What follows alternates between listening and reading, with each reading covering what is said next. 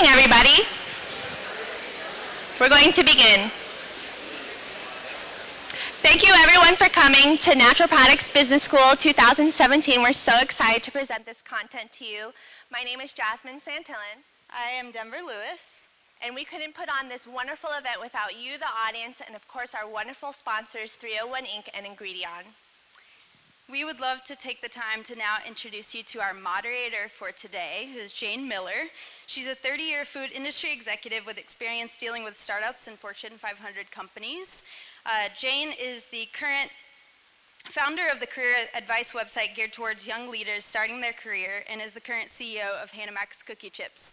Thank you so much, Jane, for all of the work that you've done to help us put this content together. And without further ado, I'll turn it over to you. I'm on. Thanks. Hey everybody, thanks for coming today. This is so exciting. I'm really thrilled to be able to moderate. I've been working with Jasmine in Denver for the last couple of months with all of the amazing speakers that you're going to have today. So a couple things. So my role today is kind of twofold. One is just sort of to get everybody up here to be sort of the transition person, but I'm also in charge of the time clock. So if you looked at the schedule that's in front of you, we have got so many great speakers today and so much content that we are going to just be going through this like absolute craziness. So one of the key things I wanted to say is that a lot of you are going to probably have questions, and if we have time in any of the segments, I'll try to open it up, but I am almost positive that we're not going to have a lot of time for a big dialogue with the audience. So many of you are going to have questions. You're going to see so many amazing people. What I'd ask you to do, and I'll show you a slide in a second, is to either email me or Denver, and I'll have you write down our email addresses, with any questions that you've got for any of the speakers, and we'll make sure that they get those and that we can follow up with you. Now, you'll also have two other times during the course of the day to ask some questions and have a little bit more contact with some of the speakers. One is over our Jeffersonian lunch that we're going to have from about 11:30 to 12:30, and the other time is we have a little networking break this afternoon. I will say it looked like the schedule, if you looked at it this morning, there are no breaks, so if anybody needs to get up, I will not be offended. I won't assume that you're walking out because you're not enjoying my moderating talents, so I'll just let you go as you need to go, but please come back because we've got a great schedule. So let's kind of get started. These are the two email addresses for you to know. Denver, who you just met, at newhope.com, and I'm Jane at janeknows.com. And again, any kind of questions, and if you could put on there who you would like to address that to, if it's one of the different speakers that we've got, that would be absolutely great. So let me get started. This is kind of our roadmap for today. We're calling this Be Fearless About Funding because there's so many aspects for entrepreneurs and how we think about how we do everything from looking at the P&L to the balance sheet to how you look at your cash flow, to how you get investors lined up. That's all sort of the financial part of it. We're going to talk a lot about mission, how you bring your story to life. I mean, it's really an amazing day with a lot of great speakers. You've got the agenda in front of you. This will just kind of give you an idea of a lot of the people. I won't go through this right now. We'll introduce them as we go along. So I work a lot with startups. I've been in the food industry, as Denver said, about 30 years. I'm based in Boulder, Colorado, and I mentor a ton with entrepreneurs. And what I see with entrepreneurs are a number of things. I see a ton of passion. I see creativity, fabulous products, all kinds of out-of-the-box thinking. I mean, people that you love to be around because of their energy and their passion. You can go in front of a buyer with no fear whatsoever. You know, you can really do anything, and you'll hear from Justin Perkins this afternoon about really learning how to bootstrap. So entrepreneurs know how to do all of that. What I see, though, is there's a few things that are often missing with entrepreneurs. Matching mission with the business plan. I've seen so many great entrepreneurs that have come up with an idea that's so special to them and they're so excited about, but at the same time, they don't know how to put that into a business plan where they can actually make some money. Putting together realistic growth expectations. Bob Burke's going to talk today about building distribution. And one of the key things that you should know, it's not about how many doors you get into, right? So many of us get really excited about it. We just got into 2,000 Kroger or however many Whole Foods divisions. But it's how do you actually get the velocity up in those customers so that you can expand even more broadly. Solid financial assumptions. This is one of the trickiest things that entrepreneurs deal with, and this is one of the key things that we're focused on today, which is really trying to understand how the numbers come together and why that's important. It's not just about a P&L so that you can show whether you have profit or loss. It's to make sure you don't run out of money, and we'll talk a lot about that a little bit later today.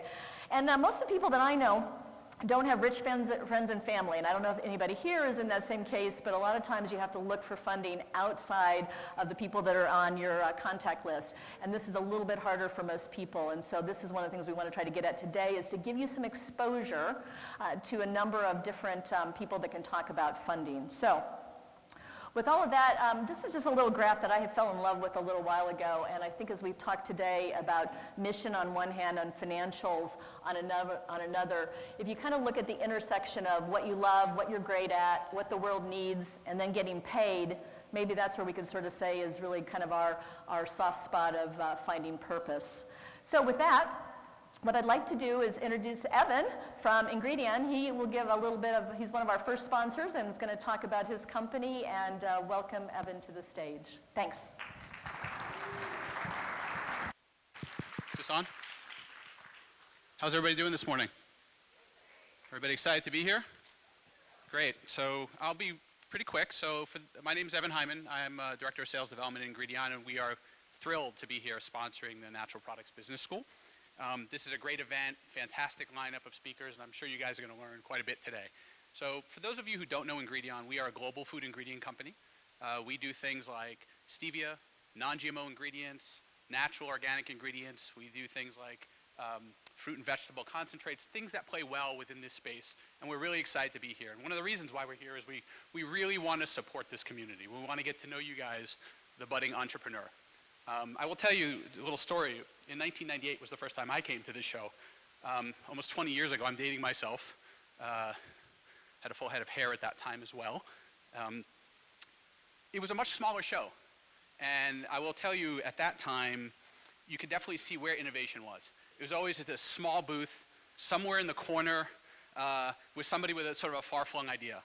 And one of the things that I've always noticed through the years, in my 20 years of coming to this event, is that it's a lot of those kinds of companies are the ones that are now household names, are the ones that have been bought out by bigger brands or have received venture capital funding. So, you know, as a global ingredient company, we've taken notice of that. We definitely see that. We want to be part of this community. We understand what's happening today. So you're going to be hearing more from us as a company to support this space, and we're really excited to be here today. As I said, I'll make this quick because you're not here to hear from me. You're here to hear from the folks that are here. But again, we couldn't be more thrilled to support this event. Myself and my colleague Paul will be in the back of the room, so we'd love to talk to you guys a little bit more throughout the day. But just want to wish everybody the best of luck and have a great event today. Thanks. Thanks. I'm good, thanks. All right, let's get this and going. So I'm really excited to introduce our keynote speaker. Well, actually, instead of doing a keynote, what we decided to do was to do a little dialogue up here at the front, and I think we'll get to some of the key things that Cheryl talks about in many of her speeches. But just a quick introduction. Probably many of you already know Cheryl O'Loughlin, a serial entrepreneur and author of Killing It, An Entrepreneur's Guide to Keeping Your Head Without Losing Your Heart. She's passionate about sharing her advice. She's been the CEO of Cliff Bar, also at Plum Organics, and now at Rebel. So join me in welcoming Cheryl O'Loughlin.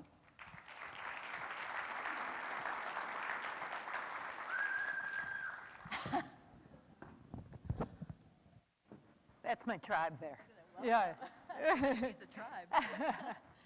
So this is so such an honor to sit here with you.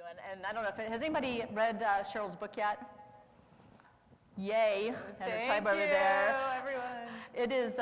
It was so awesome because when I knew I was going to interview her, I had a chance to start reading it. And I think the thing that really struck me the most was not just your success stories, but your raw honesty, which was almost sort of like gripping, I have to say at times. And I think we've got a book for everybody in the back that Cheryl has given to the group here. So let's just start out maybe with like a warm-up question, which is, why did you decide to write your book? Well, you know, I've had so many experiences in my life with some wonderful brands. And, you know, through everything I learned, I went through it the hard way. You know, the ups and the downs, the way most entrepreneurs learn. We learn the hard way. There was no manual telling us what it's really like.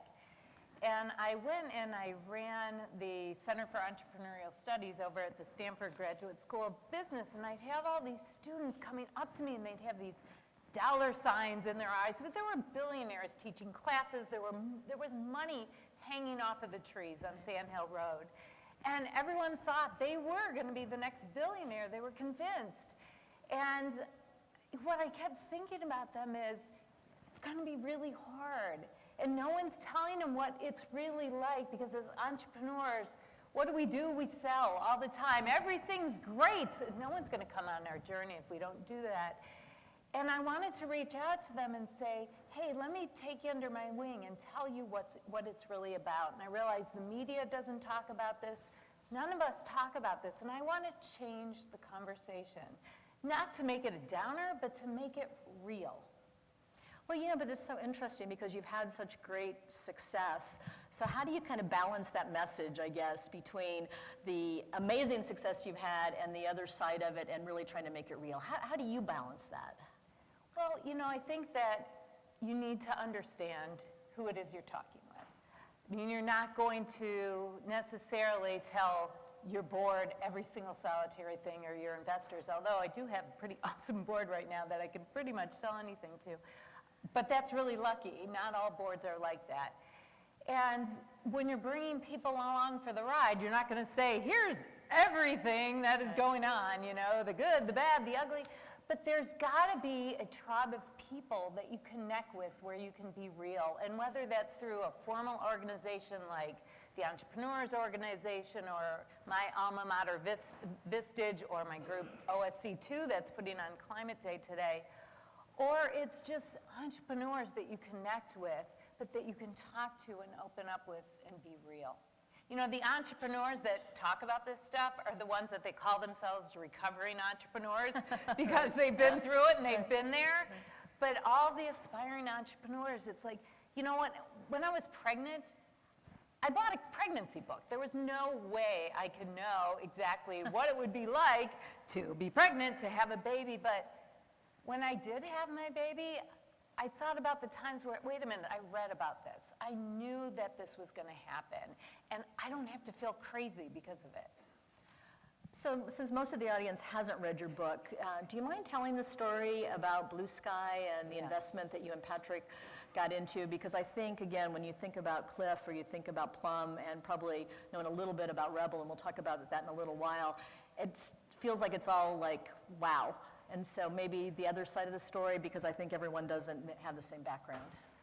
Well, so it was in 2007, and I had just co-founded my company called the Nest Collective at the time. It's now called Plum, with my buddy Neil Grimmer, who's a brilliant product innovator and branding guy.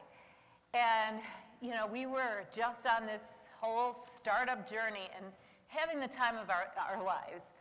Although things started getting a little stressful. So we'd have these big ups like, oh, an investor gave us money, or some great person joined our company, or the best part, walking through the streets and seeing babies actually eating our product. By the way, we saw someone eating Rebel over here. We were so psyched about that. That is so cool.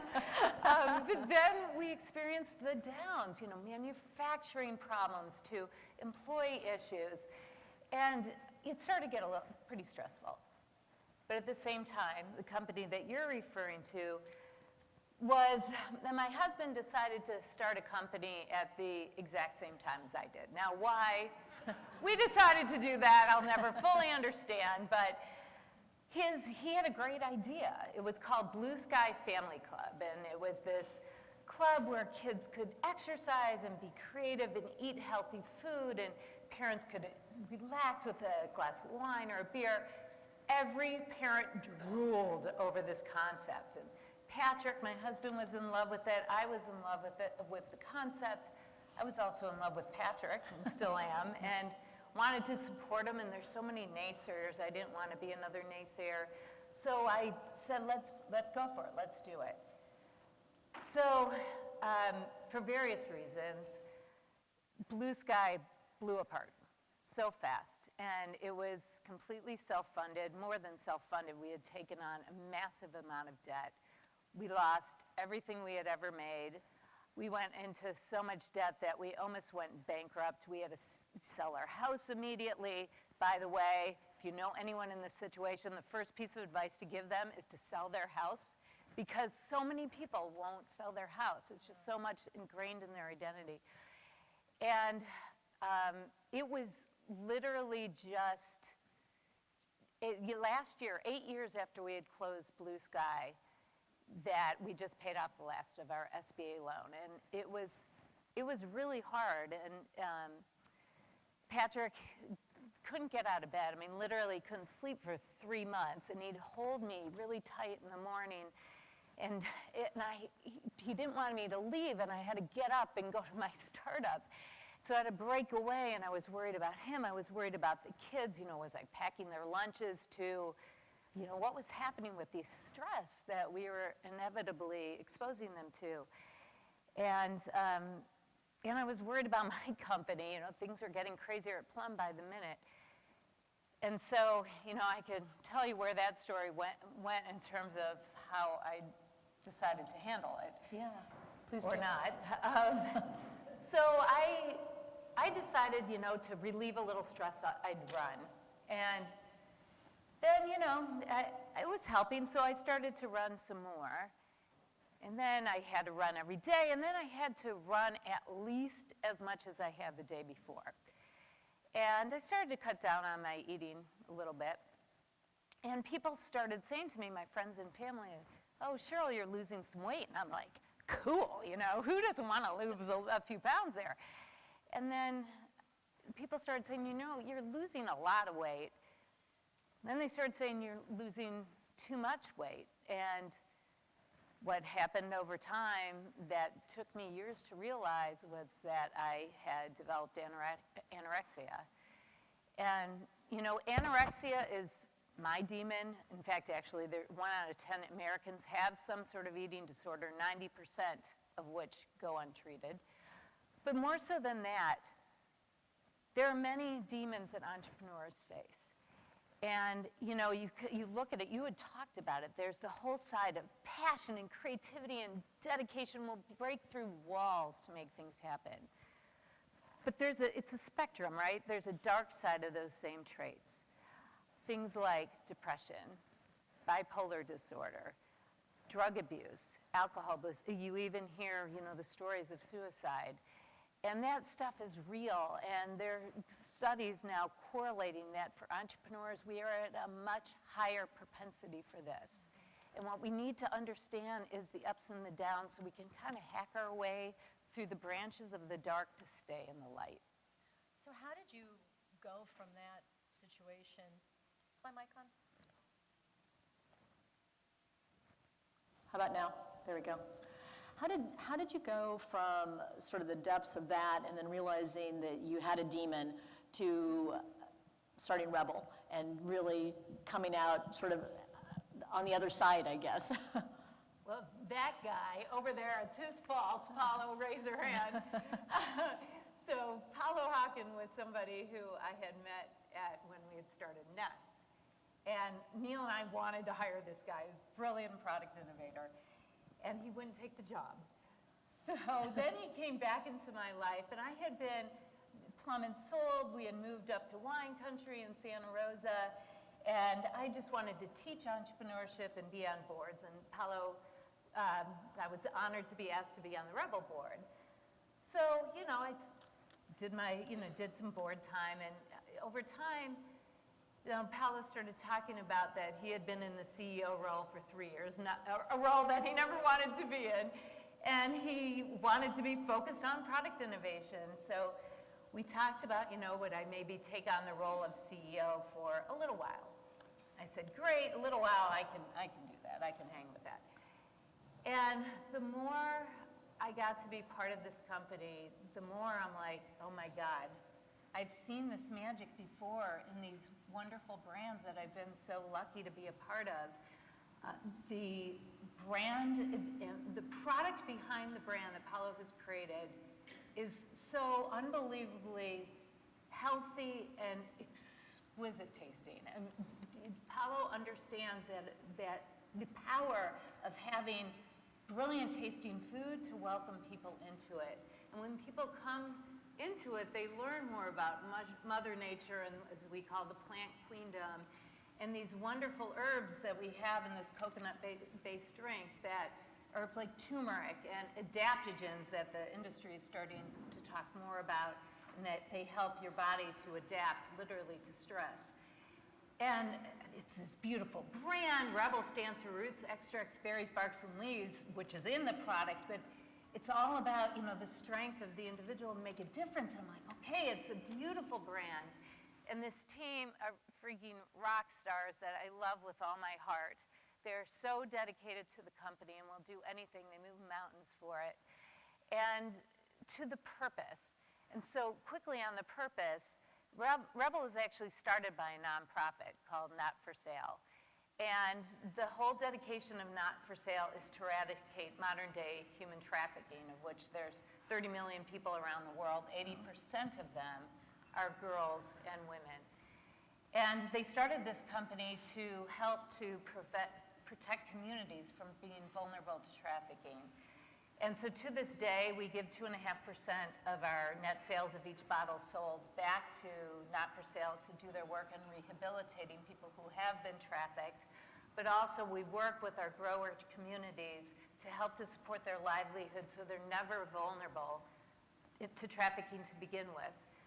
I saw the magic of this and I said, I've got to do it. And I've got to do it longer. And when they asked me to stay, I stayed, and I can tell you this experience for me is so different. I can tell you a million reasons why it is, from the company to the investors to the people, but it's also about me and in my strength as a person and understanding, and this is so important for entrepreneurs to understand, you are not your P&L.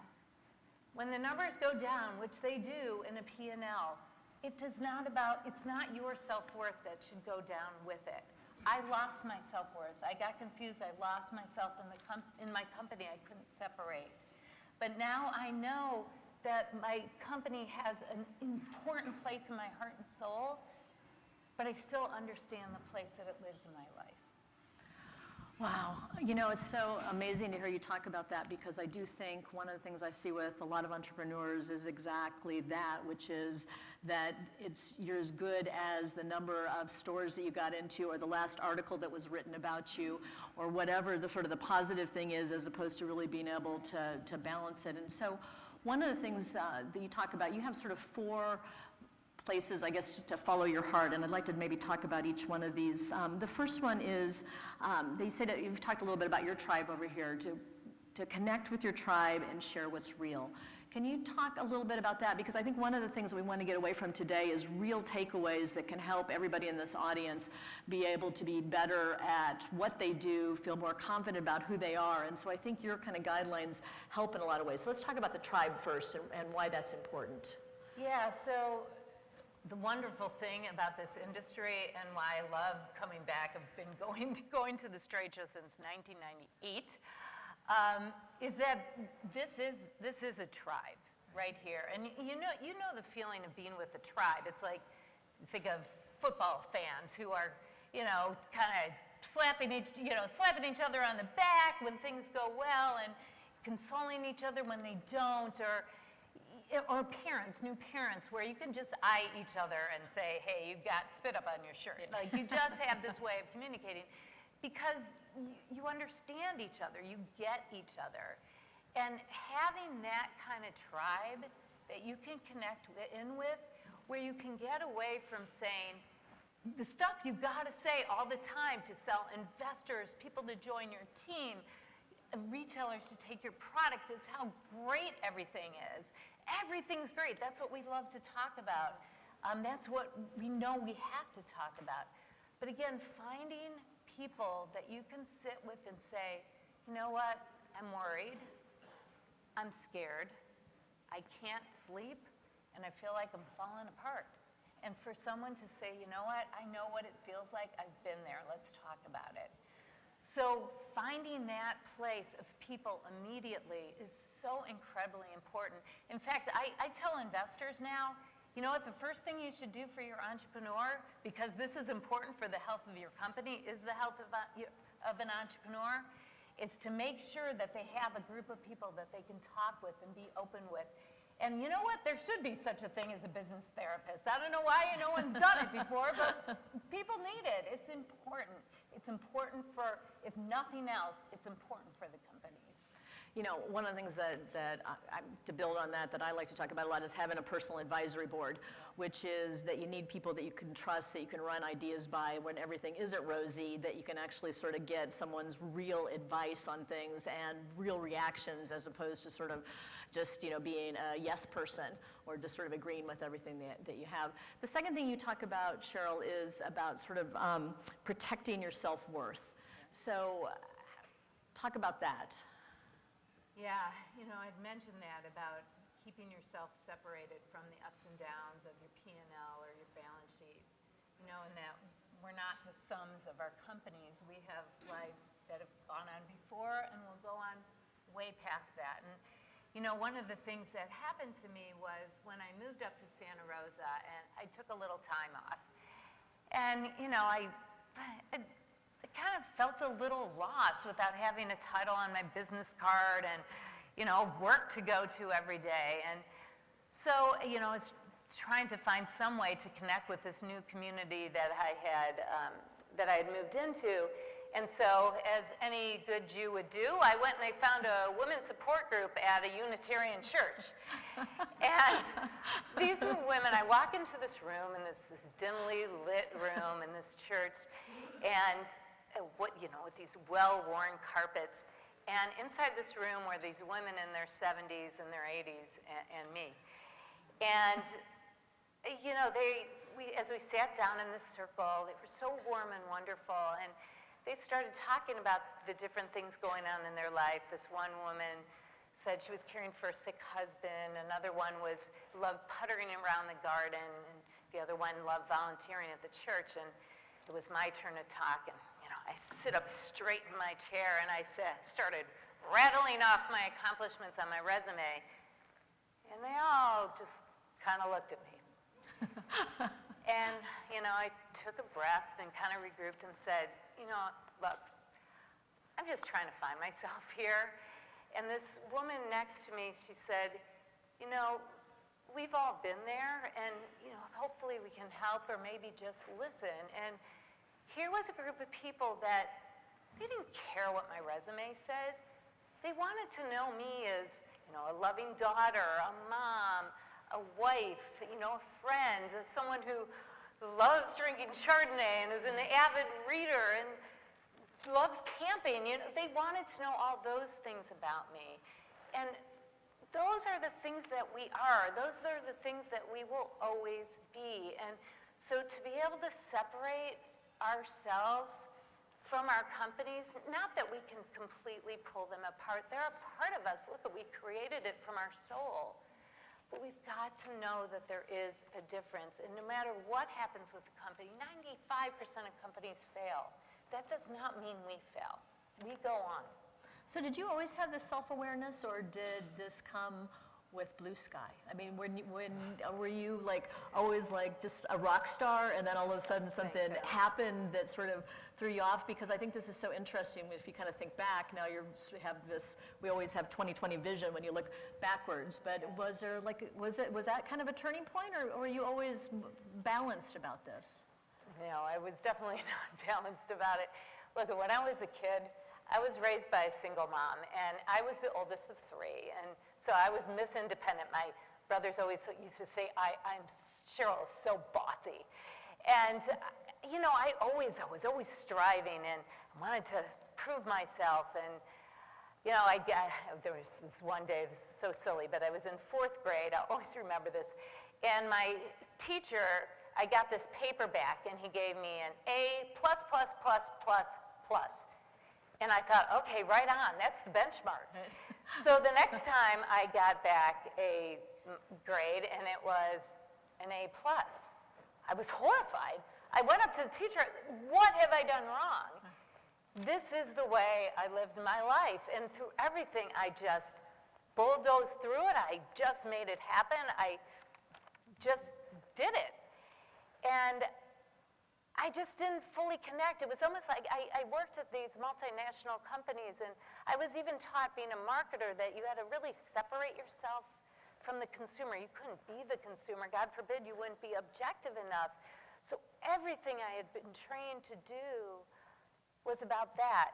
And I have to say that when I walked into Cliff Bar, I walked into a different world. It still took me a long time to fully embrace with all of myself what Gary Erickson, the founder and now owner of the company, taught me, which was just quickly, I went to an interview with Cliff Bar, and so I walk into the company, and I see dogs running around the floor. I see bikes hanging on the wall. I literally can't find any people for my interview. So I walk to the back of the building, and there's this huge climbing wall, and the whole entire company is participating in a stretching class. And Gary pops up with his daughter, Lydia, who was 4 at the time, and he takes me over into his office, and he sits Lydia on his lap, and he starts asking me questions, and she's whispering in his ear while he's asking me questions. And all of a sudden I was so struck. I thought, this guy is not just talking to me as a business owner, he's talking to me as a dad, a husband, a climber, a baker, and my mind was kind of blown. And, throughout it, I still was so caught up in the ups and the downs, and I went up and down with every single one. And I think with Blue Sky, it was one of the most awful things that have ever happened, but it was the best thing from the standpoint that it connected me to my own humanity. It's so interesting, though, how something had to happen like that to sort of have you. I mean, but do you find that you still become the A+++ person? I mean, do you, as much as you have this awareness, do you have to hold yourself back from wanting that like 4th plus sign? I don't know, guys. Do I hold myself back from the plus? Probably sometimes. Sometimes. No. Every once in a while. No, I mean, what's important to me now is, look at, I've been through a lot of experiences. I love, one of the things that Joseph Campbell said, do you know Joseph Campbell, The Hero's Journey? People know Joseph Campbell. The most wonderful storyteller. He's all about the power of myth. He's passed. But one of the things he said, I never feared growing old like some people do, and I never really understood why. And Joseph Campbell said it so brilliantly. He said, when we are young, life is all about the future and striving and striving and striving and striving for the next thing and the next thing. And when we get older, it's about being here in the present. And that's what I'm living now. Like, I'm with this company because I adore it, because I'm having the absolute time of my life, because I've learned how to deal with this adventure, I call it, epic adventure, so differently. And to me, this is what it is. Like, this is where I've landed, and my family is so important. My friends are so important.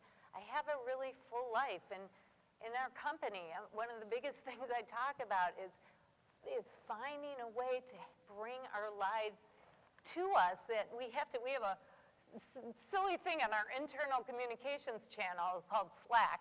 We have a little channel in there called Weekend Stories. And everyone just posts stuff that they do on the weekends, just so we can see that each other is doing things to give us energy and make us happy and bring all that energy back into the company, and just the fact that we can celebrate each other and what we love to do. That's what's important to me now. Okay, so who wants to work for Rebel after coming? Wow.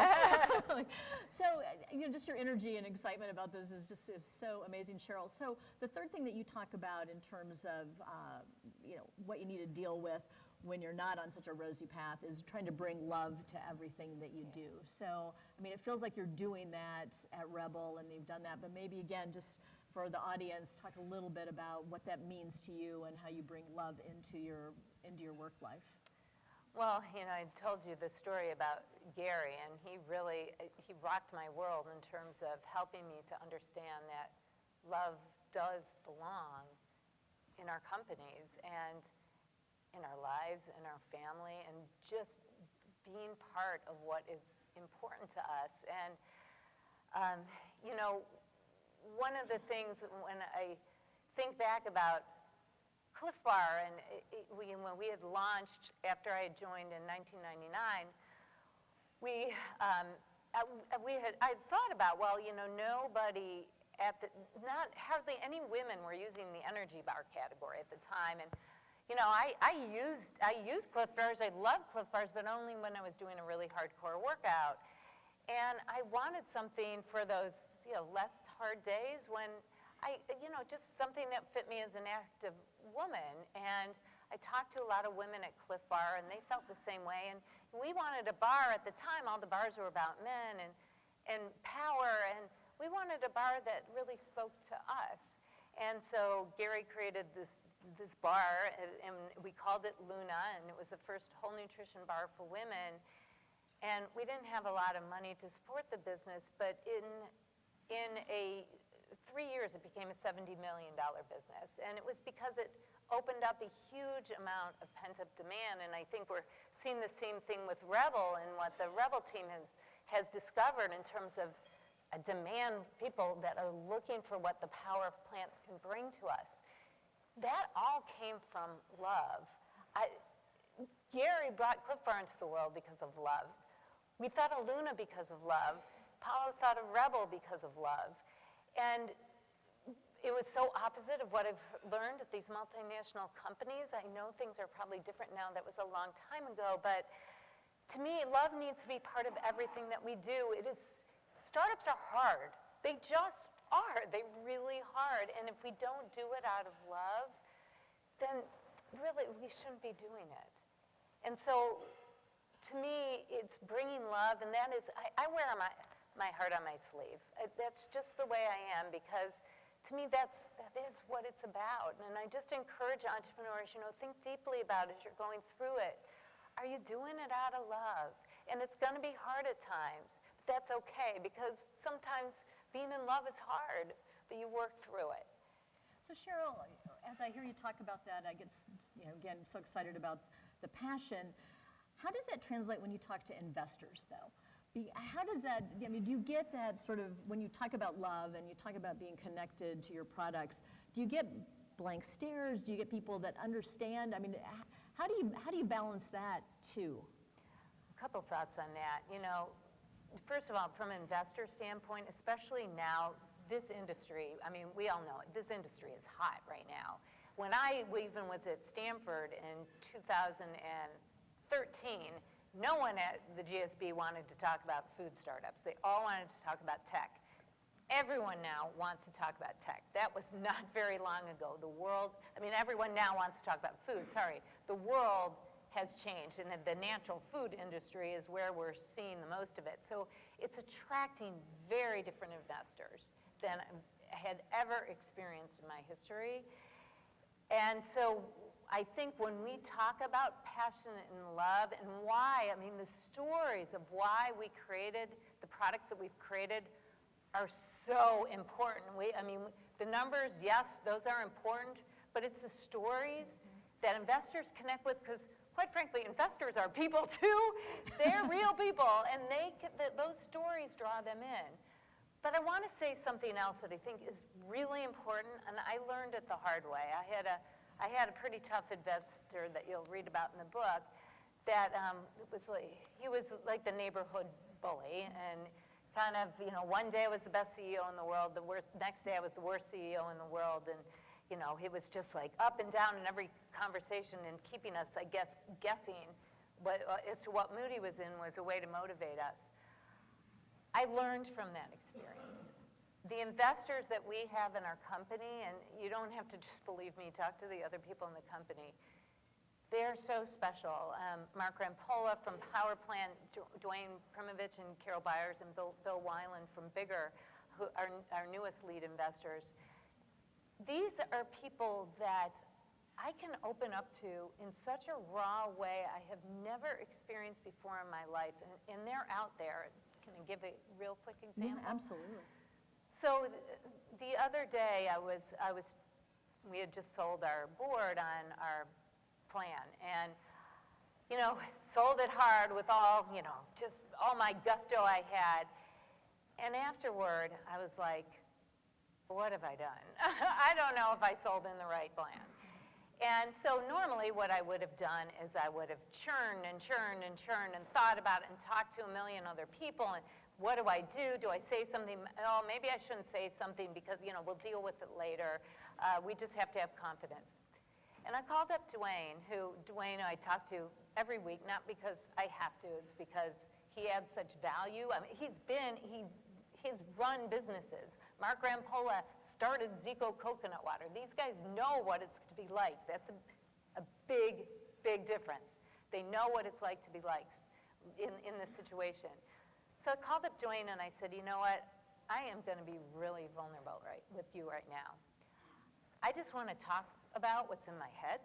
I don't have the recommendation right now. I just want to talk through it really openly. And we went through it, and I told him what I thought was working, what I thought wasn't.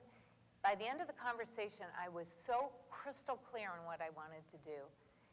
And I said to him at the end, I said, Dwayne, thank you for allowing me to be so vulnerable. And he said to me, Cheryl, your being vulnerable makes me more vulnerable and makes me much better at my job.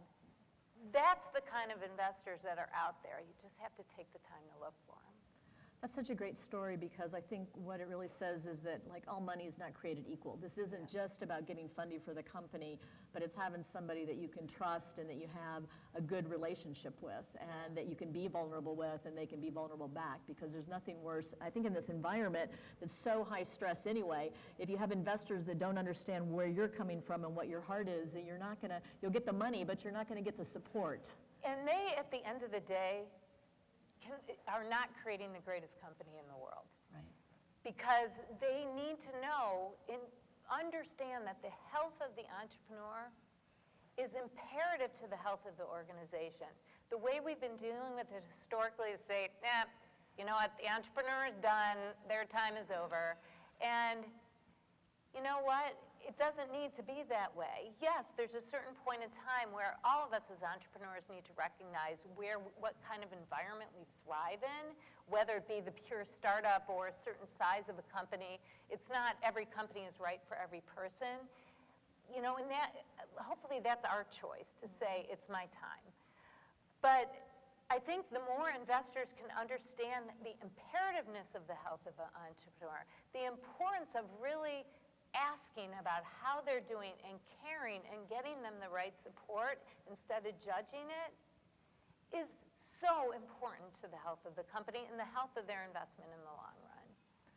So we only have a couple of minutes left. What would be kind of your parting advice to the group here that if you could say, just talked about a lot of things over the last half an hour, but a couple of key things you'd say that you need to know this when you leave this room today? Yeah.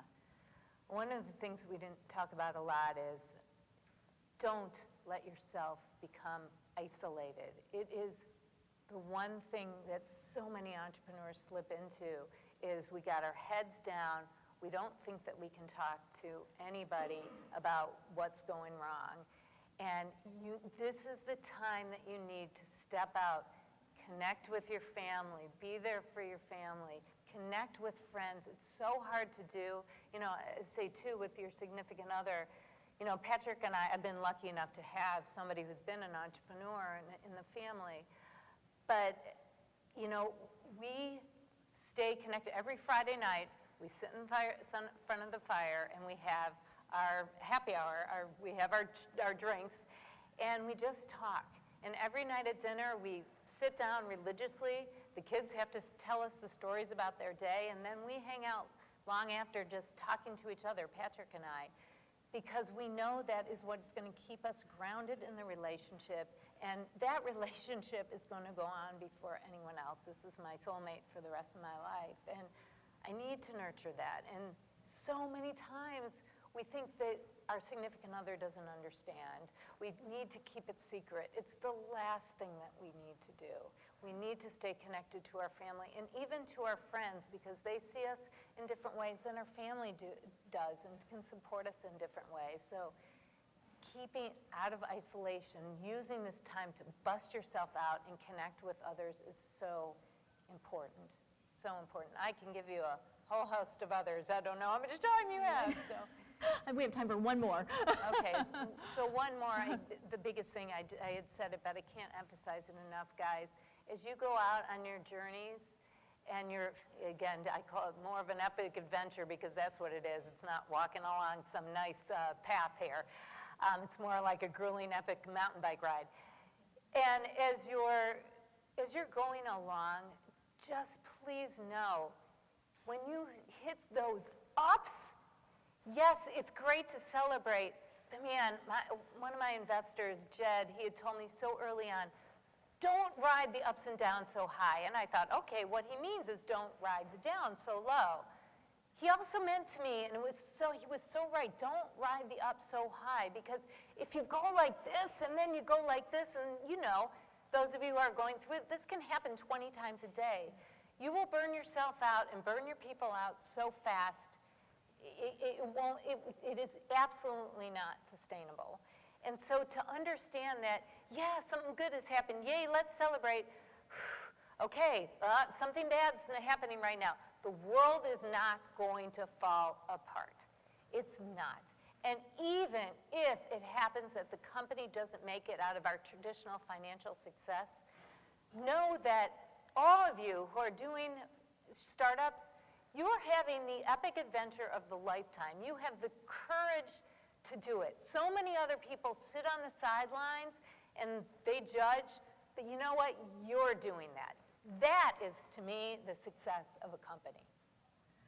Wow. All right.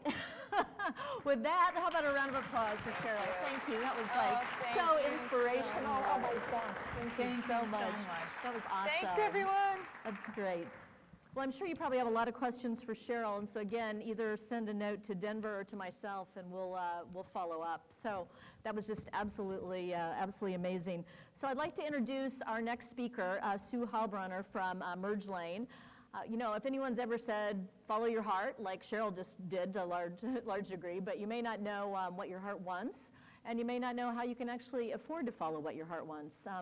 In this next session, Sue's going to talk about how to consider what your heart wants, imagining what you could pursue while you're still like in the real world trying to make money, and what you're doing to really help develop and discover your full potential. So let me introduce Sue.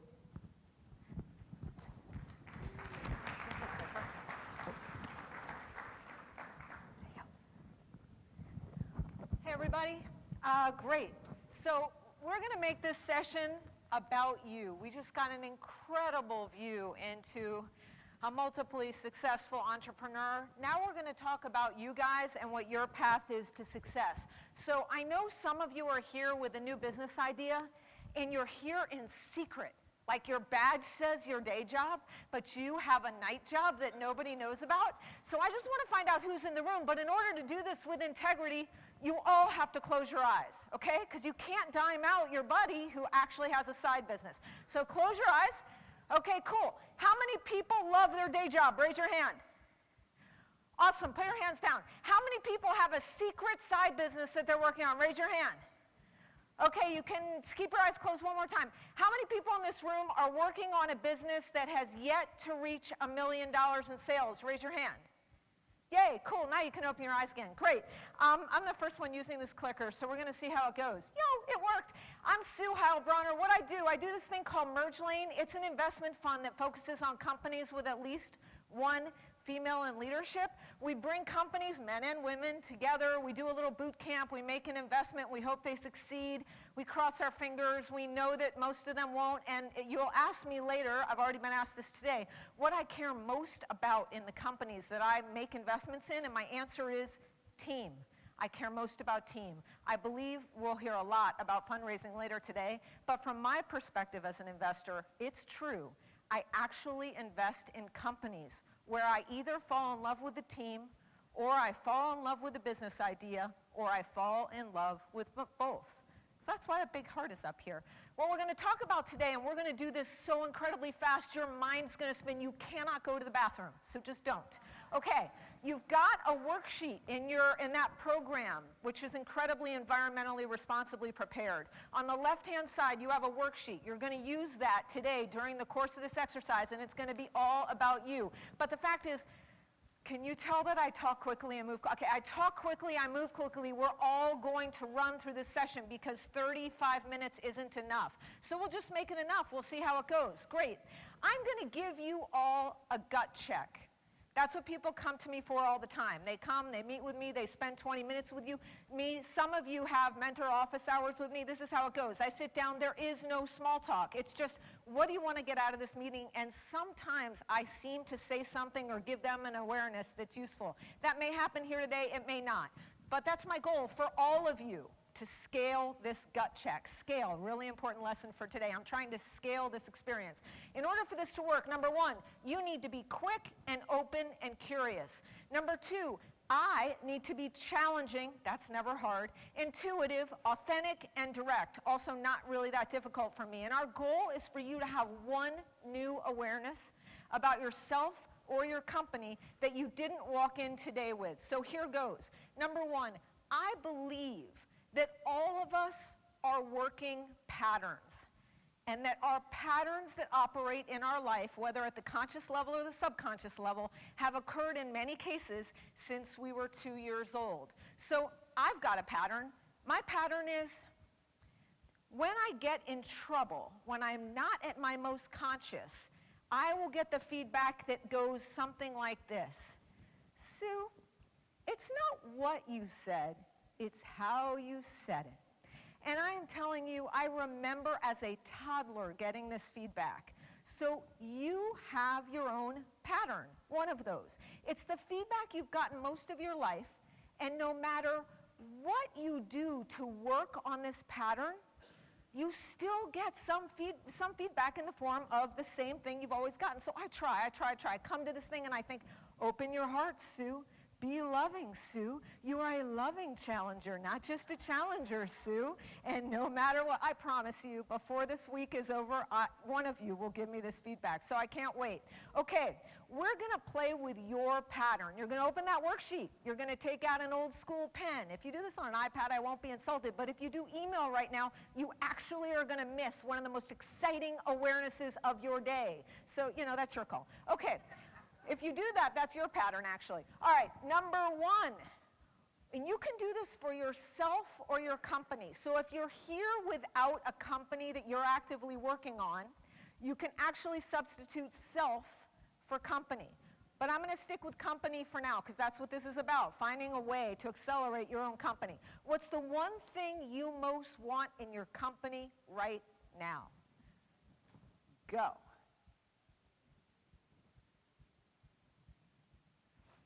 If you need help, ask somebody who knows you. If you need help and the person who doesn't know you isn't here, imagine what that person would say.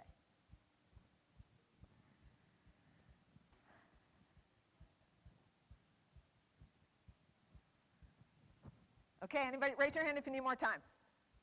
Oh my God, only two of you don't know what you want. That's awesome. That's so rare. I love that. All right, we're rolling. Great.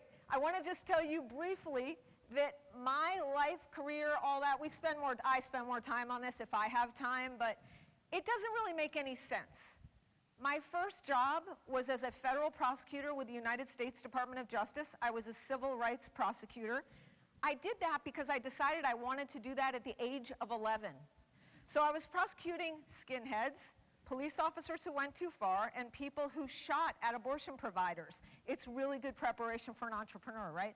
So I'm sitting at my desk and I'm doing all this work and I'm like, this is fantastic. I'm trying cases all over the United States, and it wasn't creative enough for me.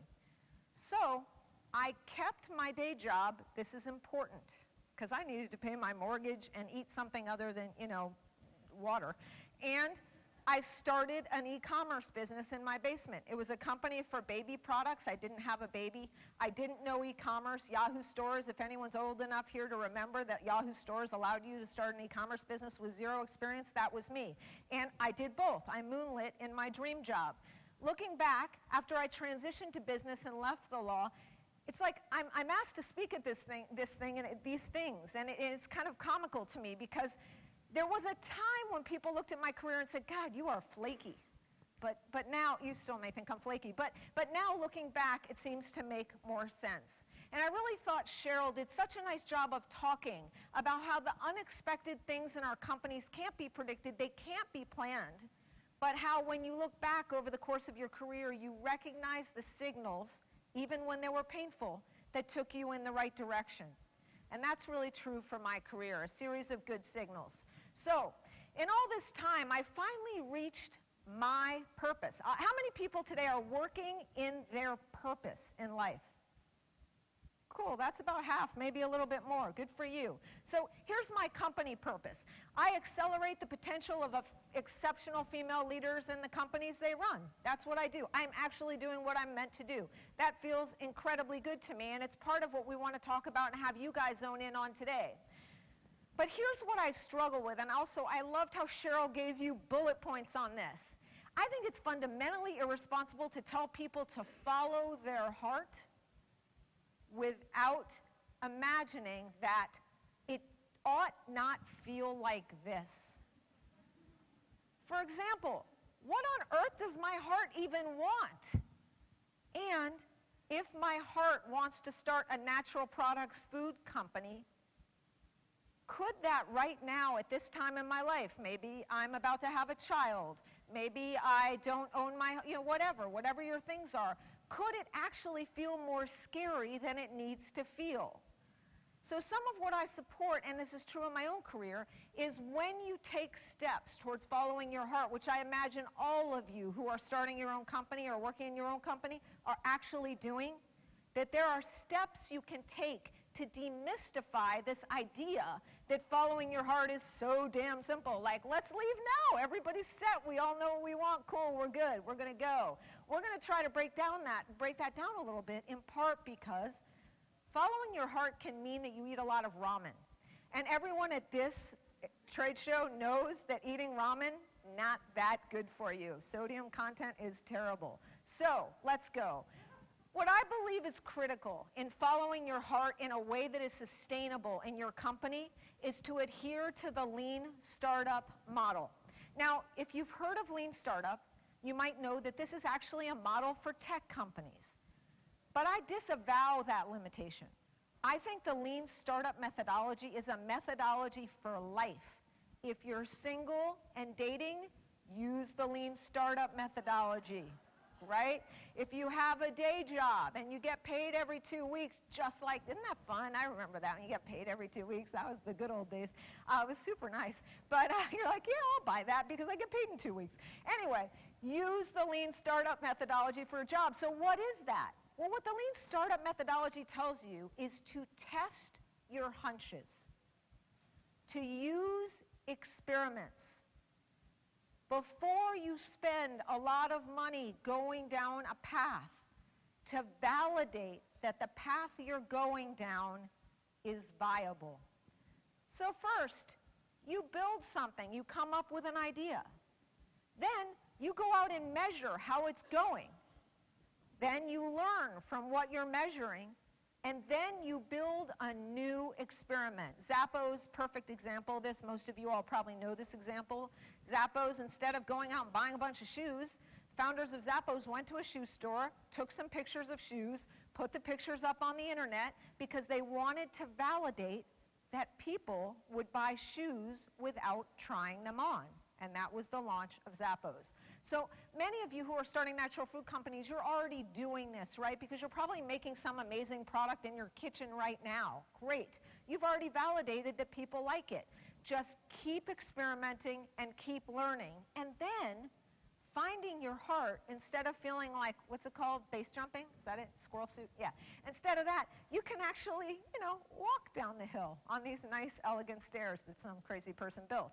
Super. So, The next piece I want to add to your thinking about how this goes for yourself and for your company is the idea of getting yourself working in a zone of optimal performance for yourself. And there are 4 zones of performance that I like to talk about. One is your zone of incompetence. How many people today in the last week have done something in their zone of incompetence? Great, right here. What was the thing you did really loud? What'd you do?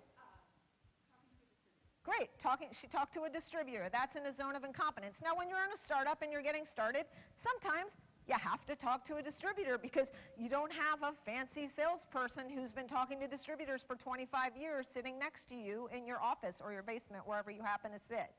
But you want to be aware, as you are, thank you, that talking to a distributor is in a zone of incompetence. By the way, who's good at talking to distributors? Great, what's your name?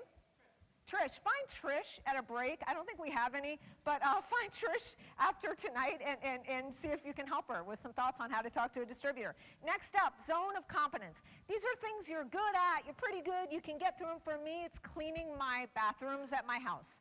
I was a hotel maid at one point in my life, so I learned, like, how do you get the hair out of a bath? I actually learned that, right, like from an expert in being a housekeeper, but still, I'm not that good at it. I outsourced this project of cleaning my bathrooms because it's just a zone of competence. Next, there's your zone of excellence, and this is where it gets super, super sticky, because in your zone of excellence, you get props, you get back pats, you get promoted. It feels good to work in your zone of excellence. My zone of excellence is, I'm pretty darn good at building simple financial models. There are a lot of people out there who are really good at building highly complicated financial models. I'm not one of them.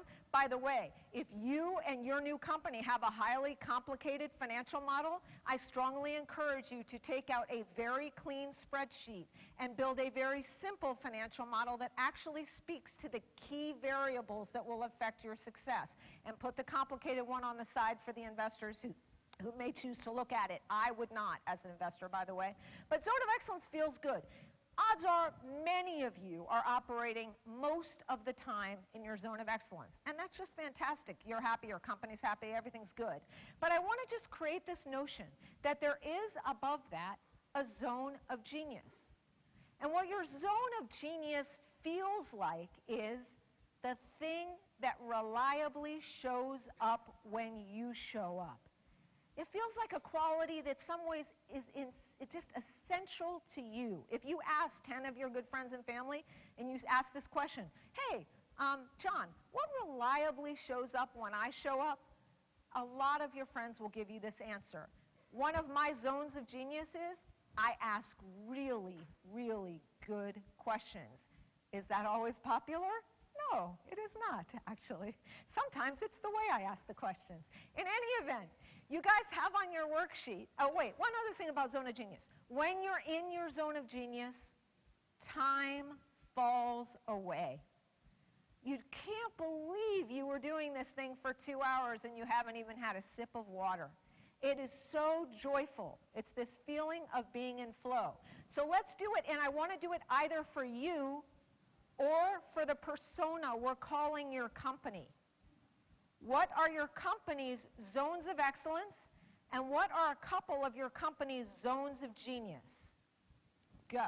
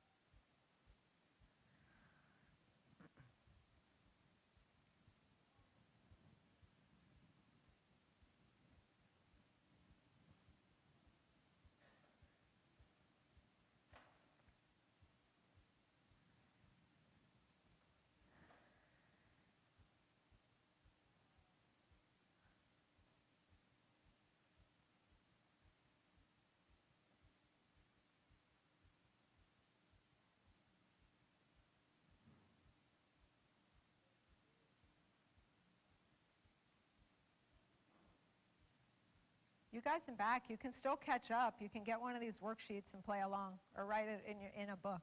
Okay, who wrote down a zone of genius for themselves or for their company? Great.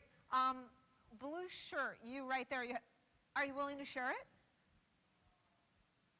What's one zone of genius, and is it for you or for your company or both? Great, what is it?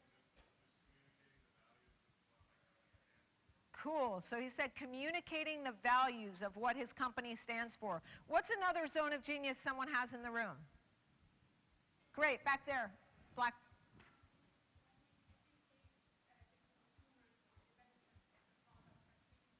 Cool. Educating consumers on the benefits of her products that they import. Fantastic. Great. You got one? Nice.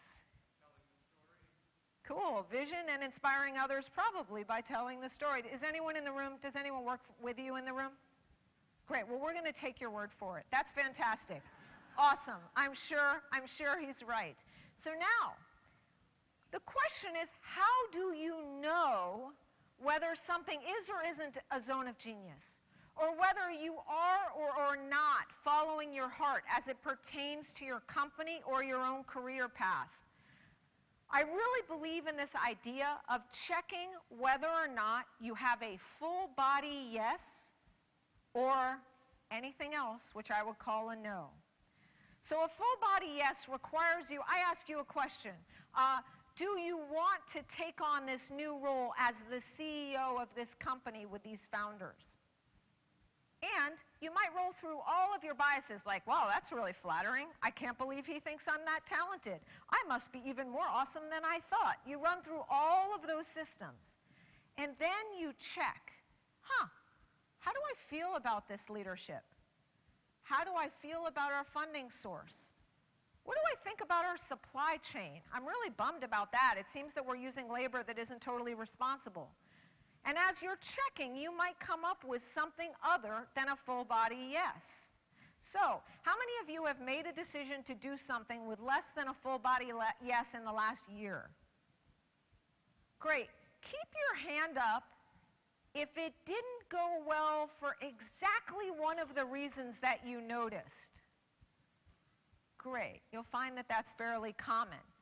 And what this comes down to is this notion that as we think about what it means to follow our heart, as we think about what it means to operate in our zone of genius, we want to be aligned with our zone of genius and what our heart wants and what our brain or body actually knows. It looks like alignment. I can't do it as well as she can.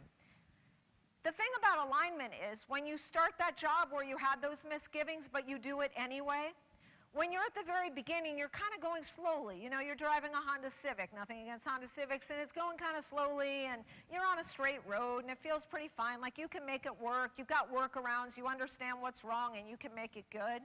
But then, when you speed up, when you scale, when you start moving faster, the wobbly wheel on your car of alignment starts getting a lot more costly. Something to watch out for. The next concept I want to introduce to you, because this is often what happens when we do things where we don't have that full body yes, where we actually have some misgivings, is the concept of our conscious and unconscious commitments. So, how many people wrote down in item number 1 what your company most wants? Getting bigger, selling more, scaling, some version of that. How many of you? Great. Some of you, not that many of you actually, so I'm interested to see what others of you wrote down. On top of the waterline here, our commitments live like an iceberg. And above the waterline, it's like, hey, I'm going to go out. What is it? I forgot the title of Cheryl's book. I'm killing it. That's the title, right? You go out to a bar and how things are going. I'm crushing it. It's fantastic. We got 2 new regions of Whole Foods. Meanwhile, in your head, you're like, I have no idea how the F we are going to supply those 2 new regions of Whole Foods. But we got 2 new regions of Whole Foods. This actually could happen to many of you just in the next 5 days. And I hope it does, because that would be great. And I hope you have an idea of how you're going to fulfill it. Now, below the waterline are your unconscious motivations. And I'm going to call those commitments also. So, your above the waterline commitment might be to get big, a gentleman I met when I walked in today said, "This is awesome. Sorry to pick on you. I forgot your name." He said, you don't know who he is, doesn't matter, because he's going to answer this question differently from now on, maybe. I said, "Hey, this is great. What do you hope to get out of this show this week?" And he said, "I want to find a key strategic partner." That's his above the waterline commitment. And he doesn't know who I am, but whatever, I know some people. And so I say, "Well, cool, great. What does your company do?" And he said, "I'm not allowed to talk about it." Cool, great. Well, that's a rare partner, for sure. Talk about alignment. That's like, I just love you and I want to work with you whatever you're doing, right? Like, here's my checkbook.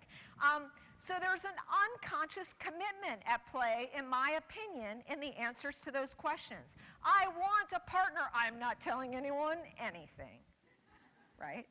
I have an investment right now in a company called Recovery Warriors, which actually is a incredible content platform for people who have issues with eating and body image, which was alluded to already here today.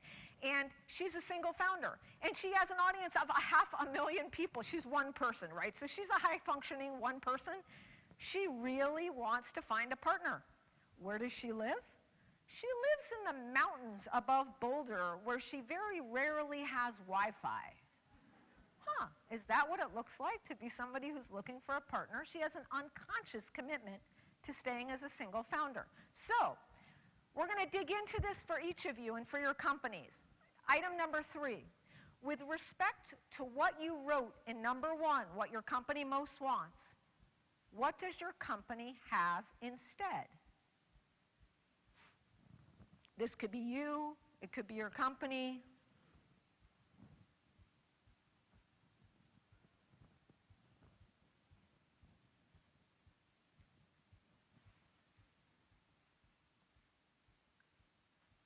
You could have the same thing, and then my whole plan is foiled.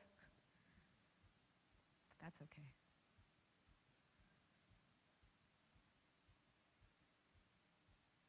Okay, anybody need more time?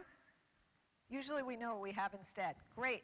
Now we're going to move on to number 4, and I'll figure out a way to share this back with you guys so you have the questions. I know not all the questions are written in that worksheet. What would you say, or do you say, is the reason for not having what you want for your company? So what is the reason you give that your answer to number 3 and your answer to number 1 are not the same? Any questions, or everybody got that little piece of? Okay, cool, good. You guys are so good. What's your name? Remind me of your name. Annie. This is awesome. You're like bringing out the essence qualities of the day. I love that.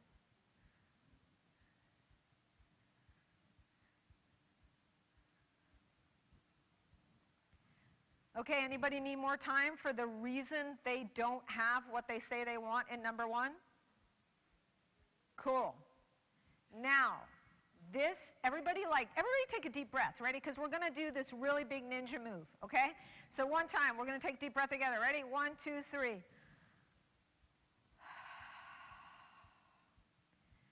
Can you see the part of you that is more committed to the reason you wrote down in number 4 than it is to the thing you say you want? I have one smile.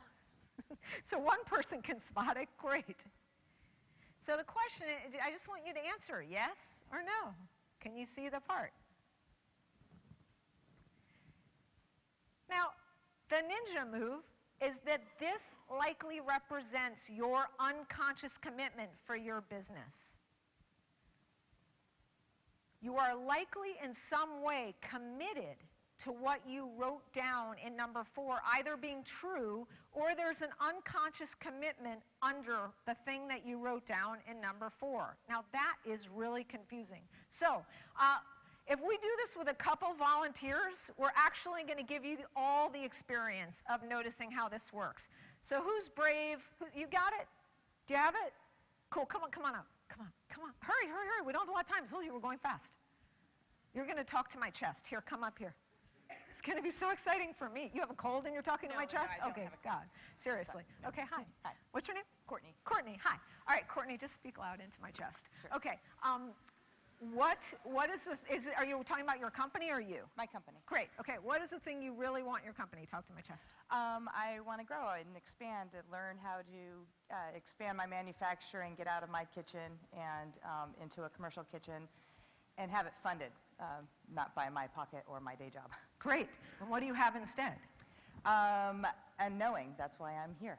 You have unknowing. I mean, I know things I need to get. Yeah. But there's still equipment questions and supply questions Great, that I need to address and get answers to. great. And so you laughed when I said, notice that might be your unconscious commitment. What do you imagine you might be? You're above the waterline as, I want to grow, I want to get funding, I want to get out of my kitchen, I want to figure out a supply chain. What's your unconscious commitment? That I'm committed to just research and development. Yeah. Courtney likes R&D. Is R&D a genius area for you?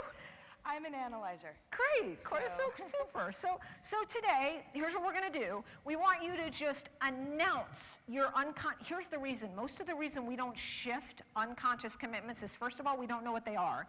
And second of all, we're scared. Yes. We're just scared, okay? Absolutely. So one of the things that can take the fear out is just taking a group of a couple hundred people and just, it's more or more, and just saying, hey, by the way, this commitment could be over by tomorrow, right? It's just right now. So hey, I'm Courtney, say your company name, and what I want you to do is I want you to sell them on your unconscious commitment, which I think is staying in analysis paralysis so I don't grow my company.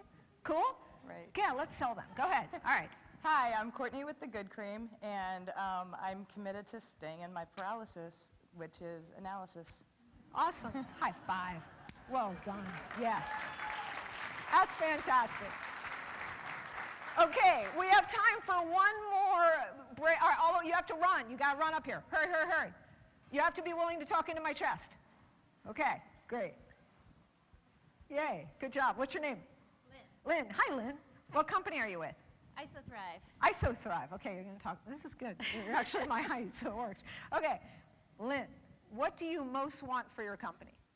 I want to be successful. I want to grow sales, solve our production problems, and have enough money to actually pay people, Cool. including myself. Oh, yeah, that's always a big one. I work with a lot of female founders. That's a real popular one. Okay, what do you have instead? We have a production facility that is about to not want to do contract manufacturing. We're starting to grow sales, and we don't have enough money. We're not breaking even. We're not paying people yet. Great. So can you find something that you have been until today unconsciously committed to? Can you find it? Like, what's the reason you still have this situation instead of the situation you say you want? That's such a good question. I know, that's why I'm here. I want this product to succeed because it's given me my health, my life back, and my fear is that we're going to fail, and I can't live without it. Great. So one of the things I hear is the connection between your business's success and your health and your life. Yes. Great. So if you were to connect your business success with your health and your life, what state does that leave you in as it pertains to your business? Oh, I'm in constant fear and stress. Great. Constant. Great. So what I feel is an unconscious commitment to, number one, creating constant fear and stress, which I bet is not the first time you've had that. Is that true? Right. I lived with chronic fatigue for 10 years. Great. Okay. And another commitment I hear is making the stakes for your business so high that it's an insurmountable hurdle. Like you're almost unrealistically inflating the stakes for the success of your business in a way that would make almost anyone kind of static. Does that make sense? Yes, although it feels that important to me. Great. Because there's nowhere else to get this product. And you need it for your health. Yep. Great. So we have to succeed. Great. Have you ever been in a situation where the stakes are so high for you? No. Never. Okay. So here, what I feel like is try this on. is an unconscious commitment to almost, I almost feel like there's an unconscious commitment to set you up for like a broad life failure. Like that you might actually, there's some part of you below the waterline that unconsciously is pushing yourself to that. Does that resonate at all? Yeah? So how would you say that? I'm unconsciously committed to blank. I'm unconsciously committed to not being a success in life. Great, cool. And so here's the thing, all right? That's true now. It's true right now. The biggest reason that you don't go from not success, commitment to not being a success, to being a success is just being able to hold that lightly. Like, that's hilarious. I personally am totally committed to sometimes being a real jerk, right? And I just know that. And then it comes up, and I just roll my eyes. I'm like, God, I was a jerk again, wasn't I? Yeah, you were a jerk. Yeah, cool. Okay, great. And then most days, I actually am able to shed that unconscious commitment. So the first step is just to make it conscious. So I think there's an unconscious commitment here to making the stakes so high that you may in some ways be committed to failure. Try that on, sell this group. It's just Wednesday. It's Wednesday at 10:35, and I'm committed to making this, just try it. Okay, Say your name. I'm Lynn. My company is Ice to Thrive. I'm committed to failing. Great. Everybody clap for Lynn. That's huge. Thank you. Thank you. All right. Okay, now, Lynn, this is super important for you. Get back there, run back. All right. The reason we hold unconscious commitments is that we get something out of them. Courtney gets to stay in the area she loves, which is analysis paralysis. Some of us get to stay in fear. Some of us get to stay alone in our business without investors and partners. What benefits do you or your company get from your unconscious commitment? Just jot down a few.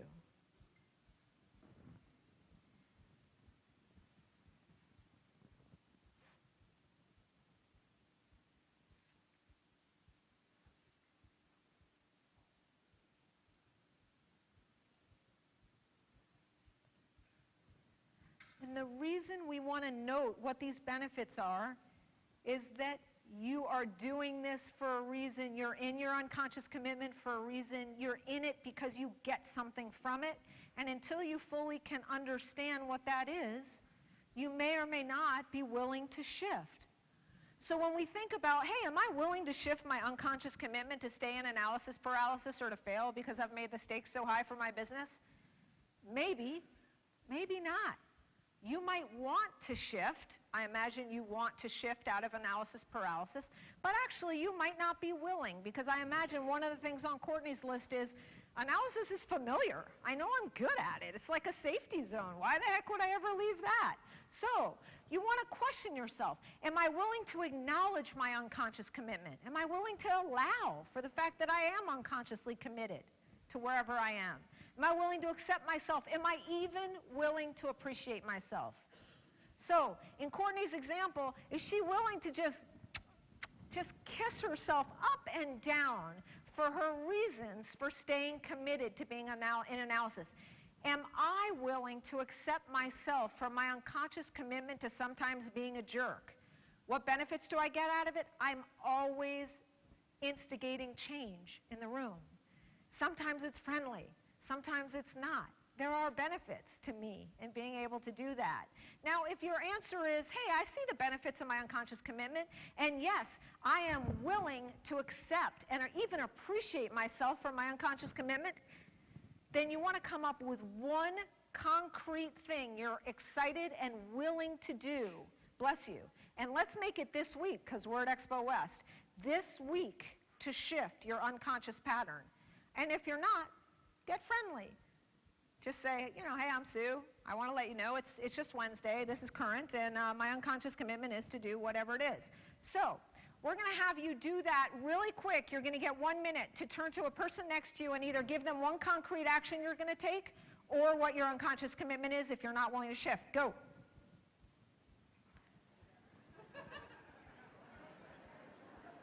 Two more minutes? 2 is okay? 1, 2.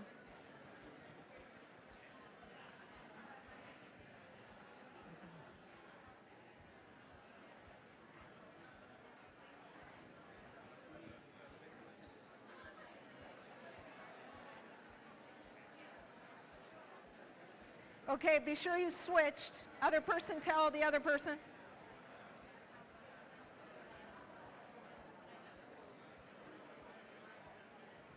Okay, okay, okay.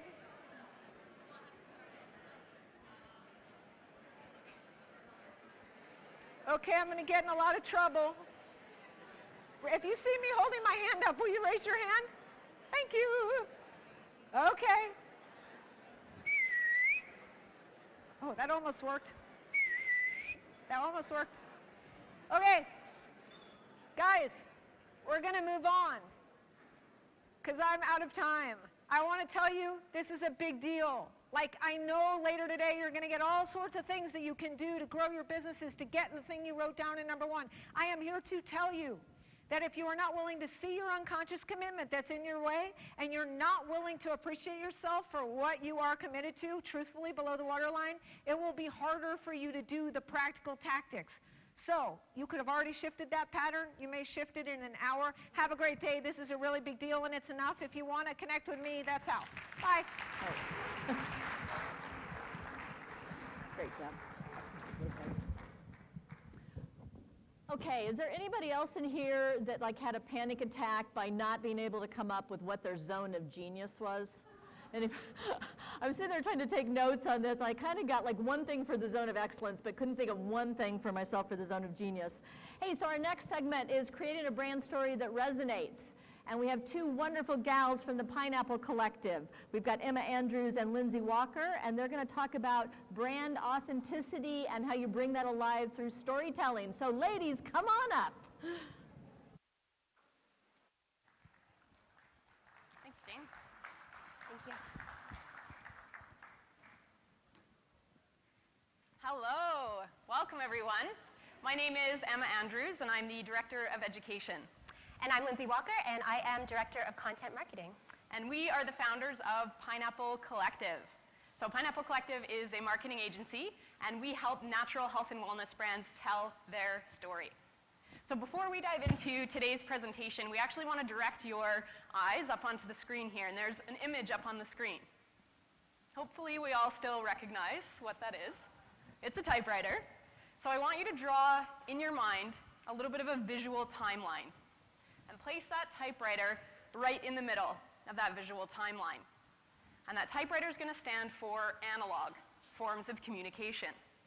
And then if we're to fast forward up to the present date on the far end of one end of our timeline, I want you to place a computer in your mind's eye to stand for digital era of communication. And then if we're to wind back all the way to the beginning of the timeline, the most primitive forms of communication or the most primitive era of communication, we can imagine maybe hieroglyphics. So that can kind of be our image or our mental mind map on this end of the timeline. Now, throughout all of those eras, there's something that's a common thread. And that is the art of storytelling. And it might seem basic, it might seem common because it's existed for so long, it's been there, boring, but it's not. The art of storytelling can be impactful and powerful. And that's why it stood the test of time. So if we think back to the earliest days, the whole point of storytelling was to engender feelings of connectedness amongst your tribe. Maybe it was to establish the voice of a leader or the credibility of a wise elder. And in fact, the same is true of our needs and our desires of storytelling today. And we have a saying that your vibe attracts your tribe. Some of you may have heard this before. In essence, that's what storytelling is. It's attracting your tribe or your audience around your message. But the key is it has to resonate. And that's what we're here to talk about today. So some of you may already know this, but the pineapple is the international symbol of hospitality and welcome. And it's one of the reasons that we chose it in our company name. Our tagline is welcome to your story. So we wanted to kick things off by welcoming you guys to our story and sharing a little bit more about who we are.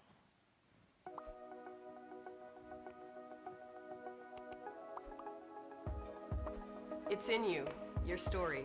That thing that makes you, you. That unique element that no one else has, that sets you apart from the rest.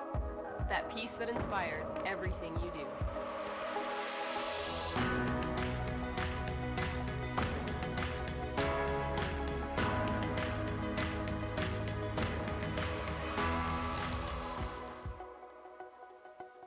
We've seen a shift in today's local and digital marketplace in the way consumers interact with brands and services.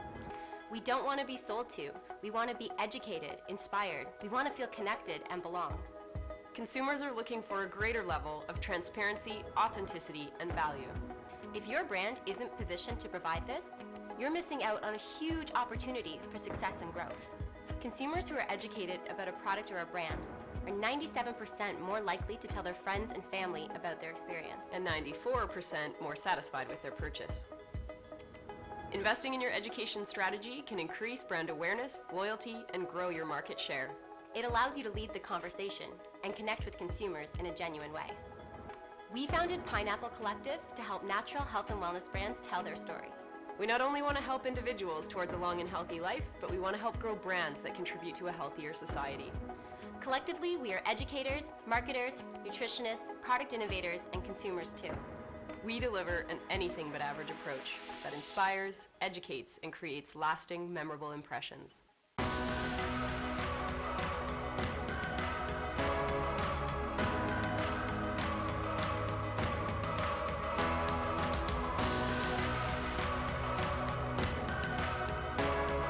Ready to create a lasting impression? Let's collaborate.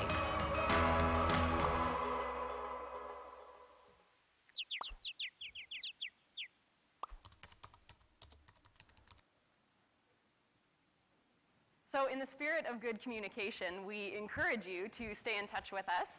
Throughout the whole presentation, our company social handle will be along the bottom there, and we absolutely would love it if you tweet us any tips or takeaways from today, or just stay in touch after the presentation as well. So that social lover in us would love to encourage you to engage with us online. So let's kick it off by talking about what a brand story is. And you can see there's a quote up there. A brand story is a narrative that encompasses the emotions that are created by you and your brand. It's made up of the facts, feelings, and interpretations. It's not just about what you tell people, it's about what they believe about you. And that's what a brand story does. It should create a feeling or emotion around your brand. And when you say it in a story, it draws people in and takes them along that journey with you. So before we dive into how to tell your story, I want to do a quick compare and contrast with you.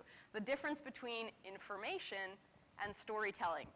So I'm a bit of an audiophile, so I'm going to give you a music analogy for this one. So if you think about information like a 4-year-old in front of a drum set, all right?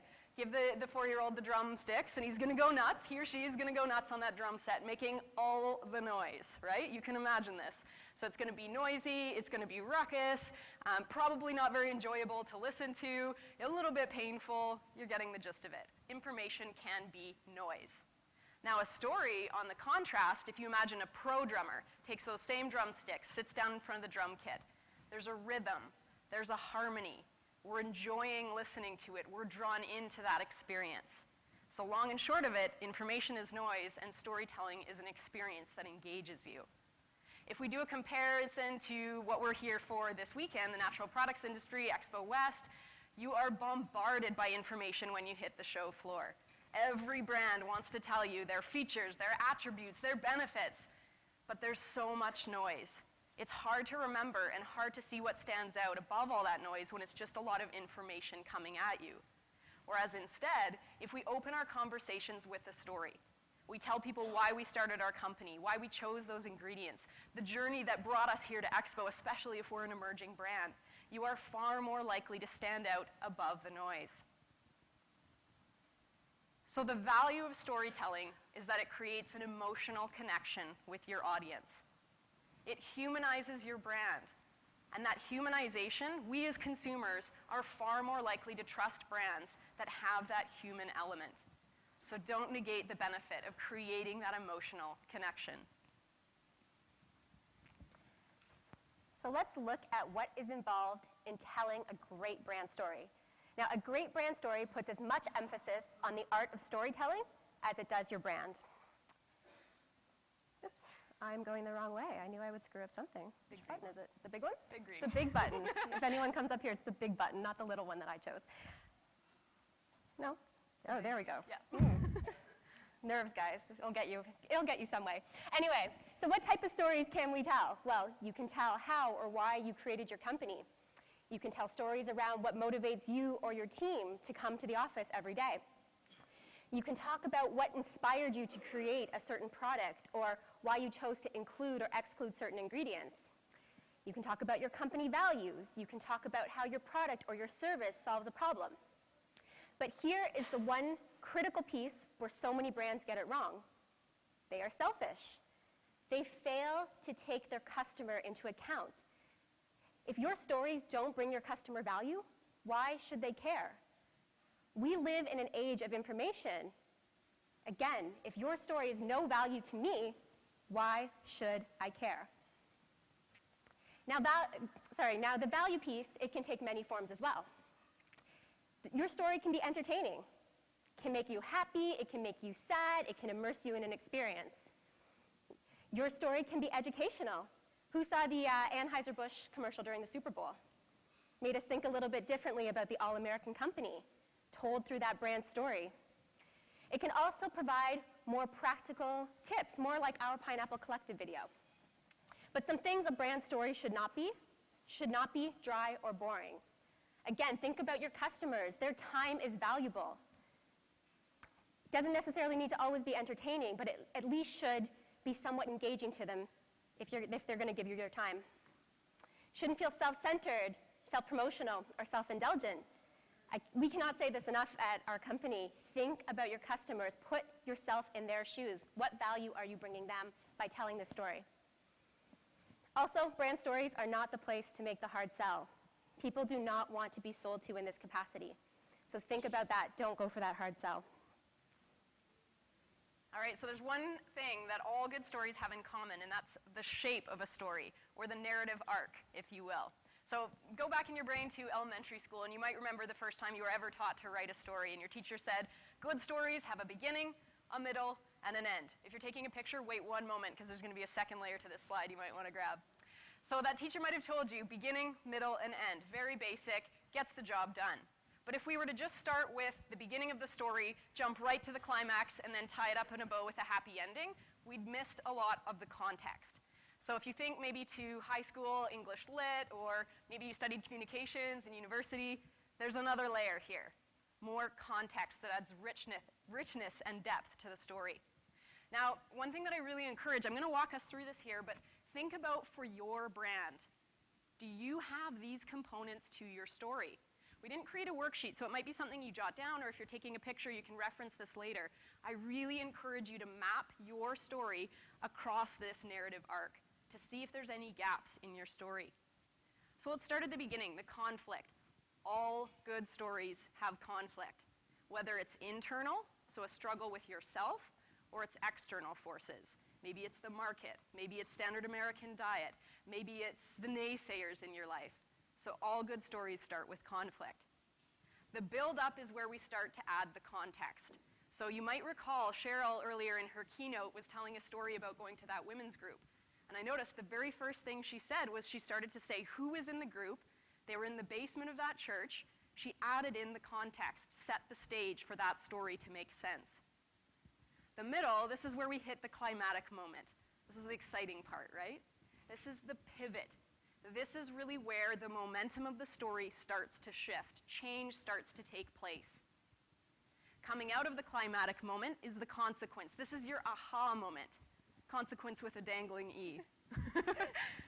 So this is where it's led you. After that pivot point, it's the what happened next. The last stage you'll see is resolution. And the key here with the resolution of your story is not that this is the end by any means. The resolution is actually the beginning of the success you experience now. And defining success can be different for every story. Some it might be financial. Again, you might think back to Cheryl earlier this morning, encouraging us to think beyond just those P&L statements. That success or that resolution could be cementing your values or feeling a state of abundance, perhaps in your health. So this resolution, again, is really the beginning of an abundant, successful state that you feel. So if that narrative arc is kind of like the recipe or the instructions, if you will, to your story, we still need ingredients in the mix. They're just as important as the recipe. So a couple of different points to this. Sorry, I realize our slides are getting a little messed up here formatting-wise. That's all good. I'm going to talk us through themes and plots, and Lindsay's going to take us through a couple elements, more elements of the ingredients of a good story. So with the 7 types of plots, let's start there. There's 7 archetypes to stories. And these 7 types of plots are essentially the narrative arc. So if you think of any story, maybe a movie you've seen recently, a book you read, a favorite tale from your childhood, chances are you should be able to identify it with one of these 7 types of story. That's your narrative arc. Now the 7 types of themes, hopefully you can see it, it's a little bit smaller there, but the 7 types of themes are the moral fiber or the moral threads in your story. These are where the values are instilled in your story. If anyone read the Berenstain Bears as a kid, it was the moral of the story, was the themes that they were really hitting on. The more familiar these themes are, the greater the chance your story is going to resonate with the right audience. So I'm going to give us a pop culture example, and then I'll flip it over to an industry example as well. But let's start with a pop culture example, and I'm actually going to put it out to you to see what you think is the theme or the plot. And before I give the example, I do just want to say there could be more than one right answer. And it doesn't mean the story is confused, it actually just means there's more layers to the story. And another component to think about is the point of view. So for one character, it might be a different theme than for another character because of their point of view. So I'll give you an example. It's a classic Disney movie coming out re-released as a Hollywood movie soon, Beauty and the Beast. All right, so we should all be familiar, but just in case we're not, Belle was supposed to get married to someone, didn't want to, ran away, found an abandoned castle, went and lived there. There's a beast there. The spell was cast on him to be a beast in the first place. They fell in love. The spell was resolved, and they lived happily ever after. Okay? Long and short of it. So if we're thinking about this through the beast's eyes, what do you think the theme was? And you can shout it out popcorn style. What do you think the theme was? Loud and clear. Get rid of the curse, totally. Maybe not everyone can see potentially the themes here. So we've got fate, ambition, sacrifice, transformation, love, vengeance, and resurrection. Any guesses? Love, totally. It's a love story. So let's flip it over to types of plots. Beauty and the Beast, what do you think? What could have been the plot? I know we have some brave people in the room. You can speak up. Rebirth, totally. Yeah. The beast is being rebirthed back into his human form. There's a transformation for him. Did anyone think maybe overcoming the monster? Potentially a few, yeah. That might be another theme in this, or a type of plot for Beauty and the Beast as well, overcoming the spell, if you will. So I'll put it into context for the industry here. So before we started Pineapple Collective, I worked at Vega for 5 years and founded their education program. And one of the things that we would always do before we started a product training was tell a story. And we would tell the story of how the company was founded and how the products were formulated through the eyes of Brendan Brazier. So for those that might not be familiar, I'll give you the Coles Notes version as well. So Brendan was a former pro Ironman triathlete. Ironman is intense. He had plateaued in his performance, so he couldn't exceed his competitors. He was getting injured. He wasn't recovering fast as he wanted to. He knew he needed to take his performance to the next level. So he started researching plant-based nutrition, was very encouraged by what he found, and started adopting a plant-based diet. Now, all his competitors thought he was crazy. This is over 10 years ago, gosh, probably 15 years ago now. Think about the category at that time for plant-based nutrition. It didn't even exist. There might have been a few rogue brown rice proteins, if you will, but not what he was thinking about for an all-in-one nutritional shake. So not only were his competitors naysayers, but when he partnered with Charles Chang to create the Vega products and bring them to the market, even Charles's retailers said, "You're crazy. Vegan protein, disgusting. No one's going to buy it." Look who's laughing now, right? So Brendan not only overcame the naysayers, but his performance increased. He was able to continue competing at an elite level as a professional triathlete. So thinking of that story, any guesses what would be the theme from that story through Brendan's eyes? Ambition, I just heard someone say, absolutely. So ambition against all odds, to persevere and get that personal best, get his performance improved. How about a type of plot? Quest, I just heard someone say, yeah. So a quest. And again, it might be different through each person's eyes. So perhaps through Charles's, it might actually be rags to riches. And I don't mean to say riches is obvious as it sounds, but in his case, he had to second mortgage his home. His pregnant wife was packing shipping orders. He sold his truck at one point, his only mode of transportation, just to make the business fly. So again, through everyone's perspective, there might be a different type of plot or a different type of theme, but they will all align with one of the themes and one of the types of plots. So again, I encourage you for your brand story to start to identify what each of those are. So some other ingredients to your story, your characters. Now, as founders, we typically think of ourselves as the characters to our story. And this makes a lot of sense because usually the initial story we talk about is how or why our company was created. But don't just limit yourself to being the cast of your own story. Your employees or your customers, they also make some really great characters. They're inspired by you. They've signed up for the brand. They're a part of it. Products have changed their lives. They can offer a really authentic voice to your story. We're the natural product industry. We have amazing artisans, craftsmen, farmers, suppliers who have these rich stories around the ingredients that go into making our products. We can use them to help tell our stories. And lastly, you don't need to think always about a real person in your story. You can use your consumer personas. And as someone as passionate as content marketing as I am, I hope all of you have very detailed consumer personas laid out. Values, fears, obstacles, challenges, where your consumers digest the stories. So you can use those as your characters as well and reflect back your target consumer within your brand story. Your setting. I won't spend too much time here, but it's always really important to think about where your story takes place and ask yourself, does the setting make sense? Emma just mentioned Brendan's story. Now, this is going to be a bit of an extreme example, but for a plant-based Ironman athlete, would it have made sense for him to tell his story in a butcher shop? Probably not, right? Very extreme example, but you can see, as Emma mentioned Cheryl, when she was telling her story, layering in that setting adds a richness to the story that really draws people in. So I hope at this point we have mentioned enough how important it is to know your audience. And definitely you want to be telling your story in a way that brings value to your customer. But this is where some of the brand elements come in as well. Knowing your audience helps you use the right language, the right visuals that are going to make a story that resonates.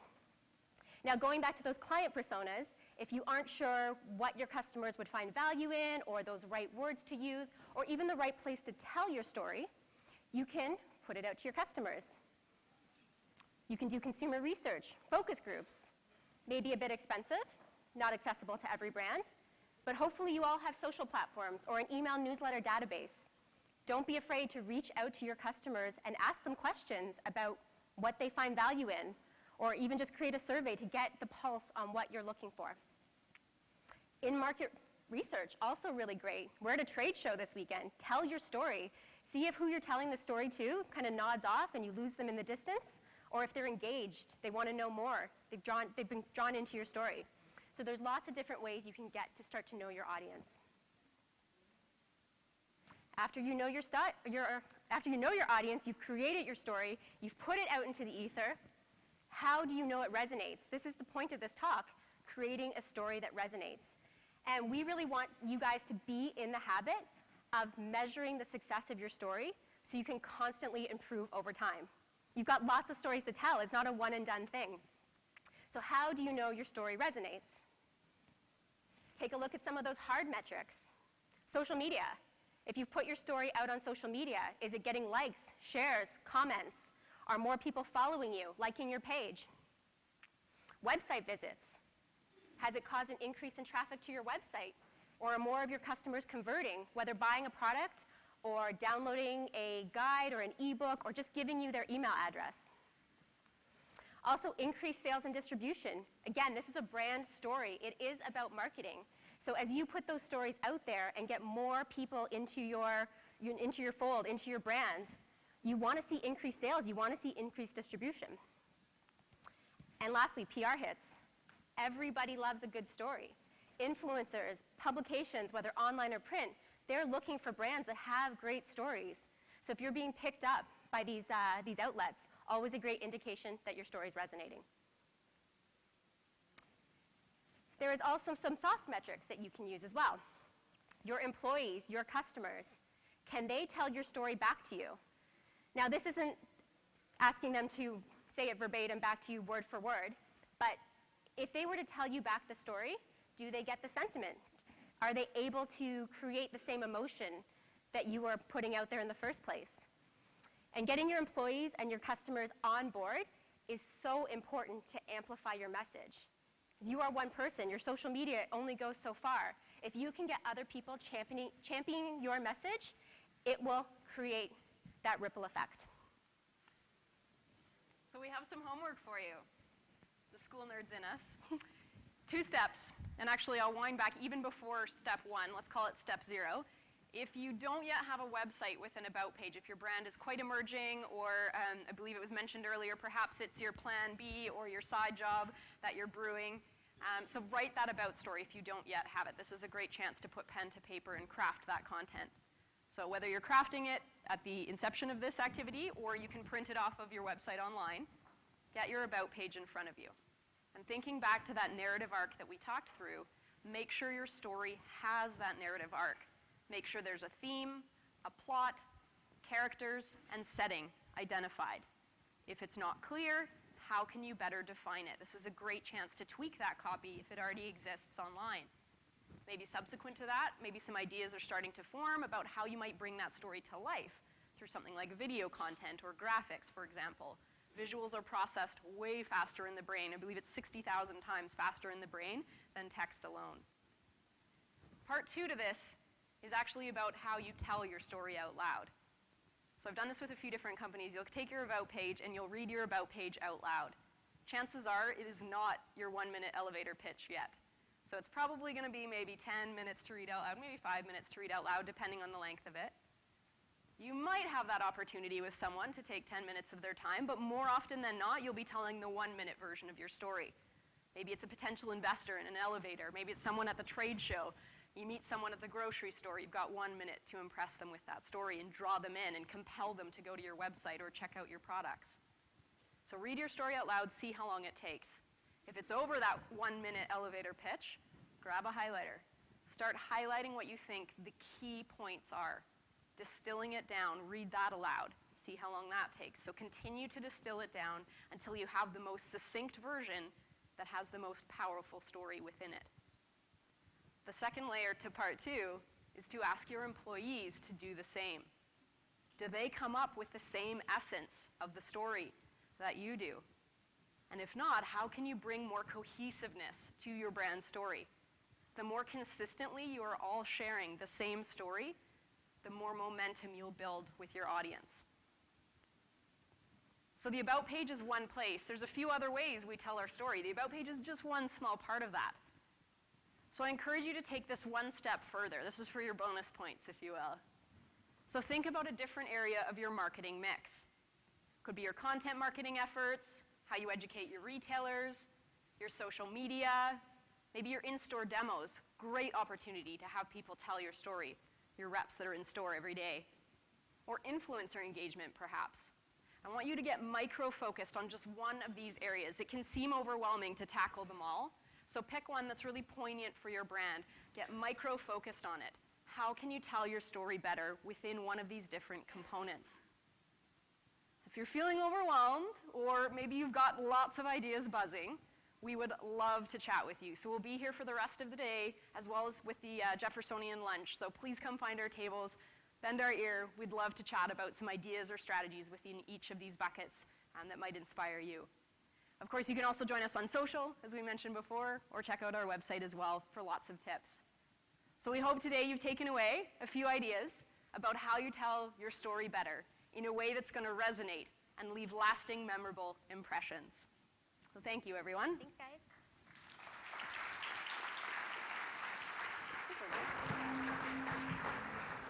Thanks, Emma. Thanks, Lindsay. That was awesome. That was great. Thank you very much. All right, well, we're going to put this to the test with our next session. Pat Crowley. Pat, are you here someplace? Pat, here he is with Chapul. He is going to tell his story a little bit, and I've got a mic for Pat, and we'll see how he follows the Pineapple Collective's advice as he talks about his business. The first thing I have to say, though, Pat, is I'm like scared of crickets. Yeah, that's Okay, all right, good. I just want to start with that. I want to just like have a true confession after seeing Cheryl earlier this morning and being like really real. I just want to be real about crickets, and I'm like a little frightened. So have a seat and let's talk a little bit about your story. Yeah, that ties into our new marketing campaign, Turn Fear into Courage. Oh, good. Yeah. So just why don't you tell us a little bit about your company and how it got started, and then I've got a few other questions to dig into. Yeah, so Chipul is the name of the company, and our mission is to introduce insects into Western cuisine as a healthy and sustainable food source.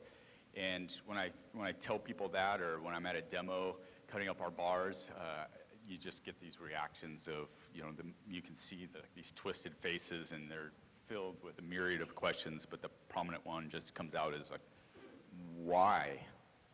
Actually, I Why need to would move a you little bit do closer this? because you might think I sat really close to Yeah, Cheryl, yeah. and you might have thought that I was scared of Pat or something. No. So, okay, right, let's go. Keep going. Yeah, so basically, to answer the why of why we're doing what we're doing, my personal background, I was raised by hippie Peace Corps volunteers, and it was instilled with this kind of leave the world a better place. And so through world traveling and my education, I identified water as one of the biggest issues our planet is facing, whether it's access to fresh water or overconsumption of our current supplies. And so I dove into trying to solve that problem. Went back to school for hydrology, had every intention of going back and working in some of these developing countries that I had seen firsthand problems. But through my education, I realized just how unsustainable our water consumption is here in the U.S. So I focused on one of the largest consumers of water being agriculture. And so that's really where my focus was, is how can we use less water for our food supply?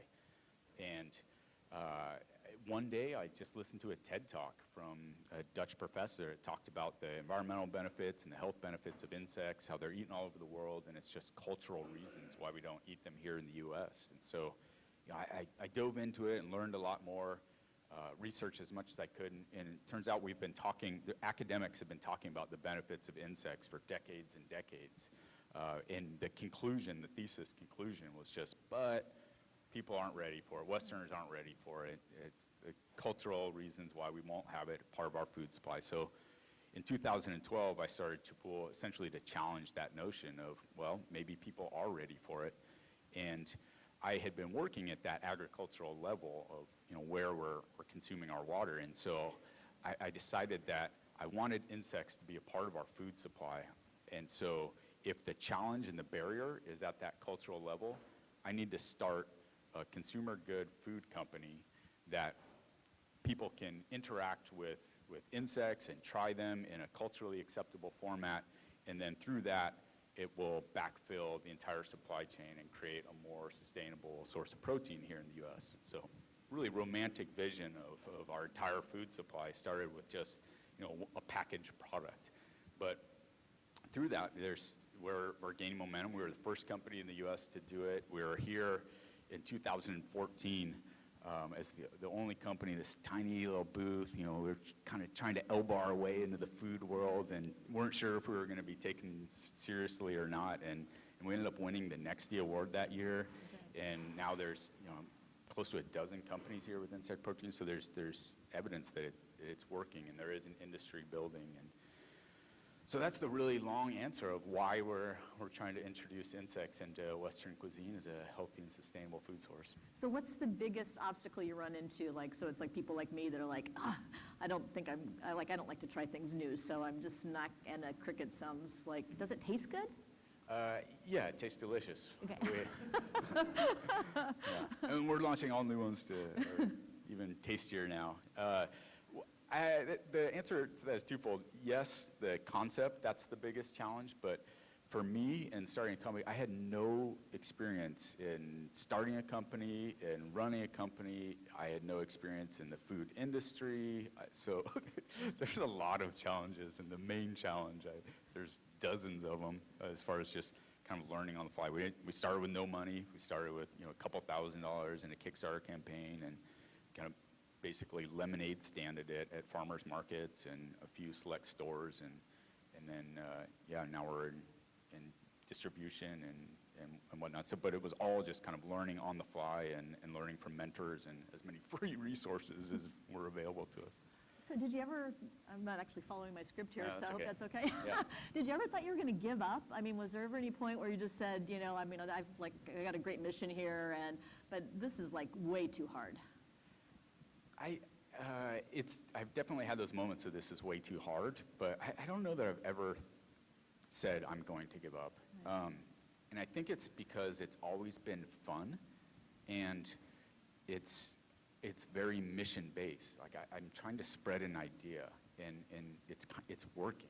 I didn't go into this, I didn't put a lot of money into, I didn't have any money, so it wasn't like I have to make this work financially so I can, you know, pay my mortgage. I never put that much on it as far as like, this has to be financially successful. We didn't take investment money. I didn't make any promises to people that I would grow at a certain rate early on. And so I think that's helped with like the not having that fear of like, I need to give up because it's all gonna collapse around me. But we've been patient, and we've made sure that we have fun with it, and we have this deep passion for what we're doing that's kind of supersedes a lot of our other financial goals. What does your team look like now then? So how many people, and do you have investors at this point? Yeah, so now we do have investors. We appeared on Shark Tank in 2014, and we took an investment from Mark Cuban, and that was our first, Wow. that was my first conversation with investors, was on camera. All right, like, don't try this on your own, right? And so that was like not a real investment as far as like how it works in reality. It was like I met him for 5 minutes and he invested in the company. We just closed a round recently, of a seed round. So now that's basically growing our team. And so our team initially were all volunteers. We had 10 people that just really believed in the mission and the passion. 4 years ago, making bars, and we'd give people a free shirt and some free cricket bars if they'd come help out in the kitchen. And you got 10 people with that, huh? We got 10 people to do that, yeah. It really, and that I really understood the power of having a very clear mission that people could get behind. Initially it was my friends that just believed in me and, loved me, and so but kind of getting past that, it was clearly communicating the mission with the employees and everyone around you that they could then own it for themselves, and it wasn't helping Pat out, it was helping the world out. So now that you have investors and you have more of a team and the company is growing, how do you balance your original mission with the financials? How is the founder, how do you think about, is it always mission first, or does the financials come into play now that you have people that you're probably accountable to? Yeah, I think simplifying that for us is the easiest way to do that. So our mission is to introduce insects into our food supply, into our agricultural system, and we accomplish that by selling a cricket bar. For every cricket bar we sell, we then fund the industry of the supply chain. And so the more we sell, the more we accomplish our mission. So it's pretty intimately connected, and it just comes down to that. And so there's no conflict of like, oh, do we sell in this channel? Do we sell in this channel? Is this against our values? For every bar we sell, we accomplish our mission at this point. And so then we infuse our values into our ingredients and our supply chain, our packaging, and our distribution as much as possible as far as our sustainability mission. But I think whittling it down to that has just made it easy to not have a conflict of interest of whether we grow too fast or not. Well, do you look at things differently now that there are other companies that are in the space? So you said you were the first one, and so now with competition, how doesn't change your mission, obviously, but does it change how you go to market or how you approach the business? That's a really good question. There's not a clear answer, but from day one, I tried to create a really collaborative atmosphere in the industry because, 2014 at Expo West, we were this crazy company with this crazy idea, and now it's an industry and it's a trend, and that wouldn't have happened with one company. And so, there's plenty of analogies to throw out there, rising tide and all that, but it's very much true, and for us in particular, introducing a new concept just takes multiple exposures to an idea. It doesn't happen overnight where somebody changes their purchasing habits. So we're all contributing to that mission, and we wouldn't be as the size we are without these other companies at this point. That said, we've very much had this attitude of kind of spreading the idea, so we never even looked into IP. But now we're at a stage where like, oh, it's kind of like overwhelming around us, and we're no longer #1 search term and things like that for this thing that we invented. And so we're having to question that a little bit, especially with investors. But now our strategy is now to just keep pushing the envelope of innovation and just keep establishing ourselves as thought leaders as far as diving into the education, educating the consumer about what they want to know. And so as long as we provide that ongoing content, that ongoing education, and that ongoing innovation, that's our strategy for our protection strategy. Well, I don't know if you recall that Cheryl talked about having a tribe and people that surround you that can kind of support you. Do you have a tribe or an advisory board or sort of people that are kind of helping you on your mission and complementing your efforts? Yeah, that's been essential. Every step along the way. The first mentors I had were Small Business Development Center, whoever would listen to me, and you know, friends in the industry that I would just take out to lunch. And I remember somebody said this recently to me, and I remember taking people out to lunch that had food companies, and I was like, you know, oh, I can't believe I don't have any experience. It's going to be so hard. I don't know if I can do this. And then you interview somebody, and you ask questions, they can only answer half of them, and you're like, if this person can do it, I can do it. Right. And I just recently had that same kind of third hand. Somebody met me or something, and they were like, if Pat can do it, I can do it. Yes, that's exactly what I want to instill in people. That's great. Well, what advice would you have for our audience about trying to balance the mission versus the financials, and how, again, it's obviously really important to you, but as you kind of think about sharing your wisdom? Yeah, it's challenging because you have to find that individual inspiration.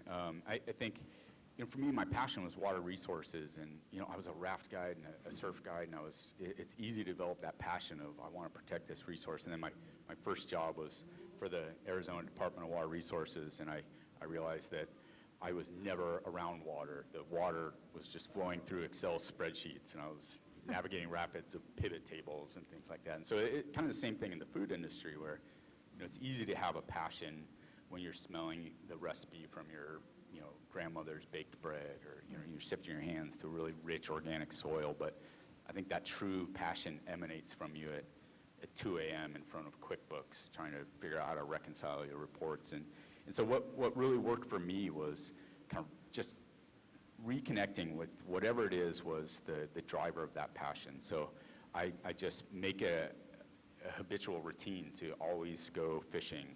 Once a month, I go out and I'll take my son out and dip his feet in the river that I'm trying to protect. And so whatever it is, like, figure out that little glimpse of your passion and make sure that you're touching that on a regular basis. Wow. And so if we go to Sue's discussion that she had, what does success look like for you then, as you kind of think about the company going forward? What's your dream at this point?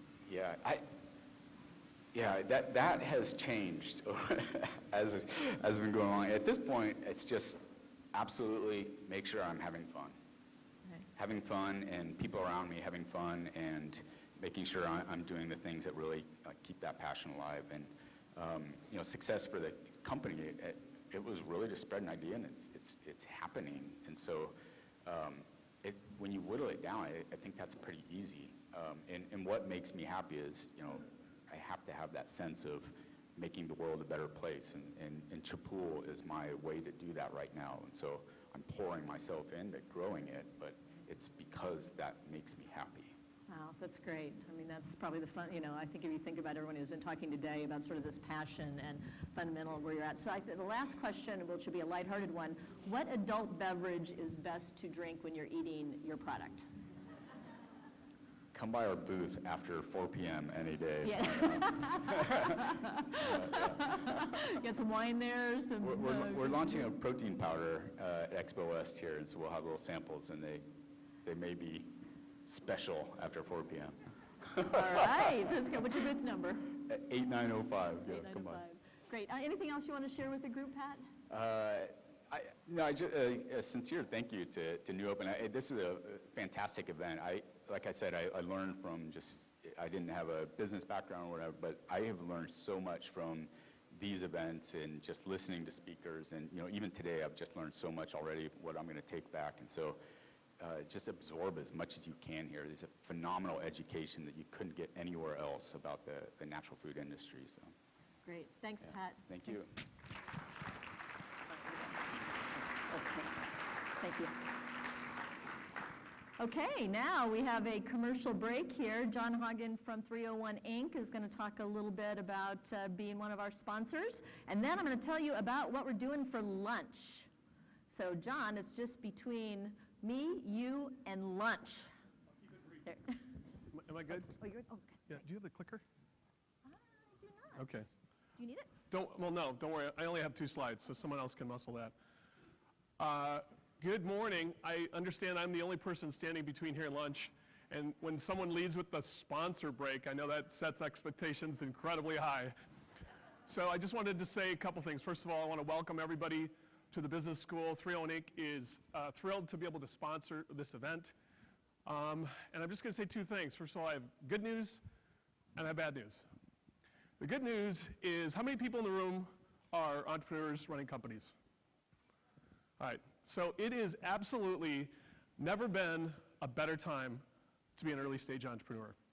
I mean, there is absolute wind in the sail. When you think about this tidal wave of consumers who are changing food culture before our very eyes, if you look at all of the people coming in and the capital flowing into the industry, think about traditional barriers to entry for food brands, which used to be, think about how do I get my product onto retail shelves? And you think about how much major customers, not just co-ops, not just farmers markets, not just Whole Foods, but major customers are taking these small brands and really dragging them forward. And then you add on to that sophisticated supply chain, what technology is doing to be able to get the word out, and it is absolutely the golden age to be an early stage food entrepreneur. So that's the good news. The not so good news is just at this show alone, there's over 3,200 booths. Just think about that for a second. That's just here, okay? And then you're gonna run out of here, go in the market, and there'll be 40,000 different SKUs on a grocery store shelf. That's really hard to break through. So what I have in my about 3 minutes is just 3 things that I'm gonna share with you. 301 Inc., you can go to the next slide. The big reveal on my other slide. Thank you. So here's all the brands that we've invested behind. We're really thrilled. What we do in 301 Inc. is we bring early stage investment capital and then surround them with resources and capabilities to help them effectively scale their businesses. So I don't have time to go into these great brands, but we are very, very honored to be an investment partner. And the newest one today that we just announced was investment in Farmhouse Culture, which we're really, really excited about that brand. 3 things I want to share with you. First of all, be remarkable. Your product has to be remarkable. Food and food experiences are the most shared things across social media. People talk about it. When's the last time you went to a new restaurant? What did you say about that restaurant? Everybody's a food expert. So if people experience your stuff and it's good, it's talkable, they'll pass it on, they'll share it. Think about that. Be remarkable. Second, be a brand that stands for something. Build a brand, build a club that people want to join. So I know a lot of these brands are early stage, but it's not too early to start thinking about what is my brand? What is my brand today? What can my brand stand for over time? And how do I build that? And what are the types of resources that I can go after to help me effectively tell that story? That's the first 2. And the third thing is think about your team. Because when early stage investors are investing behind your company, they're not only thinking about your product, they're not only thinking about your brand, but they're thinking about who is that team. And so as you look at this really tall challenge of taking your brand, continuing to scale it, and continuing to build that business, think about that. And what we've tried to do is align ourselves with people that can deliver all 3 of those things. Tremendous, remarkable product, a talkable brand, and a really, really talented management team. And so that's all I'm going to say today. I just wanted to, we're really, really thrilled to be a part of this community. And As much as I love what I do, the heroes that we work with are up on this slide here. So we're working really hard to try to be their indispensable partner to help them grow. So thanks again. Happy to sponsor and have a good rest of the day. Thanks, John. We are so appreciative of our sponsors. John, thank you so much. I'm sorry I kind of put you in between lunch and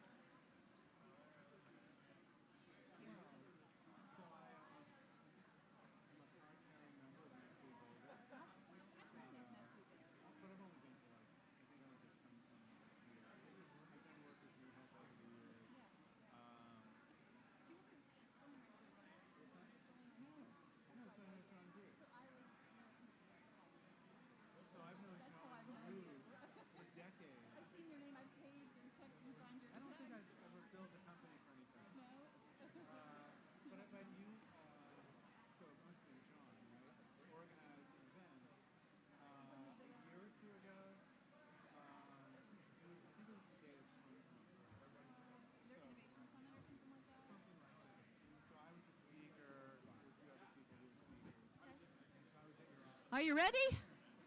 Is that on? Hello?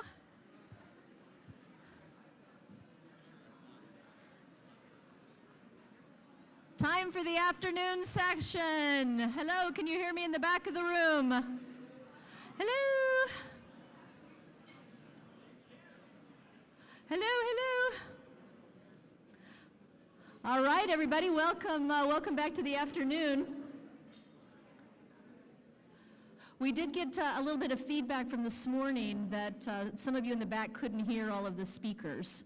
And I know some of you are probably especially disappointed that you couldn't hear my lovely voice. So I actually have a book out on audio tape.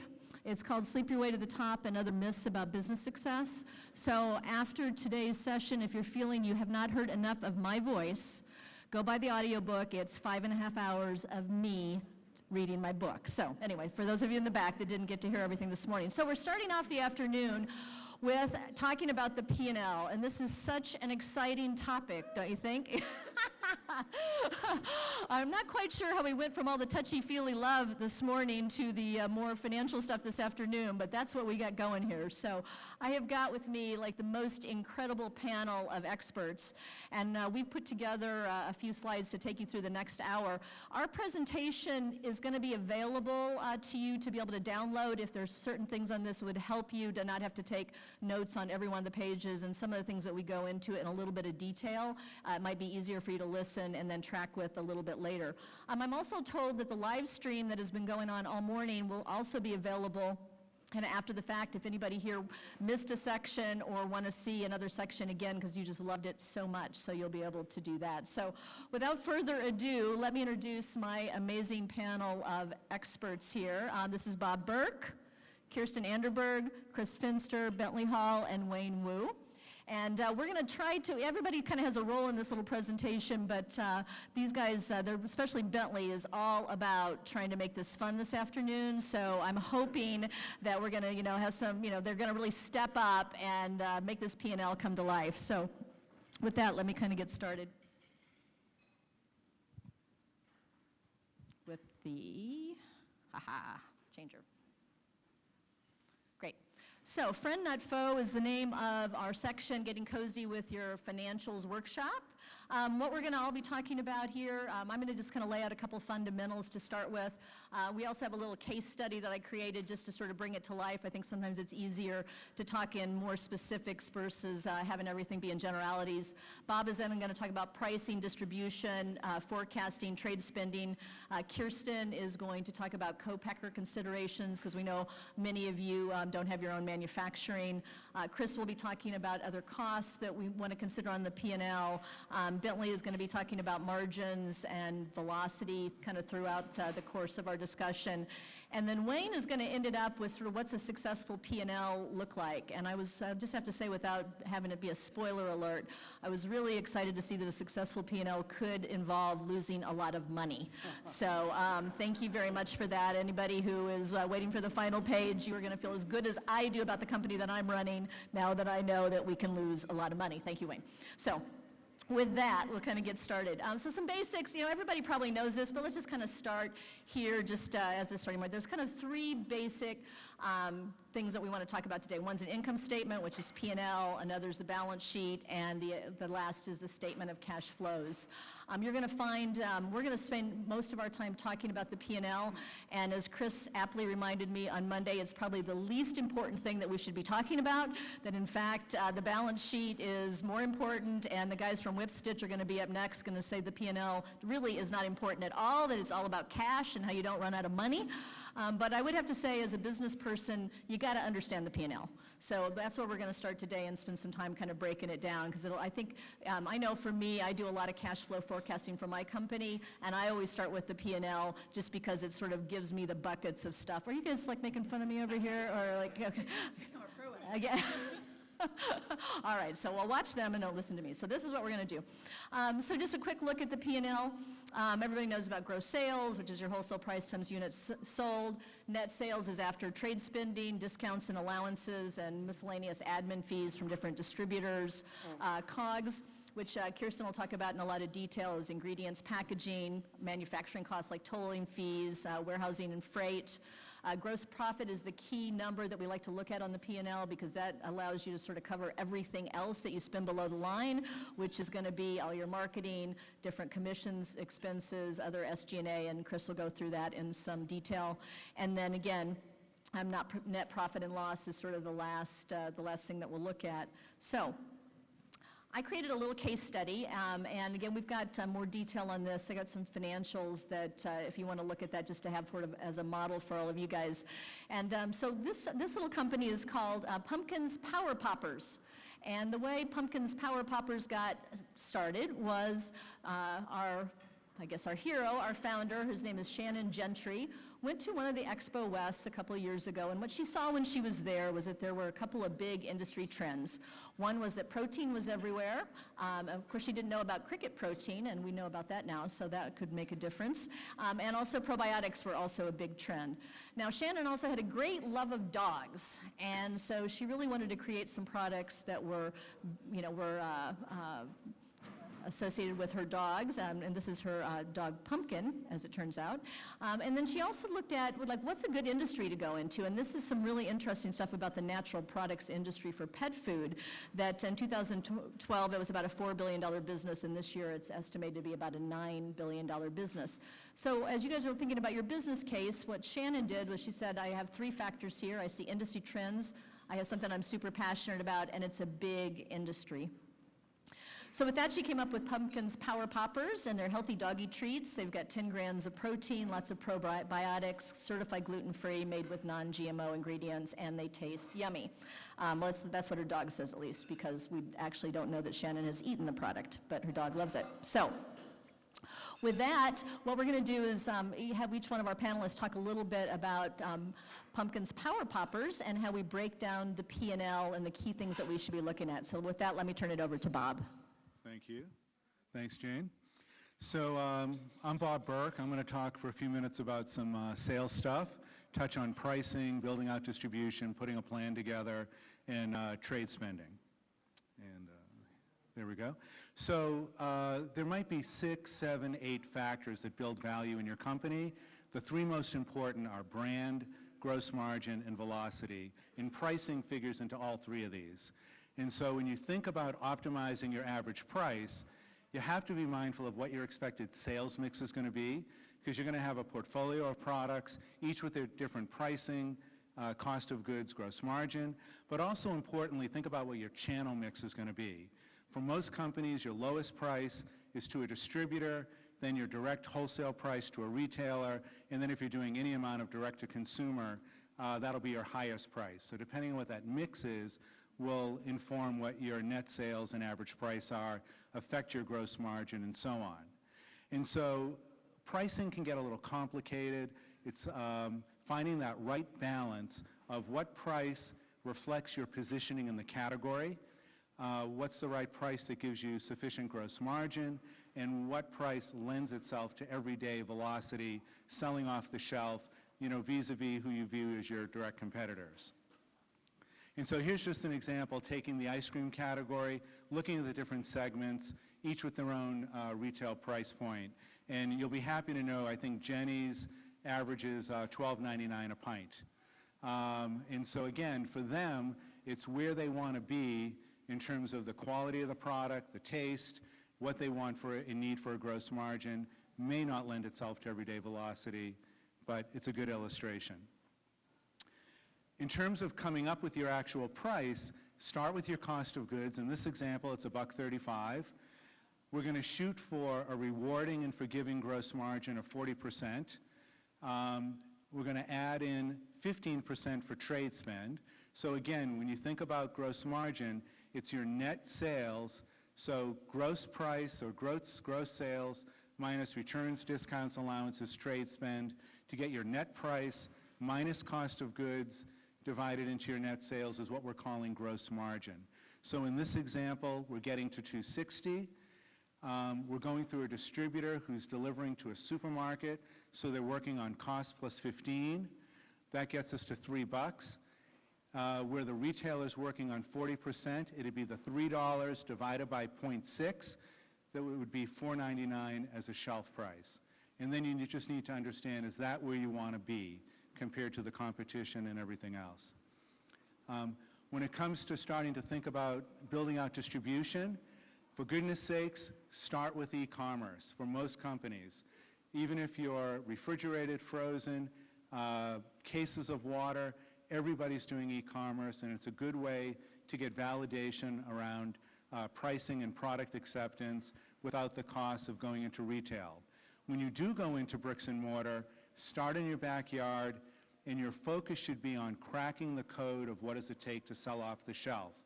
What's the optimal selling price, how to merchandise it, how to tell your story to the trade and consumer, and be really focused on sell-through. Doing it in your backyard allows you to get great visibility, finger on the pulse, not flying across the country to see what's going on in the market.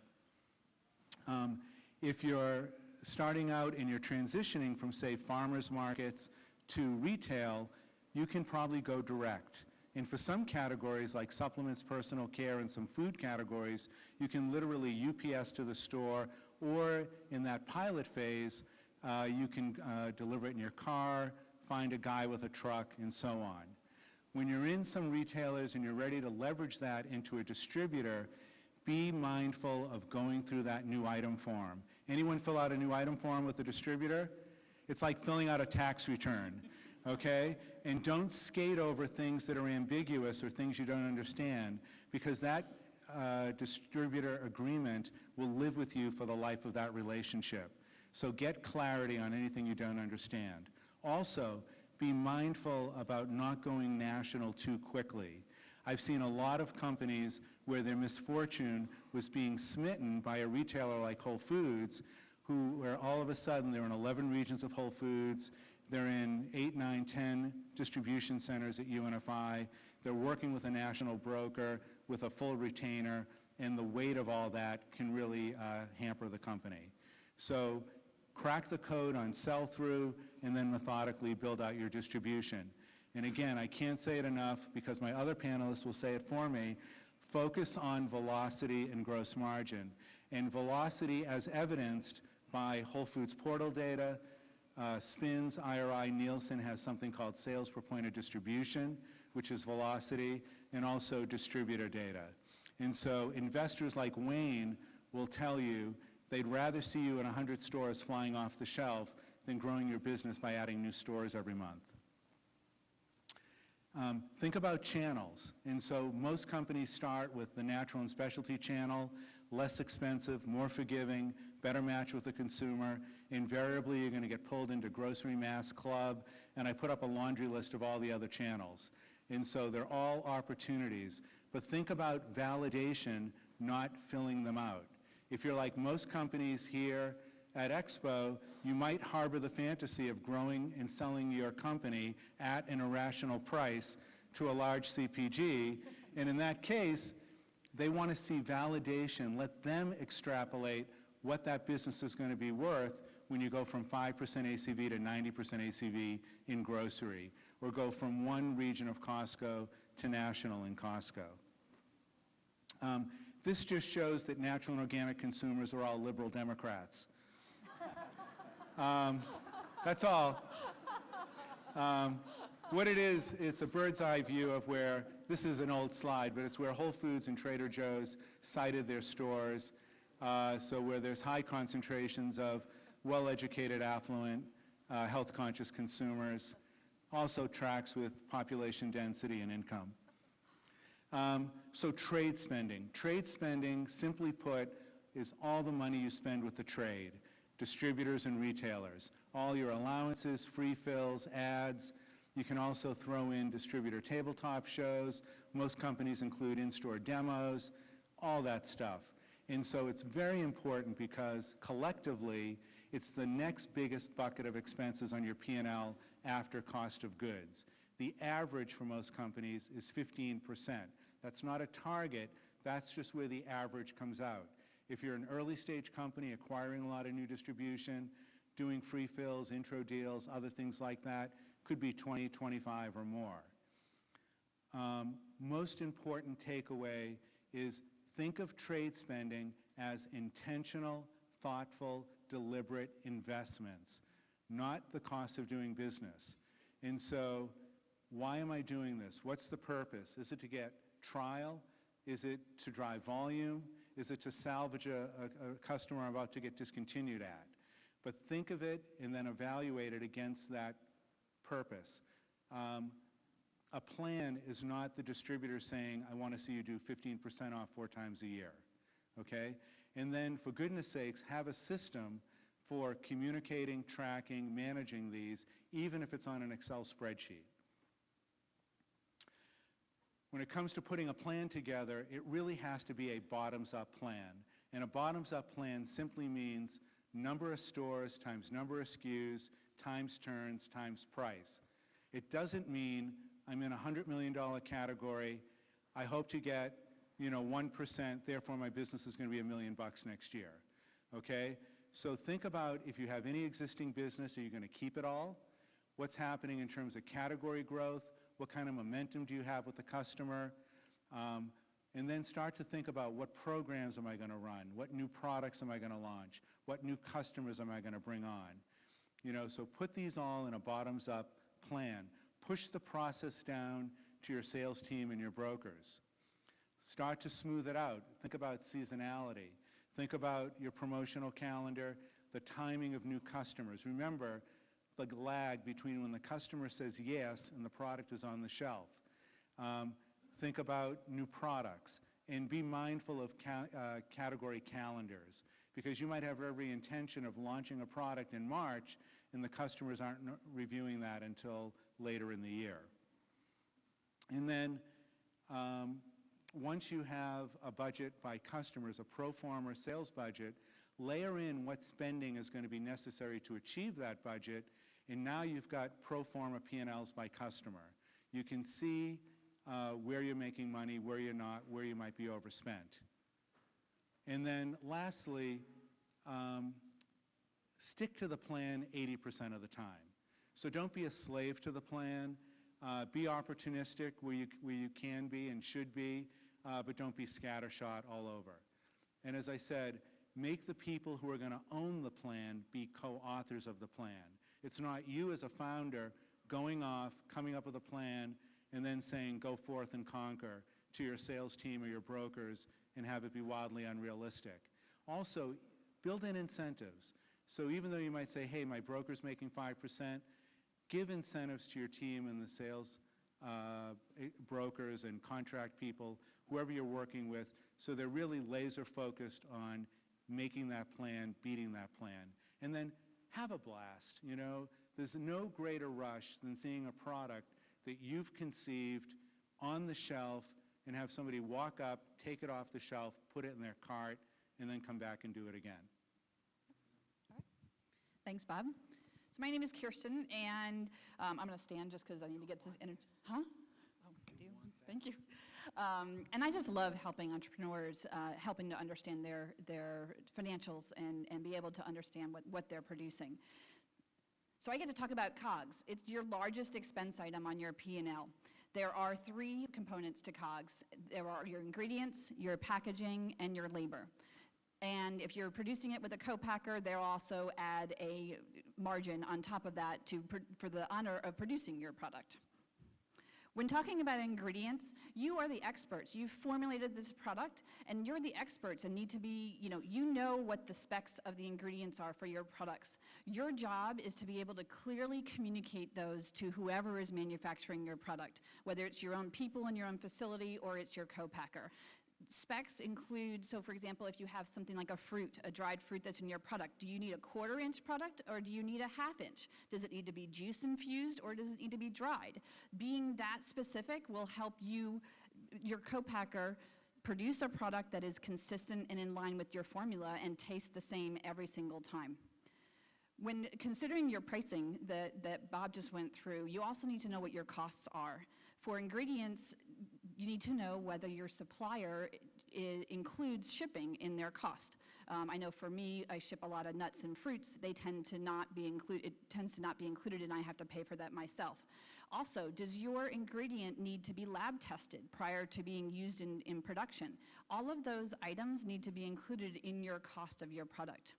Finally, when using commodity items, so for example, let's say butter, I don't have any control over that price. The price is set every week, and I pay a certain price on top of that from my supplier. When looking at your cost of your products, make sure you know the range of the price of that commodity item, and you know the industry influences. When is that?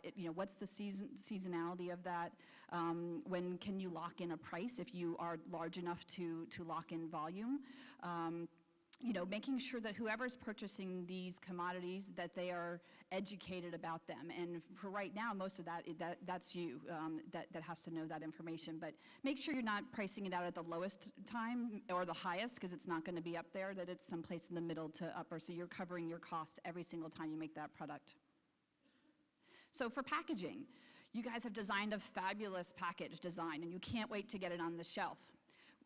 The next question is, how much should I order? And your packaging supplier is going to say, as much as you want. But that's not necessarily the answer for you from a cash flow perspective. Do you really want to tie up a year's worth of packaging, thousands of dollars in packaging that you're not going to see any return on for 9 to 12 months? Another consideration is, do you even have the storage space to store that year's worth of packaging? Does your co-packer have space? Does the supplier have space? And are you going to pay for that storage fee? So considering those items are very important as you're deciding how much to run and what to run. Another item I've learned is that if you're going with a supplier, I've seen a lot of brands go with maybe a specialized size when they could have just changed their mind and go with something that's more standard that the supplier, the packaging company already has in stock. They're making for somebody else. They just print it with different colors on it. That increases the cost of your packaging if you're going with something that's really specialized. So, just try to explore those options, and what matters and differentiates you on the shelf. Other charges to consider when you're printing are your printer is going to charge you for an art fee. They need to convert your artwork to their format. And then also, how many colors do you have on your packaging? I've dealt with brands that have anything from 2 colors to 9 colors. And when are you going to change that packaging? So the brand I worked with that had 9 colors, it cost her $3,000 to $4,000 for new plate charges every time she had to change something on her packaging. Now, if it's just 1 or 2 plate changes, it's fine. But on top of that, she had 6 SKUs. So that gets to be very expensive if you happen to need to change your packaging every couple years, or you change your co-packers and you have to change your allergen statements or something like that. So just some other costs to consider. One also watch out that I have learned from working with many smaller brands is that your packaging, when you are going to market with a new product, your packaging lead time is the longest part of your new product process. You need to leave enough time from the design of that packaging to the time it arrives at your manufacturer. There are a lot of things that can go wrong and just delays along the way. Do you have the review process correct? Has the QA system people at your manufacturer reviewed it? Give them time to review it, make sure their allergen statements are right. Will it pass, SQF or third-party audit? Also, will your packaging work in your manufacturer's equipment? I've seen countless times where they get to say, no, trust me, I know this is going to work. Well, guess what? The mill on that film causes me to waste 50% of your film every time I run it through my packaging machine. That's not 50%, that's 50% wasted on both of my time as a co-packer and your pockets. So spending the time on the front end to make sure that packaging works will save you money in the long run. The last item that makes up your COGS is labor. I find that labor, actually, this is the most confusing for a lot of people. It's one of the hardest things that I think in my pricing models to estimate, because it's not, I need to find out how much labor does it take to produce your product. And also, I have to add on payroll taxes. I have to add on benefits. I have to add on workers' comp insurance. I have to add how much overtime are we going to be using. Factoring all of those things into your wages, into directly manufacturing your product. Also, it greatly depends on throughput. So what I mean by throughput is how many pounds or units of product can I get through my machines as your co-packer per hour or per shift. It depends on the equipment I have, and that is going to greatly determine the price of your labor.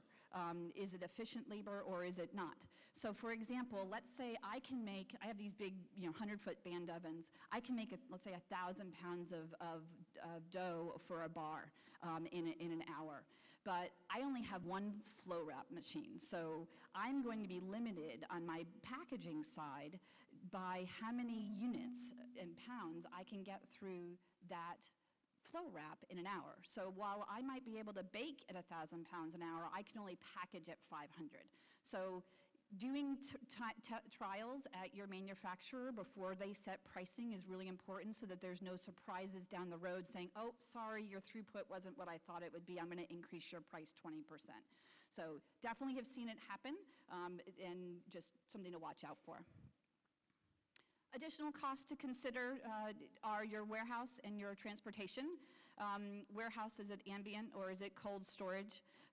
There are handling fees when your cases go into your storage facility, when it comes out of your storage facility, and if you leave it there for more than 1 month. They love to charge you fees on that.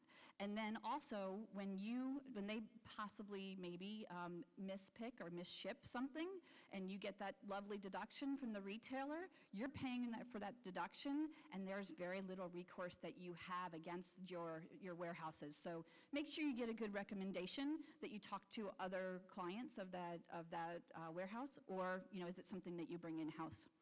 As far as transportation, just be careful if you're providing a delivered price to your customer that you account for fuel surcharges or retainage fees, just extra shipping charges besides what normally comes.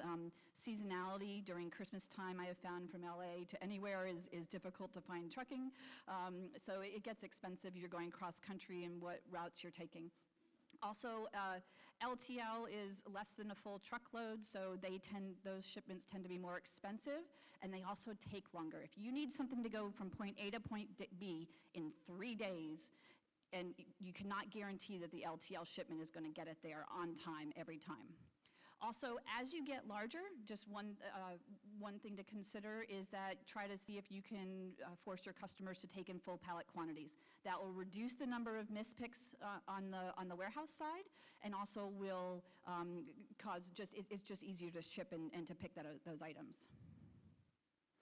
When looking for a co-packer, there's really these 6 items, just the primary considerations. The types of products produced. Try to find a co-packer that already makes a similar product. You as a smaller customer might be able to gain some purchasing advantages where let's say you have oats in your product and they're already producing something that already, they get full truckloads of oats shipped to them. Can you capitalize on their purchasing, somebody else's purchasing power, and ultimately reduce the cost of your product? I talked about packaging equipment already, making sure that your packaging works in the facility that you're packaging your equipment. One thing that growing businesses need, and Bob talked about it, is when do you go national? Can you go national? A national launch is a big deal. What if you got a phone call tomorrow saying, hey, I'm going to be in 3,000 Safeway stores in 3 months, and you call up your co-packer and they say, I can't do it? Those are questions you should ask on the front end. It could take 4 to 6 weeks to make your product. One, do they have a place to store all that product, and can they ship it out all within 1 week? So finding those co-packers to be able to handle those spikes and be your business partner will help them grow. It will also help you grow. You're trusting these co-packers with your product. You want them to make a consistent product every single time. So trusting their quality systems is really important. Ask to see their SOPs, see what they're doing, see them in process. Go watch them make other products. Are they truly following through on their SOPs? That will be evident also in their certifications. If you require an organic certification or SQF, what happens if your co-packer fails their audit? Making sure that they're keeping up. Do they have an internal audit process to make sure that they're keeping up with regulations? Just all really good things to ask for. And then also other services. I find that we get asked a lot, do you do innovation for our products? Will you come up with new recipes, or do I have to do that? That is definitely a question. Or, will you test, let's say you require so many gluten-free tests on your products, making sure that they can do those things for you and who pays for them is really important. I don't have much more time, so I made sure that I listed a lot of the contract considerations on this slide.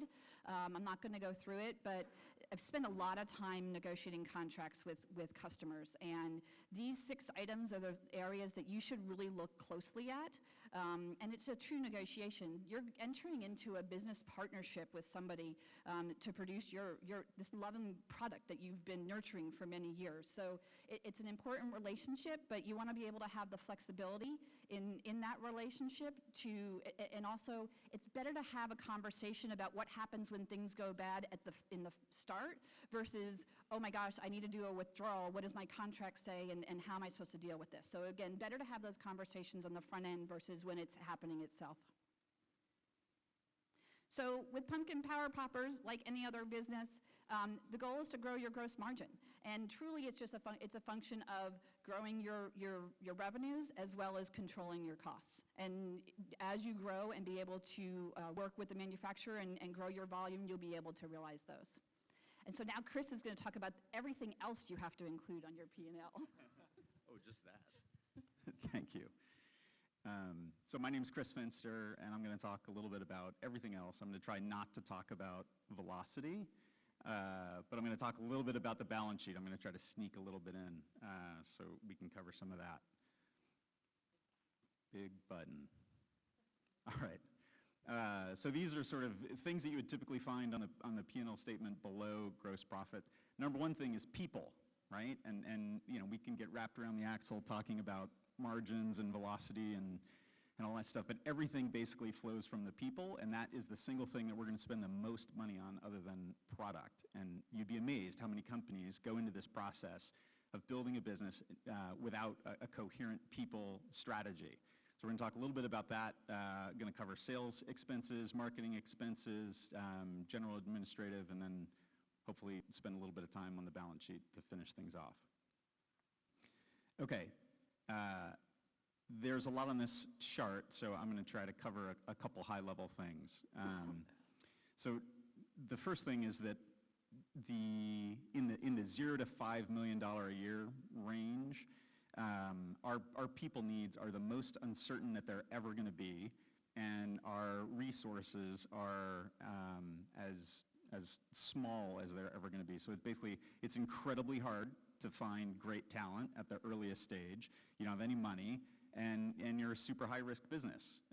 So the bottom line of that is that you, the founders, wind up being responsible for everything, and sort of don't pretend that you're not. This is why you're going to make the big bucks when a giant CPG writes you an irrationally large check. But in the very near term, I mean, it's serious. It's all on you until you get to the point where you can attract great talent. There are a couple different ways that you can solve for that, right? One of your biggest jobs as a leader is to figure out how to get as much done for as little money as possible. And a lot of times people sort of over-index for as little money as possible and under-index for how to actually get things done. And there are a lot of different ways to do that. But one of them, as you can see in this sort of first bucket of costs, is to try to outsource whatever you can. Sales, supply chain, R&D, there have never been better options for outsourcing these functions than there are today. If you need to go find a co-packer, you can go schlep around the country and meet with a bunch of different manufacturers, or you can find a firm that has arranged co-packing relationships for 100 companies, 200, 300 contracts. Find somebody like that who can bring a team of people at different levels to help you get these relationships out of the gate, because it's critically important. Same holds true for sales, supply chain, all that stuff. But at the earliest phase of the business, I think I would definitely encourage you to find, to outsource whatever you can, because it's really hard to find the great talent. I asked Wayne a couple months ago who he recommended for positions like this, and I had 20 personalized emails in my inbox in about 4 seconds. I don't even think he stopped talking. So there are several people who fit in this category just speaking today, and probably a ton of people in this room that can make introductions. I'm certainly happy to do it. But the key there, I think, is to defer the hires until you have the capital to make sort of higher quality hires, and until you really understand what you need as a business. A lot of the companies that we work with change dramatically between 0 to 5 million and 5 to 10 million. When you have no leverage when you first start making product. Once you get to the point where you've got 5 or 10 million in revenue, your co-packers will do a lot more for you. Maybe you wind up having to buy all your ingredients, when you're tiny. But once you get bigger, your co-packers will take on all those responsibilities. You don't need to do it anymore. So don't go out and hire an operations person when you have a super complex supply chain if it's going to get simple, within the next 2 to 3 years. It's a good reason to try to push off those full-time hires. Typically in that $5 to $10 million a year range, companies are starting to bring in manager-level talent, maybe a couple directors here and there. Maybe at this point you've raised some institutional capital, you have a little money, but you want to start to try to invest selectively in the talent that you need. Every company is a little bit different. Some are heavily sales-driven, some are product-driven, but I think the key is to let the business evolve to the point where where you know what you need and you have the resources to afford it. Typically in the $10 to $20 million a year range, companies are able to attract the best talent, and I think we know who all the top performers are, and it's almost like the equation changes a little bit, and all the great talent is looking for the companies in that $10 to $20 million a year range to go join. By the time you get there, you want to make sure that you have some seats at the table that are open for a superstar vice president or a superstar C-level hire. So yeah, we're just generally trying to defer the hires that you can, until you have the resources to attract the best talent you can get. A couple different categories. I'm going to try to go through these other marketing and sales expenses pretty quickly so that we can spend some more time on the balance sheet. So sales expenses are typically pretty easy to budget. When you first start, you might have a fixed fee relationship with your brokers or an outside agency, like a retainer agreement. But over time, the budget will really be driven by variable costs, and it's not uncommon for most companies, really throughout this whole range of 0 to 10 or $20 million a year, to be spending 6 to 10% of their net sales on sales expenses. This would include the broker commissions and retainers, trade shows, travel and entertainment to the trade shows, things of that nature. On the marketing side, usually the biggest one that we see in here is demos and field activation, obviously social media. Definitely echo what Bob was saying about going with consumer direct early, because it generates so much margin. It also gives you just direct contact to your customer base. But obviously selling materials and coupons, agency fees, packaging, design, and syndicated data. It's rare that most companies in the sort of 0 to 5 or maybe even 0 to $10 million a year range are spending money on data. And you can get a lot of great data by selling into Whole Foods. That could actually be the most valuable thing about selling into Whole Foods, is that they share all their data with you. And there's nowhere for an early stage company to get as much data for free as by selling into Whole Foods. But at a certain point, somewhere in the, usually in the $10 to $15 million a year range, companies are starting to buy syndicated data from Spins or IRI or Nielsen, and it's typically not until that point where you really have the resources to analyze that data and figure out what to do with it. G&A, so all of the payroll that we talked about in here could be categorized in G&A. Some companies will break it out by department, but the point is that we've got to cover your people, your occupancy, and that's both the offices and any warehouse space. Professional services, this can definitely add up, right? Legal, tax, R&D, strategy consulting. Technology would typically include all of the applications that you use to manage the business, as well as any outside syndicated data that you would buy. Then all the other stuff, business insurance, taxes, licenses, all the other things that it takes to run the business. So here's where things get interesting. Your P&L will show what you lose in any given year. And a lot of companies will build the business thinking primarily about the P&L. And it's super important to understand it, right? We all totally get it. But as you can see in this example, this is based on the numbers in our example here, where we're going from $750 to $2 million to $5 million in revenue. Here's 25% gross profit, 25% of revenue and gross profit in 2017. We're spending 94% of gross profit on expenses, which leads to a 70% net loss in that year. And you can see it's tapering over time, and that's pretty typical, but these are big numbers, right? There's $430,000 growing to $715,000, growing to $1.3 million in the third year. So it's easy to look at that and say, all right, well, that's, it's about $2.5 million that it's going to take to build the business, but it's a little more complicated than that. So this is the cash flow view, right? And this is showing not only what are we losing on the P&L, but where else do we need money? And this is sort of where the magic happens, right? So in the first year, we lose $438,000, but our receivables grow from $0 to $120,000. That actually costs us $120,000, right? Inventory grows from $0 to $90,000, and then payables grow a little bit, but not nearly as much as inventory and receivables. So you can see that the cash flow for that year is the sum of all this. It's the 438 plus everything else that it's essentially saying it's going to take $628,000 to get this business through its first year.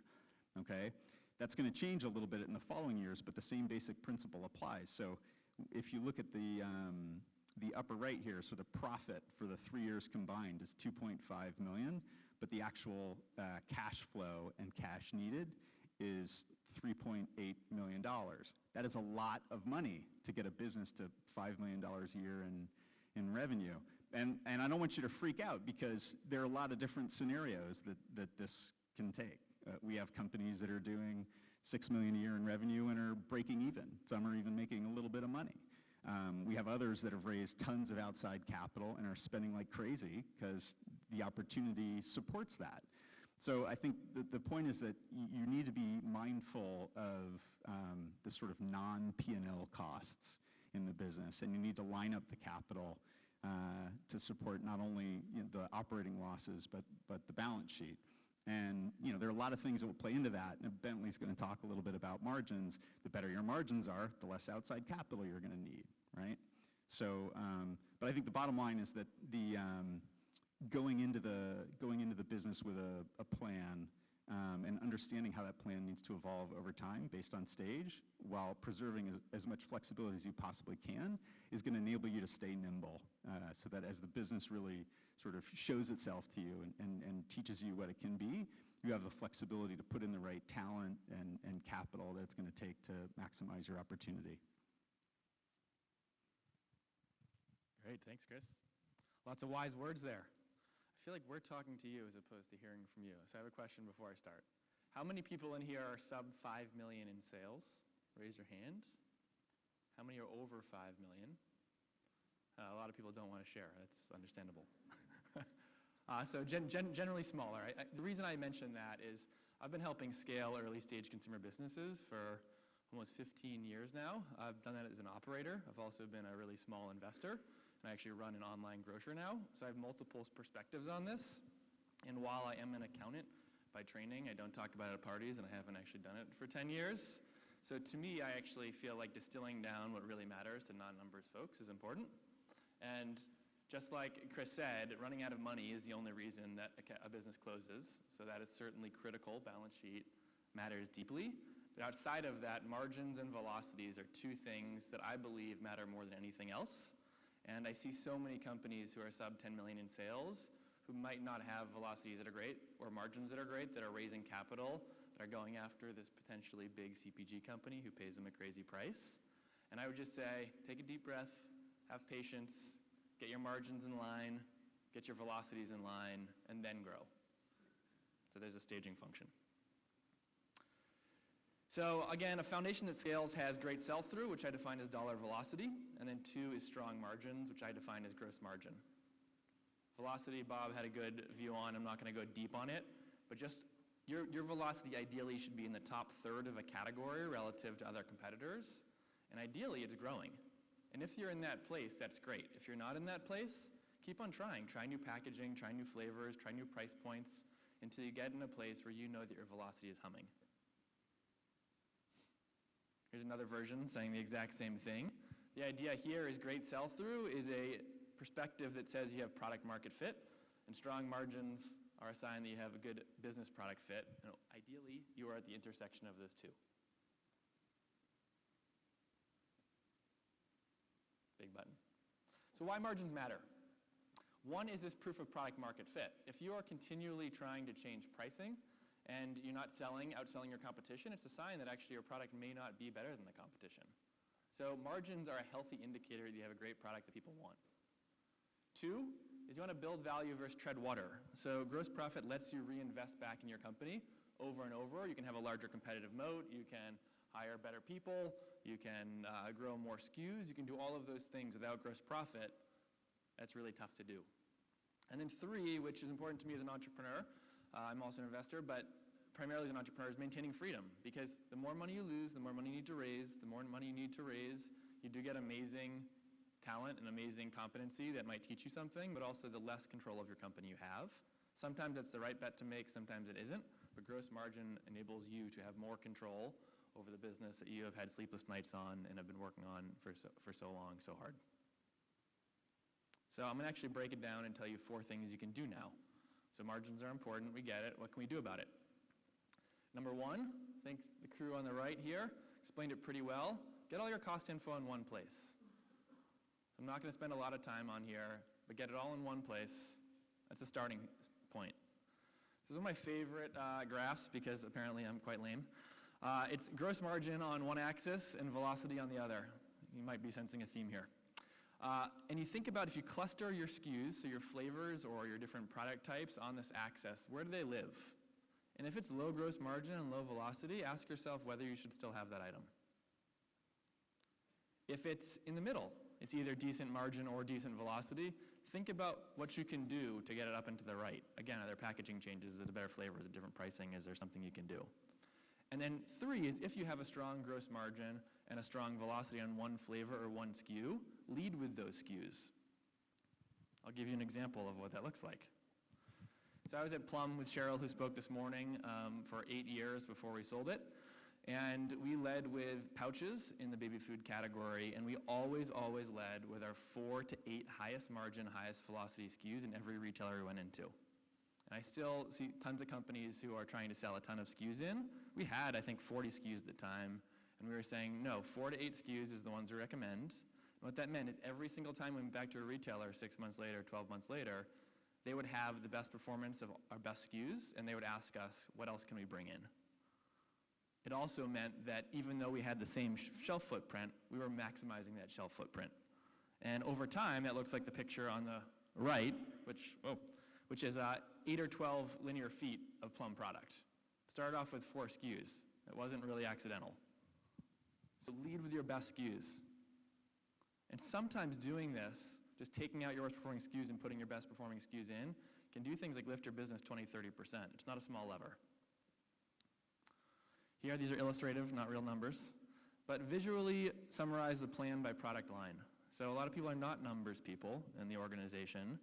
So just have pictures of your products. Have pictures of your products with the current margin that you have, the steps you need, and the margin target that you intend to get to, and the sales mix of that product. It starts to help you do the next step, which is identifying, quantifying your top 10 margin projects, and you can prioritize those. And when you prioritize them, just like anything else, get an owner on it and just do it. And then lastly, this is how you build a bridge to the future. So once you do this on an individual SKU basis, you can see product gross margin was 33% in June. I'm going to do 3 things, and Bob, Sue, and Joe have these projects. Packaging and negotiations for new co-packers, that's going to get us a 6-point lift.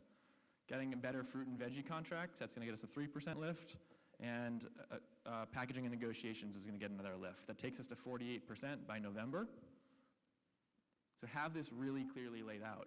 And sometimes as you're raising money or you are growing your company, if you have a clear plan, if you have clear owners in place, if you have co-packers identified, you can actually take this to the bank because you haven't done it yet, but you have a plan that is pretty believable. So, recap. 2 financial levers matter most: velocity and margins, and cash. Velocity and margins, anyone? Anyone? Understand why they matter. Ensure you have strong velocity first, and then improve margins second. And if you can do both, even better. I'll pass it to the guru. Thanks, Bentley. Hi, everybody. I'm Wayne Wood with VMG. So I think there's definitely a theme of margin, velocity, and cash. Wow, this actually turns out pretty small here. So building a brand is a bit of obviously a journey and an evolution.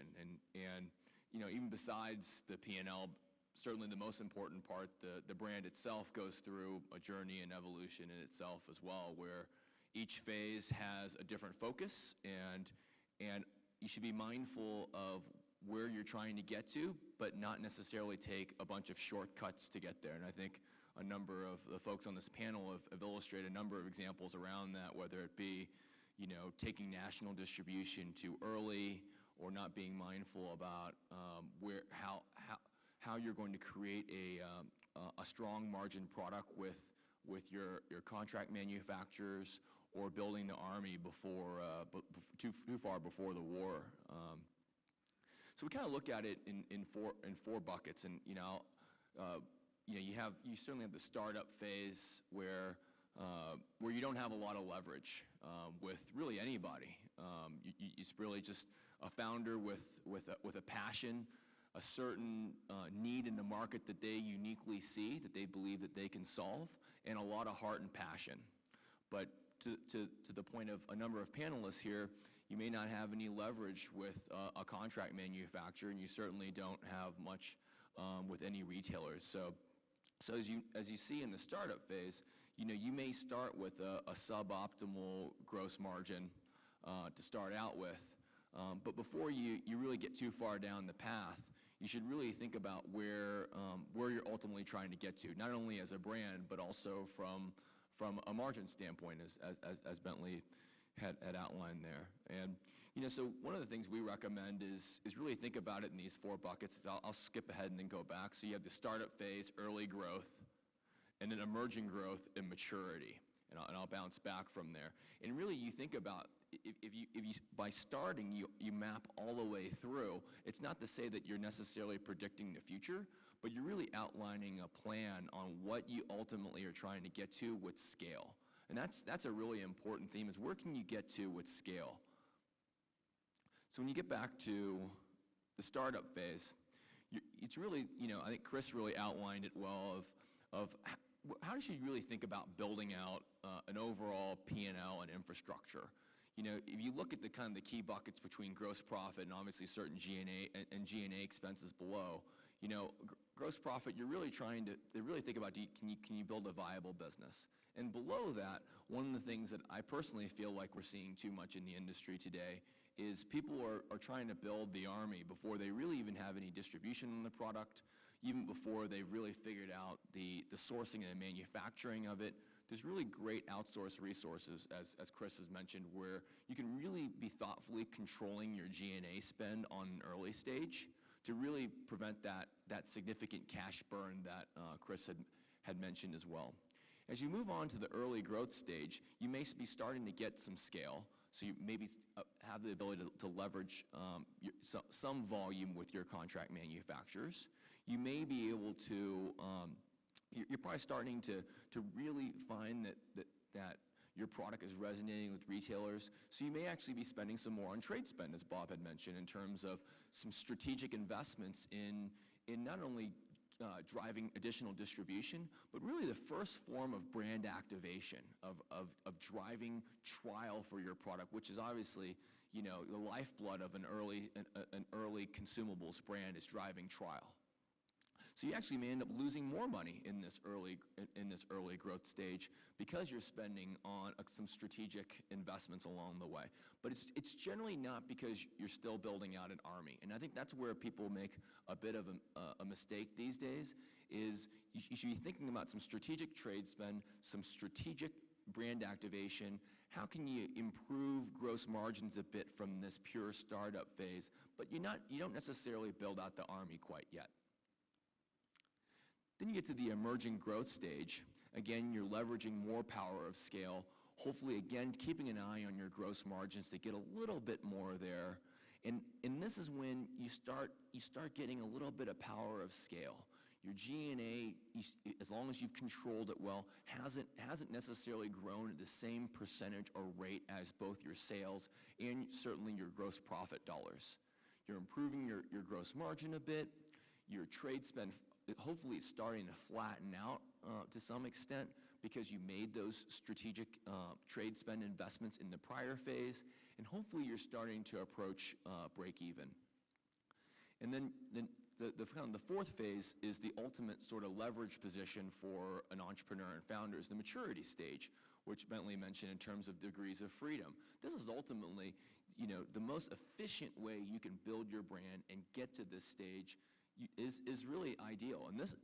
And you saw a prior generation of entrepreneurs really focus more around how to get to this sort of, I guess, picture in the maturity stage, where the cards are really sitting with the brand. If you've built a great brand, you've continually improved your gross margin and certainly your gross profit dollars. You've been thoughtful about how you've built your G&A, and you've controlled your trade spend. And trade spend, you can go on for 2 hours in terms of how you should thoughtfully do that. But I don't think that's really the theme of this last portion here.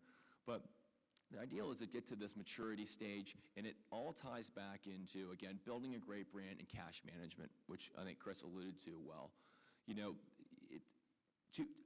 I think what's changed in today's brand building landscape compared to maybe even 5 years ago, there hasn't been this discipline of these different buckets. Folks have stayed too long in the early growth phase, where they continue to extrapolate that frame of mind all the way through, where trade spend still is extremely high. They may have built a significant army at that point. I'm running out of time. And so really, I guess the net of it is, don't let the availability of capital, even if folks want to invest in your business, don't let the availability of capital drive your strategy. We talk about all the time at VMG, which is the scrappy win, and the scrappy control their brands. And our scrappiest entrepreneur partners that we've had have been our best partners. And I encourage you to do the same.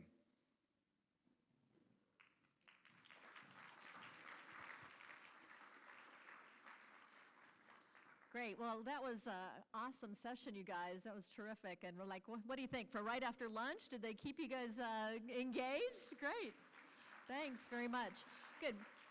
I know that was a lot of information that we went through in a kind of a short amount of time, but again, all these slides will be available, and I noticed a lot of you are taking pictures and stuff. And again, if you have specific questions for anybody here on the panel, just send me a note to jane@janeknows.com, and I will get the messages to these guys so we can make sure we can have better answers. And so now, luckily, I think with the help of everybody up here that made sure that we didn't just talk about the P&L, so that way the next group that comes up, which is Michael Bergmeyer and Nick McCoy from Whipstitch Capital, they're not going to be too hard on us when they say that cash is king. So welcome, Mike and Nick.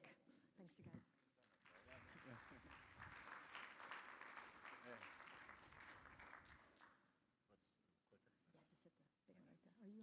Mike. You got a mic. Hi, my name is Mike and Nick. No, I'm just Mike. Am I on? I don't think my collar is blocking it. Is that better? Hi, my name is Mike Bergmeyer from Whipstitch Capital, and we're going to see if mine is queued up next here. Okay, this is a really quick one, and my goal here is to scare you, and for you to hopefully get some realizations that can go back in terms of when you run your business, how you think about your business, how you think about things on a day-to-day basis. So Whipstitch Capital, just very quickly, we're a boutique investment bank. All we do is work in the healthy food and beverage and related consumer products segment. Nick and I used to run the consumer practice at another investment bank. We've done about 50 transactions over the past 8 or 9 years or so. Most recently, we sold Kavita to PepsiCo, but have been working with the company since kind of the early days and raised all their money and worked with VMG on the Spindrift deal about 1.5 years ago, and Essentia, Zola, sold Blake's to ConAgra. But we raise capital for companies and we sell them. And I used to be a venture capital investor too, and I've run a company, I've been an operator. So I've been on all the different sizes and raised angel money and then raised $40 and $50 million checks. But what the important thing is we want to talk about today is that, why companies fail and what it takes, and it's all about money and cash. So you have to start by looking at your business, how much you think you can raise, and you heard a lot about money and what you need to do, and gross margin, yes. Gross margin is the best way to fund any business. You think about what you can raise, but what matters is just having cash. At the end of the day, meeting payroll, being able to buy product, supply product. And a lot of companies, they talk about P&Ls and they put out the P&Ls. You've got your projection model. The only thing about the model that actually really matters is it's a way for an investor or someone, and for you, to kind of get inside your head about how you think things might happen. The only thing that's true about that model is that nothing will happen that way. So you have to be kind of willing to adapt and be quick to adapt and be on your business on a daily basis. So we kind of say P&Ls are nice, but cash is king. And I want to give full attribution. This is actually not a presentation that I did or put together. Andy Whitman, who runs 2X Consumer Partners, Consumer Products Growth Partners, venture capital fund, put this presentation together a couple of years ago. Bob Burke and I, who you just saw, for about 10 years now, we've been doing a seminar twice a year on how to finance your consumer products company. Andy is a part of that. It's a full day event. The next one is towards the end of April in San Francisco. I think you can see it on Bob's website. But this is a really great, quick presentation that Andy put together, and you have the slides, as I heard. So, don't bother going through it. There's a lot of numbers and things you'll see. But it's really just to make one point, that your P&L does not matter. And that is not how you should be running your business or thinking about your business. Here's Andy. He's done a lot of things. He's worked with a lot of brands. Good guy. So we start from the perspective of looking at a P&L and a projection that this company has called, farm to fork. This is a business, wow, it's a $3 million business. It's going to grow to over $14 million. It's got 40 margins. We're going to 45 margins. It's pretty much a break-even business in the first year, only losing $163,000 and going to $720,000. This looks like a great business. And how much do you think it's going to take to, if you had this P&L and you thought about it, how much do you think it's going to take to, maybe how much money are you going to need in that first year? Only going to lose 160, maybe 400,000, 500,000? No. Never look at anything annually, first off. So look at the first year, and you look at your P&L and what's going to happen to your cash and your revenue, cost of goods, and so forth, sales, marketing, G&A. It's still, you're only losing, between $5,000 and $20,000 a month. It's not that bad. This is a very manageable cash flow business from a P&L perspective. P&Ls do not matter. So let's convert this P&L to cash. What matters? So you've got your revenue. Okay, everyone's asking for this 2net 10 and 850, whatever it is. You're going to get 2% cash discount, so you're not going to get quite that. You sell to a retailer distributor, your upstart business, maybe it's an upstart distributor, they go out of business. You're going to have bad debt. That can happen. You think about it, plan for it. Returns, shelf life, codes didn't work, these things happen. So that happens. Then two, discounts. So you have to play the discount game too. So you bill distributor X, Y, Z $100, you get 65 back, or whatever it might be. It happens, and so that will happen to you too. So you may have been thinking about revenue, but you're actually going to have net revenue, which is going to be less. But also, when are you actually going to get paid? You're not going to get paid when your P&L says it. You're going to have 60 days, 90 days, whatever the terms are. So the money's going to come in later. So we kind of flow that through. So as earlier we thought this company was going to bring in $3.25 million this year, it's actually $1.9 million. It's a pretty different number. And then COGS, and how are you going to supply your product? Well, you're using a co-packer, so you've got to create all of that product well before you actually really need to sell it. So you're going to have these large runs and batches and cash going out the door ahead of time too. And then SG&A on your is going to be delayed marketing spend in terms of the P&L was, but you're going to spend things a little earlier. You're going to have startup costs. Same things with people. Well, I'm going to start the business in March. Well, I can't start day one with having no people. So your people are kind of coming earlier, and you've got startup costs as well too. So the cash impact is there. So to summarize, this business on a P&L basis, where you were only losing $163,000 this year, actually took $2.2 million to have that year occur. And that is a big, big difference. And so so as you know, it's going to take a lot longer than you think to kind of make things happen too. So even the revenue projections probably not going to happen that way. Everything we've seen, it takes more time, and it's going to cost you more to do it too. And one of the most interesting statistics I've heard is from my friends from the Venture and Emerging Brand group at Coca-Cola, where they've said even the deals that they've done, the working capital requirements have almost always been underestimated by a factor of 2 to 3x. So you really have to think about that, plan for that, because the number one reason why your business can fail is just running out of money. So we actually like to see companies, at least at those earlier stages, almost run your business from a cash perspective and not a P&L perspective. Gary Hirschberg has got some great stories like this. He talks about when times were tight, running his business on a cash flow manner on a weekly basis, at times a daily basis, at times he would say an hourly basis. So it's pretty interesting.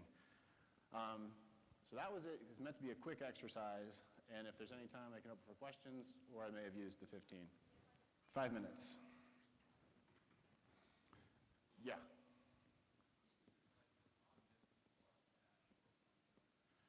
The most common miss?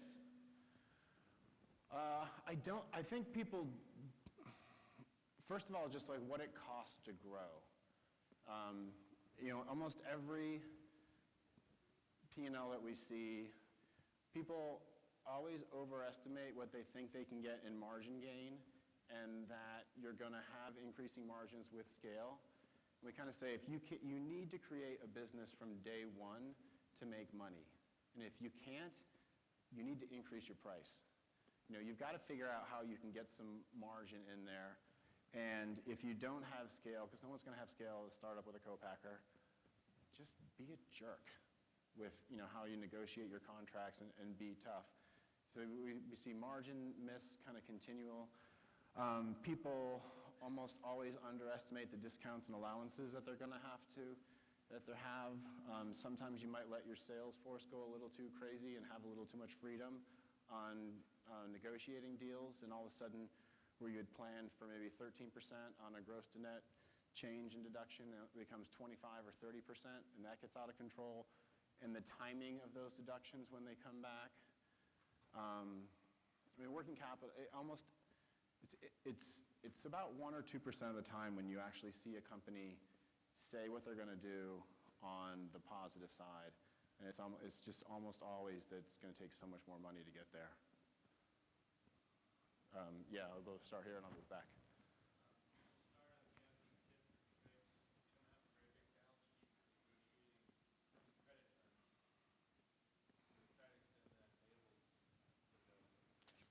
The question is any tricks on extending payables and negotiating power.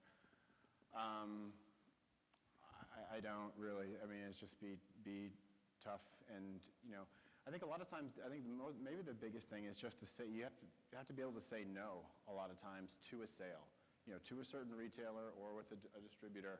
A lot of times, I mean, I heard Wayne kind of talk about armies of people out there early. A lot of times we see companies go to different retailers way too soon, and a lot of times when you can say no, you get more power when you say no. If someone wants you in and you say no, you're going to have a better time in terms of discounts or slotting or whatever it might be. Same thing can be with a distributor. A distributor wants you, it's like, well, we're not quite ready for you yet. The more you can say no is really getting better terms, I think. I know we're short on time, so I'm going to go quick.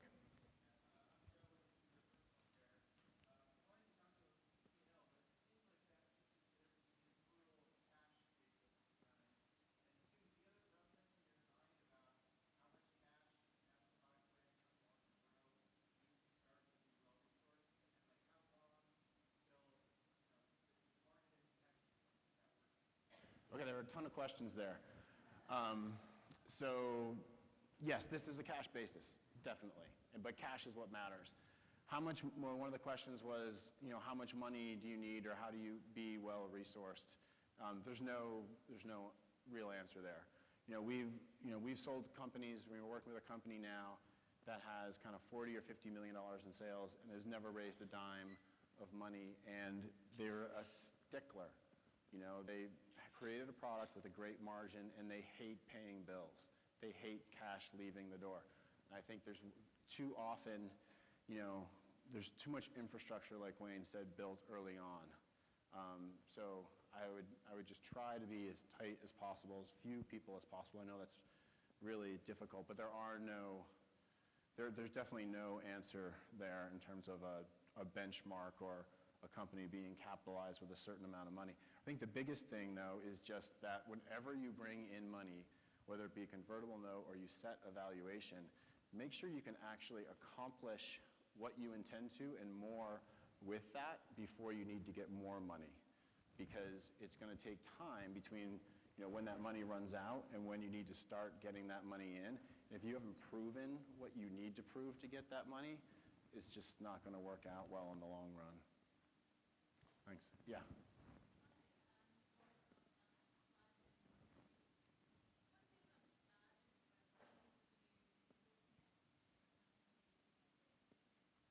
Okay, I heard some of that. The minimum gross margin we would look at.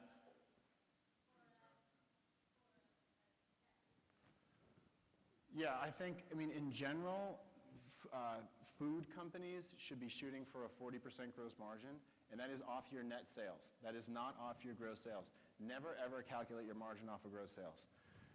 You have to use a true GAAP gross margin. There's some articles on our website about that. We can provide some information. And yes, you can get a little more margin accretion with scale for sure, but on the food and beverage side, 40 is really what matters. We've seen much lower, and we will see lower, and you can survive with that, but you need the plan to 40. The way to make your company one that someone wants to invest in and someone might want to own is to have a 50 margin, a 55 margin, and don't be afraid of margin. We see a lot of companies that a lot of times they're scared where the consumer is, or I'm going to be the low-cost provider. And we're dealing with a company now that's got 12, 15 million in sales, but they built out a strategy where they had no margin, and we're kind of thinking, I just don't see the viability here. It's like this company probably should be shut down. I think that I'm cut off. So sorry. No, that's I know we could probably talk to Mike for hours about this, but let's take a 10-minute stretch break. Just kind of, there's a lot of material in a very short amount of time, and maybe Mike will be around if you have some questions for him, and then we'll get back with Justin Perkins.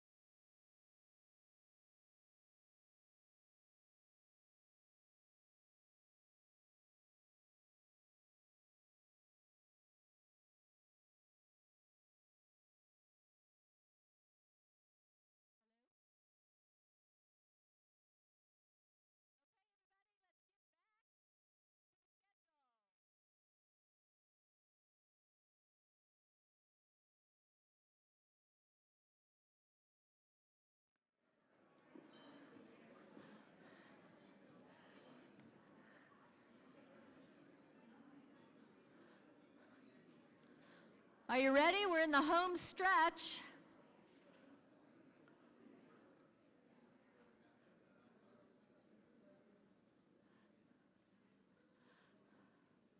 Man, this is a good crowd. You guys got quiet real fast. Hey, the number one question that I have been asked today is, will we get a copy of these slides?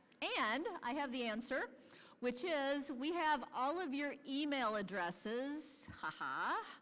And so everybody who is in this room legally, that means we have your email address, will be able to get these slides sent to you in a zip file, probably in the next 2 weeks, just realistically, given that the New Hope team is really busy.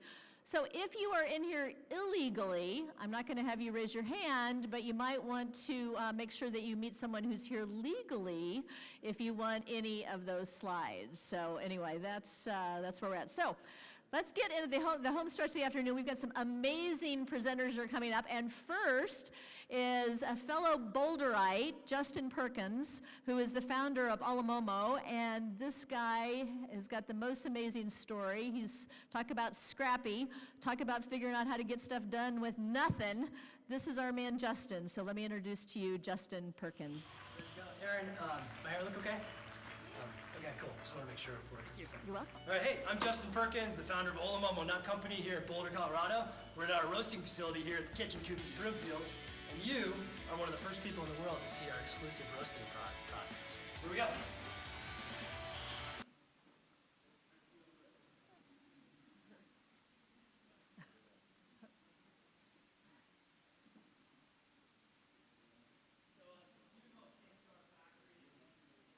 Oh, can you get his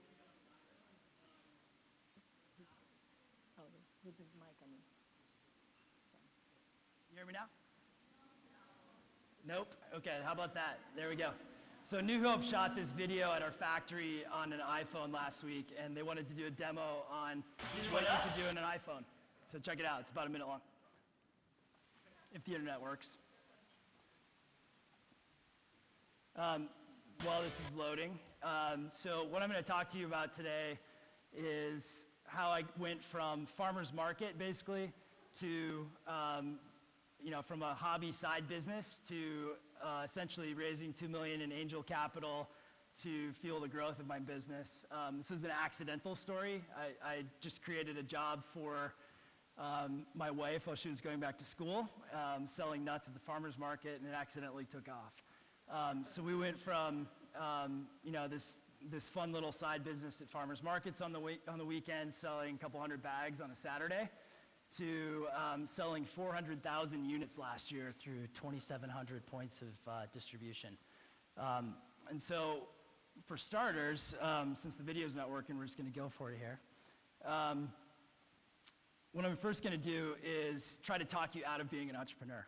So, it's kind of like when you're getting married or about to have a new baby. Everybody's so excited for you, and they're positive and they're encouraging, but they don't tell you how hard it's going to be, and they don't tell you what you're in for, how relentless, how painful, the sleepless nights. So what I'm going to do is try to talk you out of being an entrepreneur, and then I'm going to give you some of the tips that nobody gave me when it came to actually raising money for the first time. So first of all, do you have the right mindset?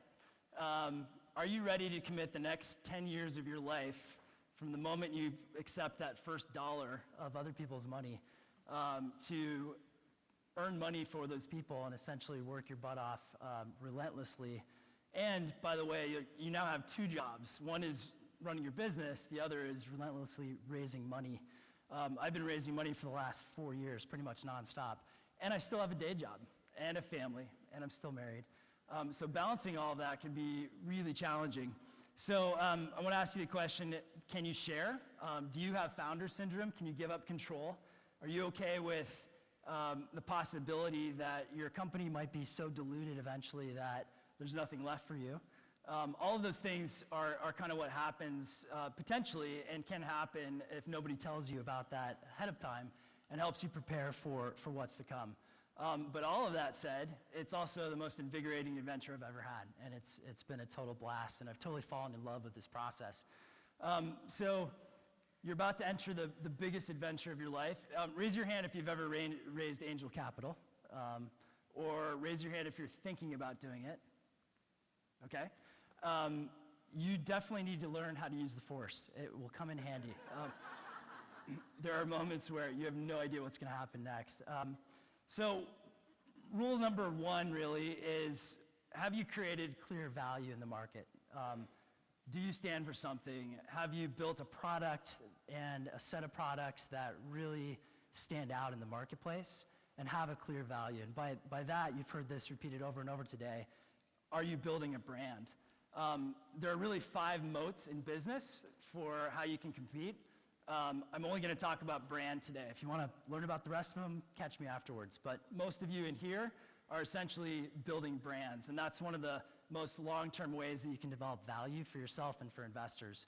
A brand is not a product, and that's a really big misunderstood thing when you're getting started in this industry or in any industry. A brand is really it's like jazz or a jazz musician who is building a unique identity or a unique voice or a unique fingerprint based on the shoulders of all these other ideas that have come before it, and usually lives within the context of a category or a set of products or existing markets. And this is a great example. Justin's is a great example of how a brand can be built. It's peanut butter, but it's not the product, it's the brand and the story behind that creates the value for everyone. And number 3, are you gaining momentum? Have you bootstrapped as far as you can go? Have you been scrappy? Have you used your 401k? Have you taken a loan from your 401k? I did that several times. Have you done everything you can to build the value of the business as far as you can before you accept other people's money? Are you getting traction in major retailers, or even just showing the proof of concept in your local region? And then how big is the opportunity? A lot of people don't actually look far enough ahead and say, this is a huge market that we can actually tap into. And is there enough white space in the market? White space meaning a place where you can fit in and gain market share with your unique identity versus what's going on already.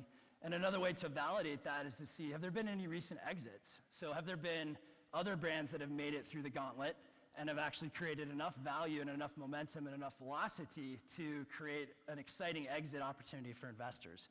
That's a really good sign, and it's a great coattail to ride if you're able to enter that market. And I can't iterate this enough.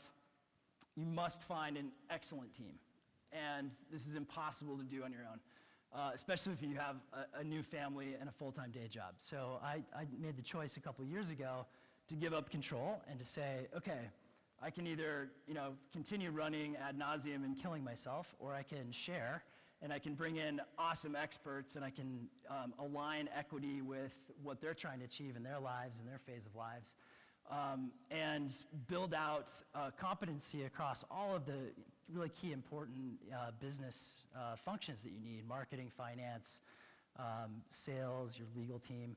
I was really lucky to find this guy, Ross Shell from Red Idea Partners. We dated for a couple years in terms of, should we work together?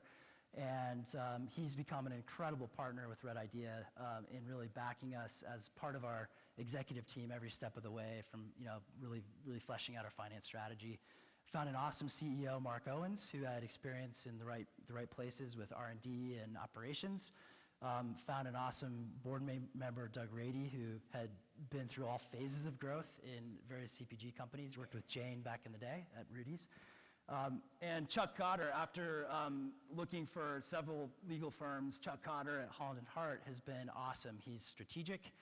He totally gets it. One thing that you need to really look for in a legal team is process versus strategy. And strategic lawyers really understand from the perspective of the entrepreneur what the game is. What are the questions you need to ask? What's going to happen 3 to 5 years from now?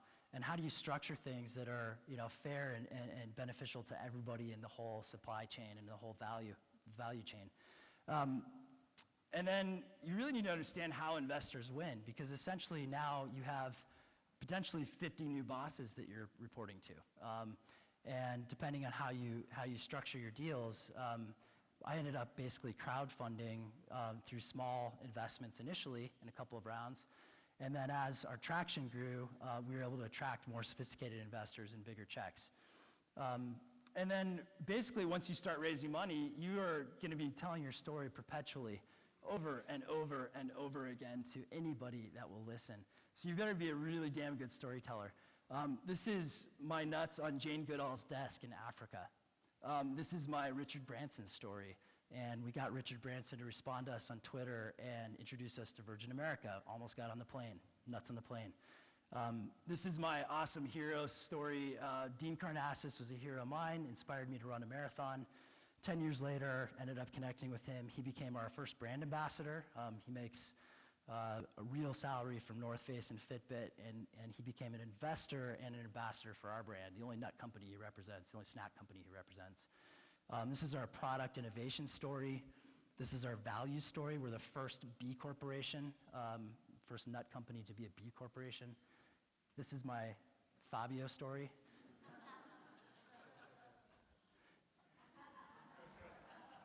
And this is my new story, new brand ambassador, the woman on the left. Today's International Women's Day.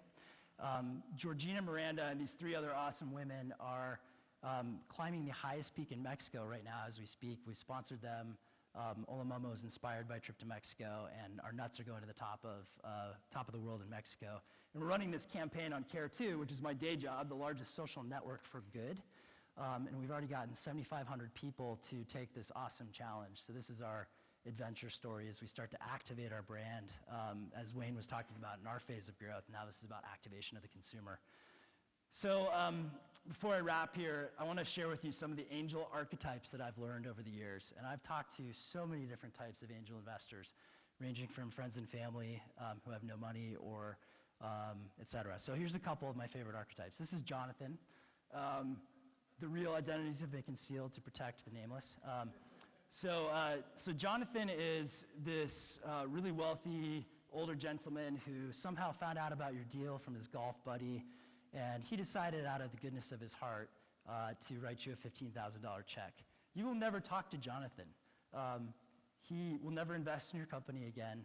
He's just too interesting for you. This is Steve. Steve is an awesome angel. He is very, very entrepreneur friendly. I wrote Steve, quote unquote, an email, and I said, I saw you invested in bananas. Do you want to go nuts too? 24 hours later, literally, I had $25,000 in my bank account. Steve is never going to talk to you either. He's far too interesting. This is George. George is your high school friend that you reconnect with at the 20-year reunion. You tell him your story. You go to lunch next week. He writes you a $10,000 check on the spot. He convinces his business partner to invest in you. They've now invested 3 times, and he's awesome. He's making money in real estate. He has some money to play with. This is my long-lost cousin, Meryl, that I discovered was an expert in business and had made a ton of money. I didn't really know her growing up because she was 10 years older. And Meryl ended up investing. She was very shrewd, though. She took the last dollar of my deal. But I also learned that she used to jump out of helicopters with skis on back in the day. True story. And this is TJ. TJ is your ideal investor. So he's been through 2 other business exits. He's an entrepreneur. He totally gets it. He can write $250,000 checks, no problem. And he's got friends that can do the same thing. And that's really key. So he opens his network to you. He helps you throw dinners. He's awesome. And then I want to introduce you to Looky Lou, or Lou Looky.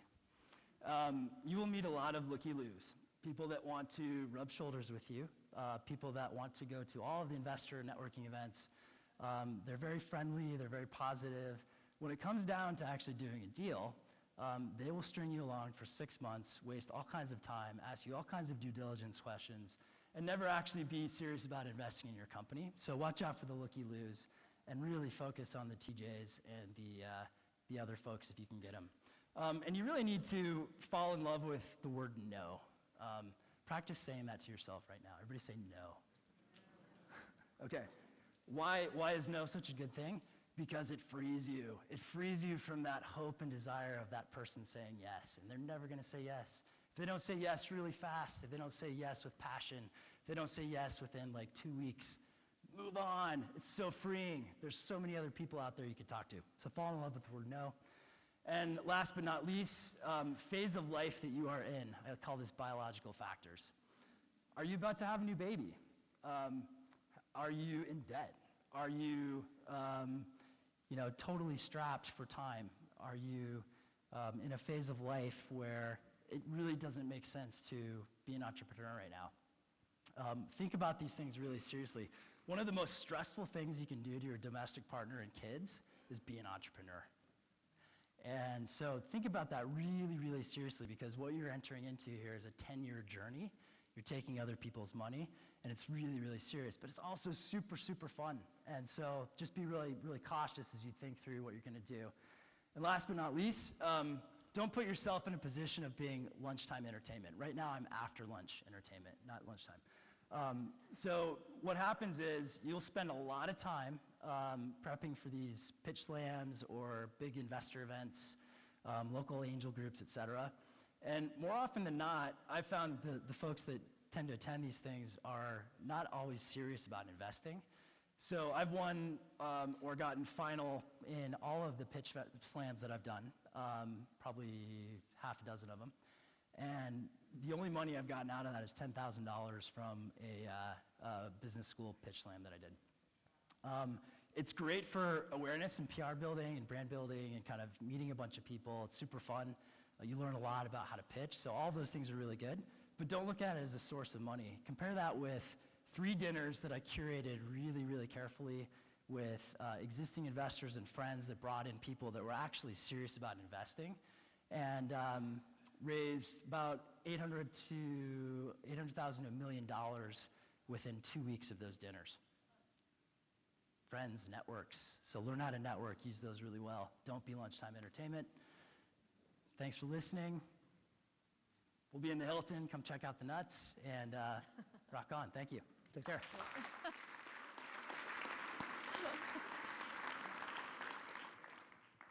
All right.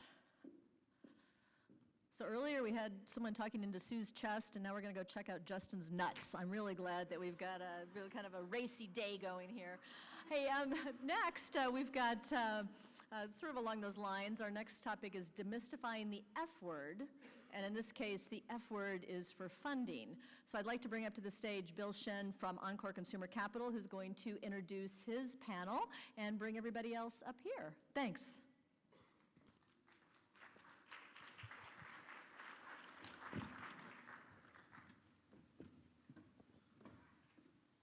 All right, thank you, Jane. I think our panel is being a little bit shy right now, so we're going to encourage them to come on up. I think we've got. And as they come up, I'm going to just kind of sketch out what the next roughly hour looks like for you. And we have this super edgy, mysterious title, Demystifying the F Word. And the reality is we're trying to sort of make what we're talking about here, financing and funding, just a little bit more interesting. We could actually slide down. Thank you. It's a pretty lofty goal. What we're going to try to do is just cover a lot of ground, frankly. The good news here is that versus the last, call it 3 or 4 years ago, I think what we're seeing is for people in your seats, for people in your shoes, frankly, a ton more options available in terms of sources of funding, in terms of firms, institutional investors, lenders, angels, people who are really interested in participating in this industry and investing in your company and really driving growth in consumer and particularly in natural and organic products. And so I think it's a really exciting time to be an entrepreneur. It's a really exciting time to be thinking about raising capital. We've got a lot of ground to cover, as you can see here from this really nifty infographic that the good people at New Hope put together. But we're going to try to hit on a number of these points. We'll probably hopscotch around a little bit, but that's okay. And definitely want to leave some time at the end for Q&A. So why don't I go ahead and just jump in. And first I want to introduce Sherry Wynn Ressler from SKU, based out of Austin. And Sherry is going to tell us a little bit about what it means to be an accelerator in our space. And also Jordan Gasper, next to Sherry here, the co-founder of Excel. and excels an early stage investor in consumer companies. I think they've made 31 investments now in this space, so that's a lot of booths on the floor over the next couple of days. Really pleased to welcome Keely Tillotson, from one of the co-founders of a beautiful nut butter brand called Wild Friends. And while Keely today isn't necessarily a source of capital, she actually has been through crowdfunding more than a couple of times. And we ran out of space on this slide that we have up here. We're missing Shark Tank as one of the options. But Keely could give you kind of a couple minute spiel on her experience actually on Shark Tank and on that show. And then Arno Hess from Slow Money, and also who's a community-based investor. We wanted to bring an alternative point of view on investing, and Arno is more than capable and someone who I've had the pleasure of working with in the past, and really enjoy his perspective on this F-word topic. So why don't we start back up at the top, and Sherry would love to hear about SKU, what you do, and what does it mean to be an accelerator? Nice to meet everybody. It's a big question, but I started actually working with entrepreneurs 20 years ago when I left a multinational law firm to start a firm representing and connecting entrepreneurs and investors. So I've been doing this for a very long time. SKU was, I started 5 years ago, 5+ years ago. What I saw in my practice is that one of the things I really like to do for entrepreneurs is put the right people around you for success. Obviously, getting good advice, and I know your lead-in speaker was excellent about this, getting good advice is very important, and having the people around you that can help you in your industry to help you be successful is so important. So the purpose of acceleration and what SKU does, and there's a lot of people who call themselves accelerators, and as Jordan knows, being an accelerator, she used to be an accelerator, now she's a fund, being an accelerator and Excel Foods and SKU. It's very difficult because what you're doing is you're trying to go, it's a 14-week program, and in 14 weeks, what we do is we take promising CPG brands that have a product. You start with a product, and then you need to turn that product into a brand and into a scalable company. And as we know, it's very competitive to have a brand. I mean, there's ideas that come out, and there are other people competing, and it's very important that you're able to access the information, resources, and money you need to be able to set yourself up for success, hopefully prevent your meet other serial entrepreneurs, meet other people so that you hopefully can be skilled and skip some of the mistakes and move faster. How does that actually work then? If I'm an entrepreneur and I'm roughly, what size do you get interested in welcoming me into SKU? Well, what's interesting is that our standard is being market validated, and we've had companies like Austin East Ciders that came in, that's a London cider company that came over from London. They had actually not sold something, but they had award-winning brand, and they had a category, which was apple cider, which was a huge hard cider, which was a very strong category. And they were coming in with a unique proposition. They had not sold, but they still were market validated. And then I've had companies that have come in as late as they're doing $2 million a year in revenue, but yet they want to accelerate faster, they want to be ready, and they want to be able to invite in private equity sooner. So it's really, being at a stage to be able to define yourself in a very clear way to rapidly scale is really what acceleration is good for. So I've got market validation, and maybe $1 million+ in revenues, and we decide we want to join SKU. What does that look like? What does that mean in terms of the resources, and are we camped out together? Are we, do I have to move to Austin? What does all this mean? Right, well, accelerators work in a lot of different ways. In our particular case, first you apply, and it's pretty competitive because there are a lot of people trying to come into accelerators that are really kind of making things happen.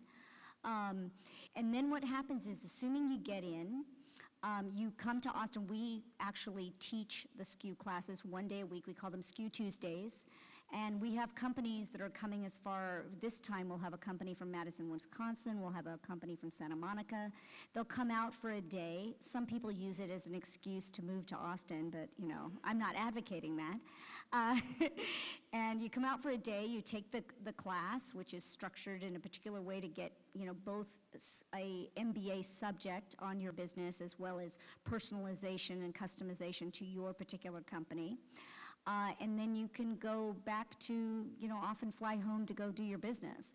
We have a lot of companies in Texas, but we do have a lot of people who come in from out of state as well, and as I said, as far as London. And how would an accelerator be different from an incubator? You sometimes hear the two of those sort of wrapped together. We obviously separate them out here on the screens. Yeah, well, and I'll just tell you, the way the words are used, you have to really ask because they get mixed together a lot. Incubation is supposed to be taking an idea, I mean, this is the way I kind of strictly define it, an idea for a product and then turning it into that product. So I have an idea, I want to be in a commercial kitchen. If I'm, you know, making something, I'm creating it, I'm getting it ready so that people want to eat it or use it or wear it. Acceleration, at least the way we see it, is that you've already got a product. We may go in and we tweak that product or have you develop SKUs, additional SKUs for that product, or talk to you about how you want to scale that or where you want to sell that, but you actually have a product. And that's where I see the difference is more in, you know, creation versus movement and fast movement to market. And things move very rapidly. I mean, we've had a company that came in, and I think you're familiar with them, Thunderbird Brands had an energy bar. Well, they came through the accelerator and at the end raised about $750,000 and had a lot of our mentors join their advisory team, pivoted to Epic Provisions, and in about 3.5 years sold to General Mills for over $100 million. Yeah, I think that was quite the talk of the industry for quite a while, so congratulations. How does it actually, so I've got an understanding of when a company might be ready. I've got an understanding of what you might be looking for and the kind of resources you can apply, but let's get to the nitty-gritty around the dollars, the support, the potential investment. How does that all work? Are you actually making an investment in all these brands? Are you expecting equity in return or a right to invest down the road? How do you commonly structure that investment? Okay, so that's a lot in there. So so people don't pay money. They give us some equity to participate in the program. So it's usually, it depends on the level of sales they're at because we work with companies at all different stages. So it's average about 6%. I can tell you it gets diluted a lot. There are some provisions around that, but the truth of the matter is that SKU should just be just a very small part of the equity that you raise, and we take very seriously that we are not going to be the person that is bringing the biggest dollars into the company today because we didn't start as a fund. We started as a community accelerator that our mentors actually, you know, pay in and to participate. So what's happening now, and you do get a small amount of money for participating. We actually pay like a stipend for participation. And then what happens through the program is that we work with our mentors throughout the course of the program, and we have a lot of our mentors that decide to invest and or be on boards or staff. I mean, there is a lot of involvement of our mentors. It's one of the things that kind of has distinguished us is that we do have very deep mentorship in SKU. And we've run programs where at the end we put as much as $500,000 into the companies, but we're not traditionally a fund, although someday we have a fund. But what we do that I think is very important and I really want to speak to is that it's not just about raising money. You really need to know what you're raising the money for. And this is why I think SKU will do a lot of business and work with a lot of people that have funds and are working on the front end with corporations now. We have a couple of companies that are coming into our next track. Because even if you put the money in the company, if I were to give most of the people in this room $1 million today, you wouldn't necessarily know how to spend it. And we learned this from the tech industry, who got hundreds of millions of dollars and managed to waste it.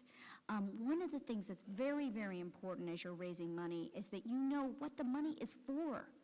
And I'm not talking about just a boondoggle where you're taking a trip or, people renting planes. I mean, we've heard lots of stories, and unfortunately, we don't have the luxury of all that money in the consumer products industry to have the wasteful stories. But in all seriousness, when you're asking and you're raising money, one of the things that investors really want to know, and that you frankly want to know, is what are you going to spend the money for? And the direction of the company. So what an accelerator does, hopefully, if they do it well, is they help you look at your product and all of the aspects of your business so that you actually have a plan to rapidly scale, and that when you get those dollars, they're going to be focused on the things they need to be focused on to produce results. So when you're raising money, you can say to the investor, I am raising, $350,000. By the way, $1 million, everybody thinks they need $1 million. That's like using the $1 million is almost the way to tell the investor you don't know what you're raising the money for. I mean, have a specific dollar figure in mind. It might be $1 million, it might be something else, but truthfully, have a dollar figure in mind that is going to tell them, and then at the same time tell them, if you give me this $1 million, or you give me this $750,000, this is what I am going to produce with the money, and this is where my company is going. Because if you can actually point to that, it brings a tremendous amount of confidence in what you're doing. And it's very hard to know that if you're not educated enough to understand and think ahead in your company. I think that's a really powerful takeaway from this session, even though we're still early on in the session. It's definitely something that as we were preparing, we wanted to make sure that this audience really heard us on really nailing that uses of funds question. I think you're absolutely right. For some reason, we like to talk in round numbers. $1 million sounds good. It's a nice round number. It's pretty impressive. Why not? Who couldn't use $1 million in their, on their balance sheet in their bank account? But what is it going to be used for? And because you've probably just given up a meaningful portion of your business to put that $1 million in the bank, and it better be used to create a ton more value on the portion that you didn't give up to raise that $1 million. And so I think that term, we talk about sources and uses a lot in our world, but uses of proceeds, I think that's a common theme, whether you come from the private equity world like I do, or more of an early stage investor, or even as an angel. All of us are asking, what are these dollars, these precious dollars, going to be used for? And down to hiring, a receptionist, hiring a salesperson, making investments in equipment, making investments in the plant, perhaps your first ever PR campaign. Those kinds of specifics have to be nailed before you go around saying, yeah, I think I'll raise $1 million. That sounds good. So thank you. And also pointed toward the dollars that it's actually going to produce. I mean, investors really don't necessarily need to hear like the secretary, I think you want to know, but it's really the dollars, how are those dollars going to actually move your company forward? That's right. Right, I mean, in other words, we are going to put this in this marketing campaign. Right. It is going After to produce how many? the investment is made, right. What's the company going to look like at that point? That's Absolutely. Great. Thank you, Sherry. Jordan, let's hear about Excel Foods, early stage investing, the 31 deals that you've done, more coming. Would love to hear about that. Sure, thank you. So I'm Jordan Gaspar, co-founder and managing partner of Excel Foods. We are an early stage investor in solely packaged food and beverage brands. As Bill said, we do have 31 companies. We do invest in 10 to 15, usually around a year. As of today, we announced we have $35 million under management in the fund. And I think that it's important to understand that we sort of come in between accelerators and where Bill sits in private equity. So we like to look at ourselves as an operationally focused venture fund. And the idea is that you are, sort of have gotten to your proof of concept point, and yet you're not yet ready for private equity capital. So with the sort of climate right now, one of the things that's happened is there's a lot of capital available to you, but there aren't a lot of resources that come along with it. And so for us, it's very much focused on the pillars of access, expertise, and infrastructure. And the idea is that we will help plug you into a network of people that can help you. We will offer you operational expertise from our team, both the direct team as well as an extended team. And then we'll also help you build out critical infrastructure in the business, which we think is important in order to get to the next level. We do make a direct investment in every company. The investments at this point range from around $250 up to $3 million. The idea is that we invest in a staggered approach. We invest with a smaller amount of capital with the intent to invest again and again, hopefully if it's going well, and it is a partnership-based model. Solely minority investments. We invest in founders and management teams that are put in place by founders. And the companies generally range from pre-revenue up to our largest company now is about 12 or 13 million in revenue and growing fast.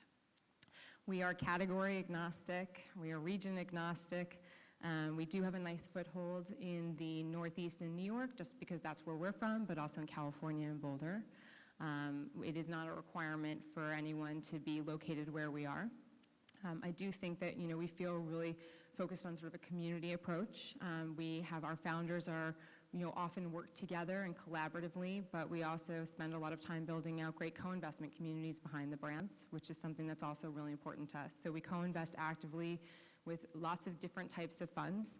And it is a perspective that we have that it takes a village to help build brands and to help you propel to the next stage. I think that one of the biggest things is that I give you a lot of credit. The accelerator model is not for the faint of heart. We ourselves understand that. I think that for us, we like to look at ourselves as a startup fund for startups. And we ourselves built our business after launching in January 2014 with a small fund. We were $4 million at the time, newcomers in the industry, and here we are 3 years later and growing and thinking about the same pain points that you guys are. How am I going to build my team? And my budget is very slim considering the opportunities that are available to me. In our first fund, our big joke is we didn't have a travel budget. We didn't know we would be going to trade shows. It was a very different time for us. And at this point, obviously, things have changed. But I do think that we can really share in that perspective with our founders because we really understand the pain points and what it's like to be running out of capital just at a pivotal moment of growth and to be thinking about how you can be resourceful and resilient and relentless, which are sort of 3 big priorities for us. So tell us what you're looking for in you've done a number of deals in just a very short amount of time. Are there any common threads among those 31 investments where you say, wow, great founders or, a specific mission or are there any commonalities in terms of, gosh, they cleared the Excel screen? And then I'd also love to hear about the things that are for the, I'm going to guess dozens and dozens, maybe hundreds of companies where you didn't do a deal. What were the kind of non-starters there? What kind of turned you off? So for us, it's about the people, first and foremost. We do often like to say that the Excel founders become members of our family. And I think that at this stage of investing, no matter what your proposition is, it's about the jockey. And it's really investing into people that are going to be able to take it to the next level. Obviously, the market opportunity is something that we're thinking about, often and a lot, and particularly these days with the amount of launching products. We're thinking about the competitive set. How do you stand out amongst your peer group? We're thinking about sort of the capabilities of the team and ways that can be augmented through expertise or it can be augmented through just basic instruction. In terms of the companies that we've invested further in, it's often the ones that we feel the closest kinship with from a partnership level. Some of our companies we've invested in 4 times. And so when we think about that, it was a trust that was built over time that's a little bit unique to our model in that we don't spend 6 months getting to know a founder, then making a big investment. We make a smaller investment and build trust, see how the partnership takes hold, and then invest more money. And as things are taking hold again, we hopefully will continue supporting the company beyond that point. So the idea is that trust takes some time to develop. For us, we've spoken to over 2,000 companies in the past 2 years. I think that we definitely do focus on the people first, and in our conversations, you often get a feel for whether someone's just the right fit for you. We like to joke that every fund and investor has a different flavor, and you sort of have a different model. You'll also get a feel for the investors as well. What are the questions that they're asking? Do you feel an association with them? Do you feel connected to them? So I think that it starts with people, and then we do look for obviously traction. We're looking for efficient capital raising. For us, it's a frothy market. And I think that that has its advantages and disadvantages. I think that, it's really important that, we're looking for founders that really understand the use of proceeds, as we talked about, but also it's okay to not know everything right away, but you need to know what you don't know. What about check size? What size investments are you making? And big question that came up during lunch at our table, valuation. At such an early stage, how do you value a business? So we started making investments at an earlier stage, and when we had our $4 million fund, it started with $18,000 to $50,000 investments. And as our fund has grown, and particularly recently, we have started making our minimum check size a couple $100,000. Valuation, my big joke is, it's like out of thin air. Truthfully, it is what is rational and reasonable. And for us, it's what can you achieve off of the capital raised so that you will not put yourself in a position to have a down round, and that there'll be growth from this stage from a valuation perspective. I think that it's very exciting as an entrepreneur when the people are throwing money at you to come out with a huge valuation. You preserve your equity, but I also think that a lot of founders don't necessarily realize that down the road they're putting themselves in a worse position, because all of a sudden that investor that came in at that round is now in a position to take control of the business.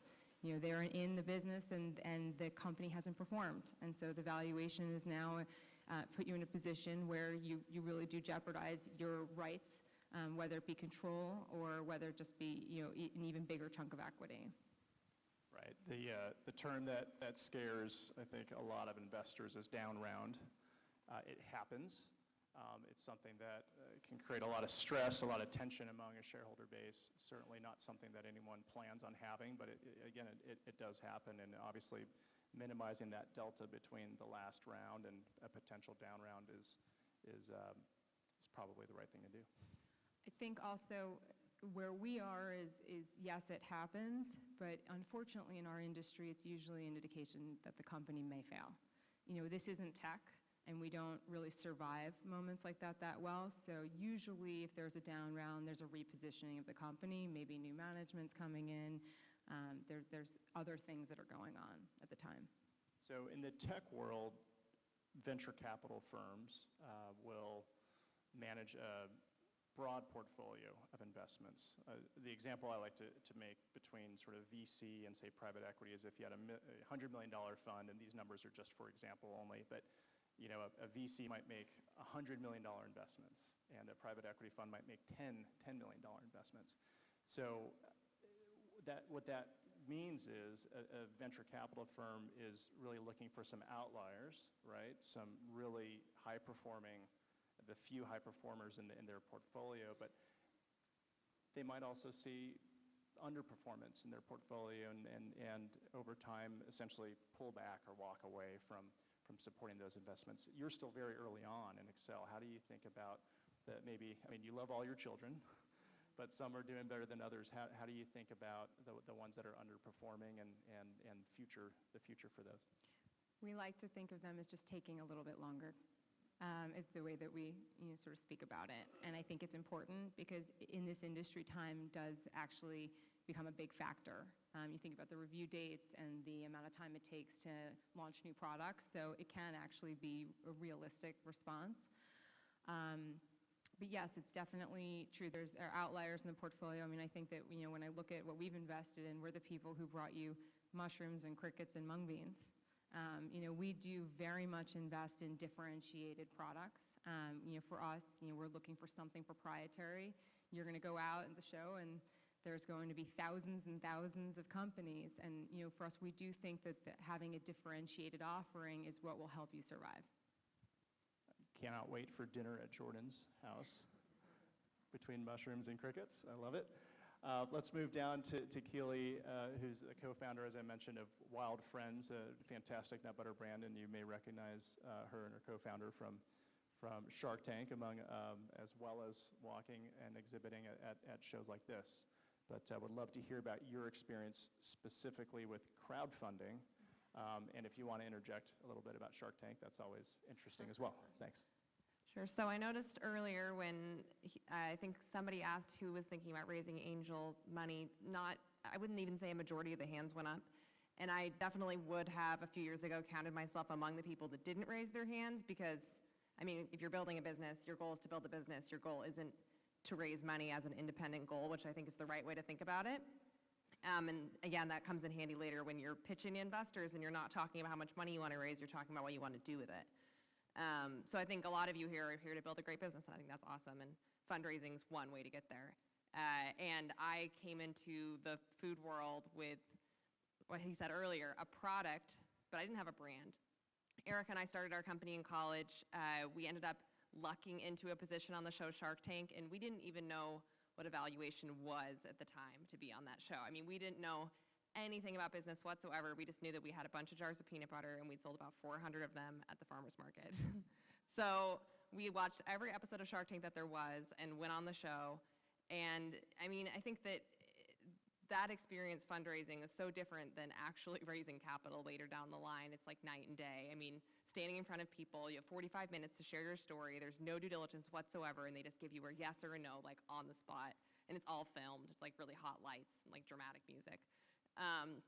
So I would say that's really nothing like actual fundraising. So I wouldn't necessarily watch Shark Tank as a way to learn about fundraising. But I will say what it did teach us is how to tell a good story, because all investors are humans. They're people. They want to hear a good story. They want to feel invested and excited about you and your business. And then, so down the line, we didn't end up raising any capital from Shark Tank. Down the line, we realized that, you know, the company wasn't profitable yet, and if we wanted to keep growing, we were going to have to go raise money. But we had literally no idea where to start, once again. I mean, you hear a lot of talk about here's what to say to investors, here's what to do with investors, and we were like, this is great. We now know everything to say. We just need to find some of those darn investors. Where are they? Like, who are they? Like, how do you find them? And I mean, we had just left college to start our business. None of our friends were going to invest. They were all finishing their degrees. Neither of us come from wealthy families. There wasn't a lot of friends and family money just floating around. And so we were really at a loss of, you know, how do you even at an event like this, everybody that walks by your booth, you say, hey, are you an investor? You know, it's kind of an uncomfortable situation to be in. So when a company like Circle Up came along, how many people here are familiar with Circle Up, if anybody? So for those of you who aren't, Circle Up is it's kind of like Kickstarter, where you make a platform, you log in, and you put the details of your fundraise online. Only accredited investors can access your deal. And then they message you. They want to get into your deal room. They want to look at your docs. And when we heard about this, we thought, yes, this is so great.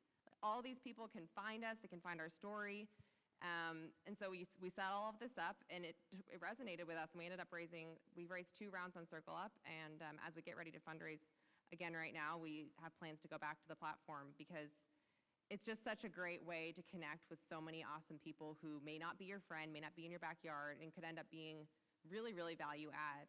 One of our investors that we met through Circle Up and then connected with in person is John Forker, who's the president of Annie's, and was on the platform and now is one of our closest advisors. And you know, it's kind of like online dating for investors. And we found a lot of really good ones that way. And I highly, highly recommend it for those of you who are uncomfortable about the idea of asking every family and friend to pitch into your food business, and they might not know anything about food, and so they might not be value add at the end of the day.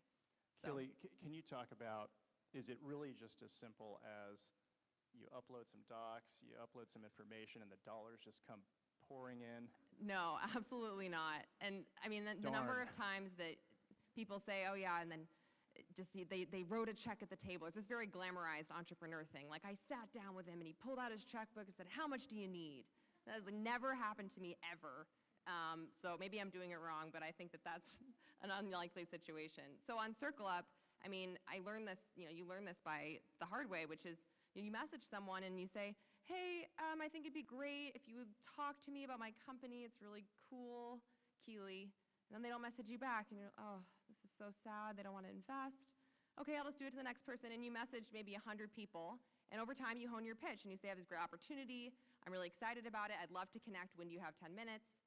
And again, I mean, you're still only going to get a response from 1 out of 100 people, but that's okay. And then you get them on the phone, and maybe you get 10 people on the phone, and 1 person that you get on the phone invests. That's pretty normal. That's actually great.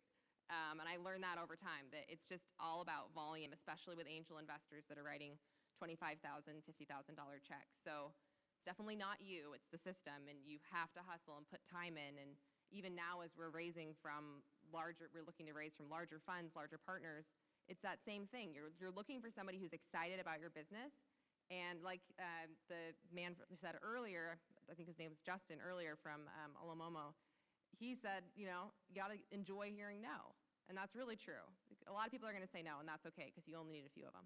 So how did you balance being an entrepreneur, being a founder, being someone who's running a real business day to day with all of a sudden you got this other job, which is trying to raise money, right? The lifeblood of your business. And how did you just sort of split your time between those two very different things? Well, it's super time consuming, and fundraising, I have underestimated every time how much time it's going to take as far as in a given day, and then how much time it's going to take as far as, weeks or months to raise money. Because of that, it is like taking on another job, especially early on, and we're still a pretty small, scrappy team, but it was Erica and myself, and then we had a salesperson. So if I got on the phone with an investor and they said, I'd really like to see a different version of that forecast or something more granular, I'd be like, oh, no problem. I'll just send that right over. Then you get off the phone, and that's what you're doing that night, and then you send it to them in the morning. So I think it's all about setting aside a lot of time. I mean, I would recommend doing it a little differently than I did. Sit down with, if you're not doing the finances for your company, whoever is, and really prepare kind of what you think somebody's going to ask for, a roadmap. So you're going to sit down, you're going to have a phone call. That's easy to do. You can talk about your company. Ideally, you've sent over a little kind of PDF, a deck of what your company is and talking about yourself, and then they're going to ask for your financials, and then they're going to ask for a roadmap of what you're going to do next. So putting all those things in advance, that's a lesson learned, because, just like anything, most of the advice people give you about pitching to investors goes the same with any partnership that you want or any business relationship, which is under promise and over deliver. So you've done 2 rounds with Circle Up so far, a third plan. Can you talk about how much you raised in the first 2 rounds? The first time we raised $450,000, and that was the biggest check in that round was $50,000. So that was just a lot of phone calls and lessons learned and working through the process. And then we raised a round of $1.4 million last year. And Circle Up they've grown alongside of us. They were a small company when we started. They had just launched, and they formed their own fund. So their fund invested in our company last year and did about half of our round. So in total, we raised a little less than $2 million. Now we're getting ready to do it again. And how many shareholders do you have? And is that ever just an administrative challenge to have? You've got a lot of small shareholders and some larger ones now. How do you manage that base of people who are all invested in Wild Friends? Well, I'd love to say that I had, just planned it out in advance. I mean, I think that hindsight's always 20/20. We got really lucky in the sense that we had 16 investors in our first round, and all of them are either really awesome, passive, just want us to do our thing, don't want to bother us too much, or they've turned out to be really supportive and great and a positive value add. We really haven't had that nightmare investor relationship that you hear about where they're really, overly involved and not in a positive way. And then in this last round, because Circle Up invested 50% of that round, and there were larger check sizes, we only added another handful of investors. So, and again, value add, and we've not yet had an involvement of an investor to the point where we have somebody sitting on our board that's an investor or a really high-level big check writer. Circle Up's kind of a passive investment that way. So it's pro and con, because it's great to get value add investors, but for the most part, we've had really great relationships with all of them. You raised the point, and actually both Jordan and Sherry raised the point as well about value-added investors, value beyond capital. Another, I think, really important takeaway from today is with this explosion of investors investing across all these different vehicles here, you also have a number that are really committed to and focused on this space, the natural products industry, and are really experts in consumer, are really experts in different classes of trade, can really help you understand and navigate trade promotion and trade spend and hiring. When do you hire the right kind of talent?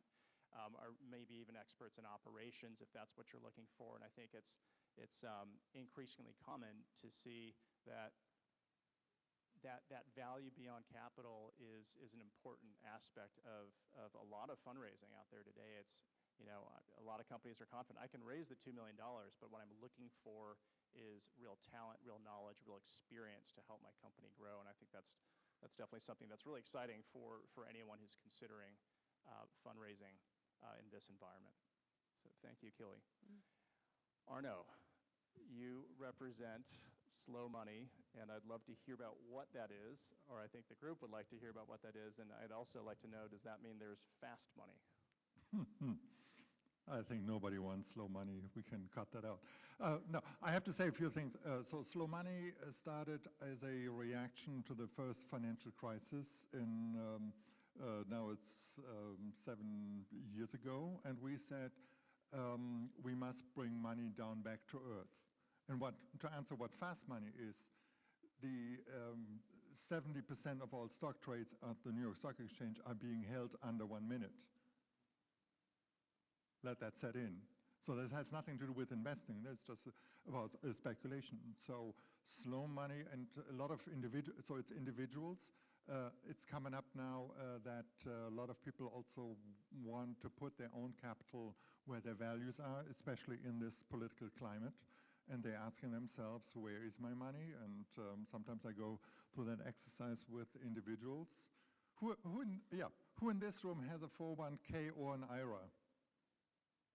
Okay, so let's see another show. Who knows exactly what's in the 401k and the IRA? Okay, we still have quite a few.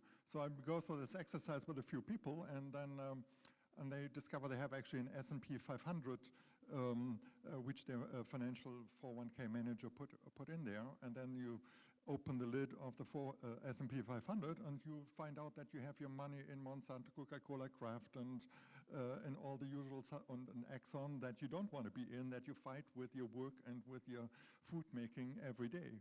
So then we get into a little sweaty armpits situations, right? And that's basically out of this situation, we created Slow Money is obviously a play on slow food. If slow food is about eat locally, eat with the seasons, know the food makers, know the people behind the food, and of course, eat with the seasons. We do this in Slow Money. Know the people where your money sleeps at night. Invest locally if possible, and reflecting also your personal consumptions.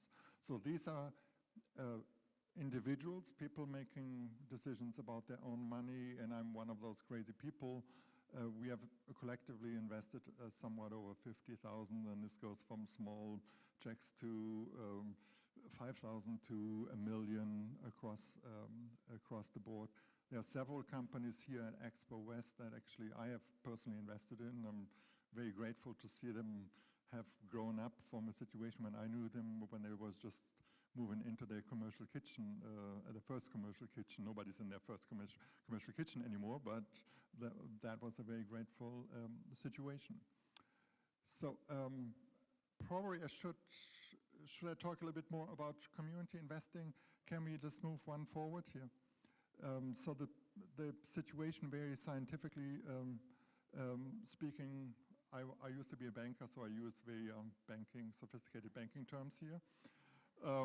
I guess a lot of people are in the room because you are looking for, like, how do I finance around in the future? And we have already seen different types of financing here on the panel. I just want to give you an overview about like 4 types of investors that you would be approaching if we can see the next one. So the first type, institutional investors, like really lending institution banks, we don't see actually on this panel here because they usually don't get involved with early stage businesses as well. I'm actually a banker in recovery. We had 50,000 small businesses in our lending portfolio, but food and agriculture definitely completely underrepresented, so that's why I made a little career change. Then we have venture capital here on the panel, and so what I'm talking about is individuals that write larger checks, which are usually considered angels, but then there is also the community that Keely talks about, like in crowdfunding, which is increasingly a larger chunk of the money. And you call it alternative investing, Bill. I think crowdfunding has just a few months surpassed actually venture capital investing in terms of the total, so it's not so alternative anymore. But I think as you are looking at these 4 different investor groups, and you may in your mind already pick one out, oh, I'm going for this one, I like this more. I think my main lesson is you actually will do all of them, just in an order of things. You won't be doing them all at the same time. Institutions, banks may come at the very end, but you will probably have a line of credit, hopefully with a good bank. But a lot of people get their earliest money from crowdfunding, like if you're still just doing peanut butter in your kitchen, or get it from angels before venture capitalists would be ready to move. So you have to look at I think, the entire stack here. And the most important thing is the banks and venture capital and when you talk to them, you have to have this in mind, they make decisions about other people's money. So they need to justify their decisions also to other people. Versus individuals, the angel investors that Justin talked about, and then the crowdfunders, they make decisions about their own money. They're not always sophisticated, but passion and risk-taking can play into their decision-making into a different way, because they don't have to justify their decisions to other people, maybe to the spouse. This is very important. If we just show one more picture, I'll give you an example. This is early stage due diligence visit at Farmhouse Culture, which is now here nicely presented at Expo West. In the first facility, we're in the fermentation chamber. And here the investors crammed in there. So it's nothing like Shark Tank, by the way. It's not as glamorous, and we're also not as cocky. So we're all jammed in there. We're all jammed in there, and it is actually an exercise for all senses that we engage in it. So it's very smelly, and we go to the food maker, not the other way around. We don't ask the food maker to come to us because we want to get a feel for it. And just to give you as a little sampling, I do encourage everybody, bribe the taste buds of the investors with samples. Absolutely acceptable in our scene.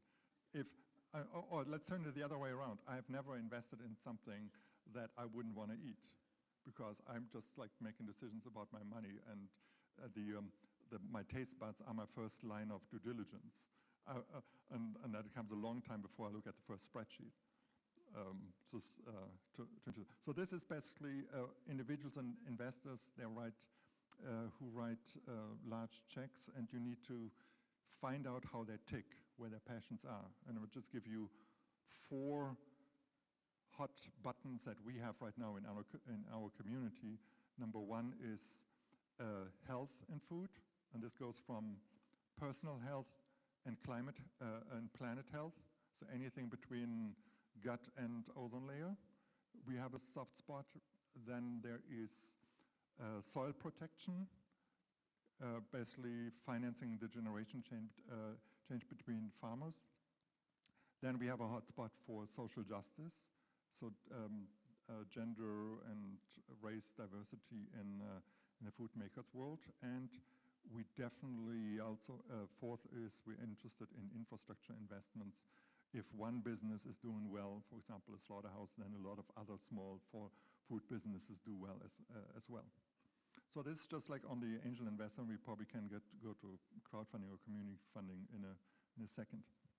I think the elements that you're talking about that make you different as an investor are really important here. You're talking about being a patient investor. You're talking about being mission-driven. You're thinking about a community and really impact investing. You're investing your dollars, not other people's money.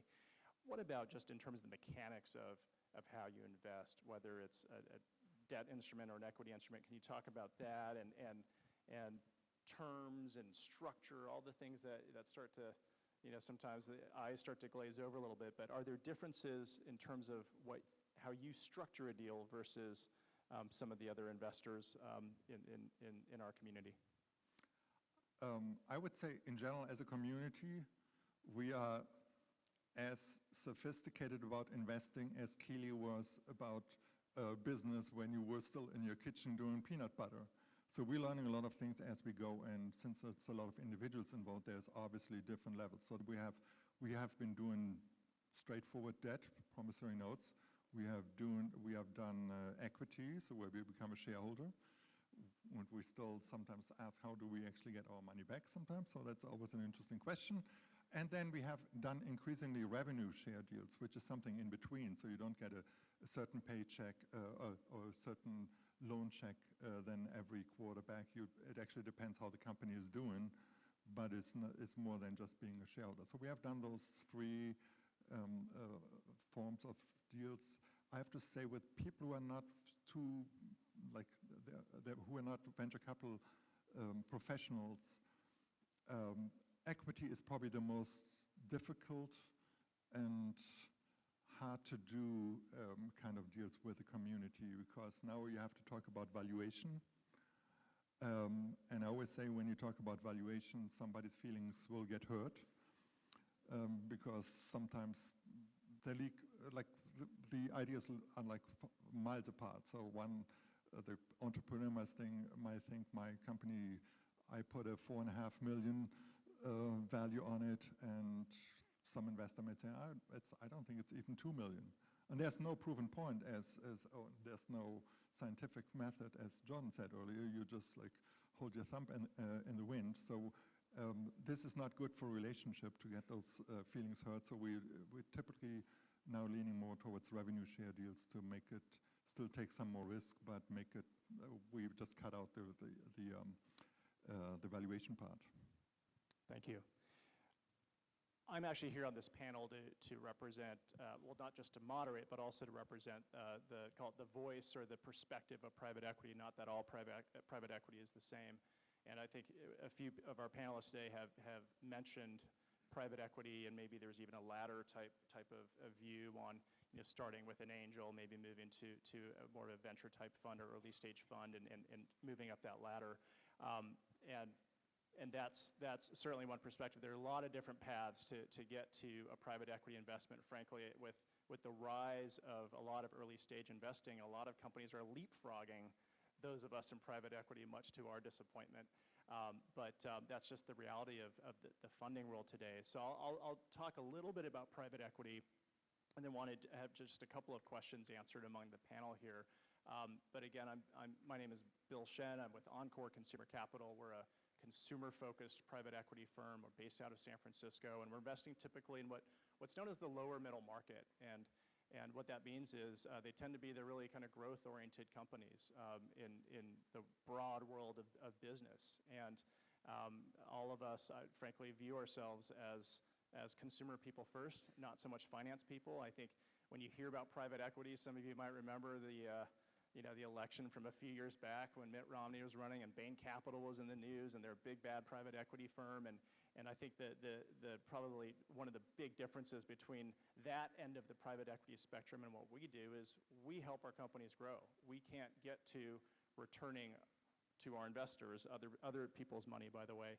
We can't return those dollars and then some by refinancing debt and restructuring. It's balance sheet engineering and things like that. We actually have to help companies grow, because those are really the only tools available to us. And so that I think is a key differentiator. When you talk about private equity, I think it's really understanding sort of size of investments, investment focus. Our companies are typically 10 to 100 million in revenues. You're going to see a lot of differences. There's going to be a lot of private equity walking the floor the next few days. Some are investing in significantly larger companies. Some are emerging and investing in a lot smaller companies. There's also this offshoot of private equity now called the family office, which behaves like private equity, but tends to be dollars coming from more private or family sources of capital. So point there is a lot of differences in even the world, shades of gray, if you will, in the world of private equity. But I think what you're seeing generally when we talk about private equity is that we're investing in companies that tend to be a little bit more established. There's what we would define as, call proof of concept. And that's why we kind of set that arbitrary $10 million revenue floor. It might seem like a big number to a lot of people, But frankly, that's where we get comfortable in saying, wow, here's a company that's proven, maybe they've launched in Whole Foods, maybe they're in most regions of Whole Foods, maybe they got a rotation at Costco, maybe they're pushing into Target. We're really seeing that traction. Maybe they're strong regionally as opposed to nationally, or they're just strong and natural and they're ready to go to conventional and mainstream. Those are the kinds of, or the stages of business that where we get really excited as private equity investors and say, okay, we're going to help you get to the point where you can talk to the General Millses of the world when, when Epic, which by the way, leapfrogged private equity, but, or when, the Annies of the world are ready for General Mills. That's the kind of stage that we get excited in investing at. And frankly, that's, our track record, bringing experience to bear. There are a lot of consumer-focused private equity funds these days, all with excellent reputations. And I think the good thing about having an industry like this, having a strong community like we have in the natural products industry, is being able to ask around, really understand what's their reputation. What have you heard? The good, the bad, the ugly. We all talk about the deals that were home runs. What about the ones that didn't work out? How did we behave? What happened when things got really tough? Those are the kinds of questions you want to be asking, and it's easy to access that information because word gets around quickly, as you all know, in this industry. I'll pause there on private equity and leave it at that, but want to turn to the panel and just ask a couple of questions, but I also want to do a quick time check, and I'm looking at Denver. Jane, we've just got a few minutes here. Want to understand, Jordan, when you're thinking about that early stage or venture type model, and you talked about the laddering, and you talked about then, investing in stages, but then also kind of maybe getting it ready one day for private equity. Is that something that really resonates with most of, does that have to resonate with the companies that you're investing in? Are they excited about getting to that stage of private equity? Are they ready to kind of do what a lot of companies have done now and just sort of jump into the arms of big CPG? So I think it's really important to understand that our model is a little bit different in that my partner and I came from a financial service background. So my partner was a recovering banker, and I am a reformed corporate lawyer. And so the lens that we started our business with is very much about building out infrastructure and setting up the correct financial model and the documentation around your manufacturing and the rest of your supply chain, thinking about how you're going to build your benefits program. So for us, I think that lends itself towards a certain type of entrepreneur. We do think about our own process in making an investment is a formal due diligence process. And we're pretty unapologetically well known for it. It is sometimes burdensome, and that's okay with us, and that for us is a part of our process of getting to know the companies, but also identifying issues that we want to work on collaboratively post-close. So I think that, for us, there is an investor prep methodology applied. Our companies, definitely with 31 of them now, we've got a nice set to look at. I'd say that their mindset is they will have a later stage investor. It's a question of whether it's a fund or if it's corporate venture capital. And with so much venture capital emerging from the corporates, that we still don't yet know what all of it will mean. But I think that there are a variety of different types of later stage investors that have surfaced. Question for the whole panel, but I want to start with Keely, actually. We touched briefly on debt versus equity. Would love to hear from you, Keely, first on debt. What options did you have as you were sort of building your business, and was there a local bank? Was there a factor? Who were you looking at on the debt side? And then you obviously made a decision to flip to equity, but I'd love to hear about the debt piece. Yeah, well, we actually did end up getting a local bank loan from a bank up in Portland, where we're from, called Banner Bank. And we were able to finagle an SBA loan through kind of knowing a family friend, and that was early on, kind of in between those two rounds. Well, that turned out that bank actually, no, it was through Columbia Bank, sorry. Columbia Bank got bought out by a larger bank, and they changed their covenants, so our loan went away. We ended up having to refinance it through a local bank, and now it's a term loan, so it's slowly disappearing. And what we learned there is that family friends are great if they can get you a loan, but when the family friend's not there anymore, loans aren't that great. It's very challenging to get a loan when you're a growing business, consumer products, like you said, not bank's favorite things. You're not profitable. All of those things don't really lend themselves well to debt. And we've been approached many times about factoring. It's never really made sense to us. I think it can be a lot of work and trouble to get funding that might not be sustainable if you're growing quickly and not going to make a bank super happy. At least that was our experience.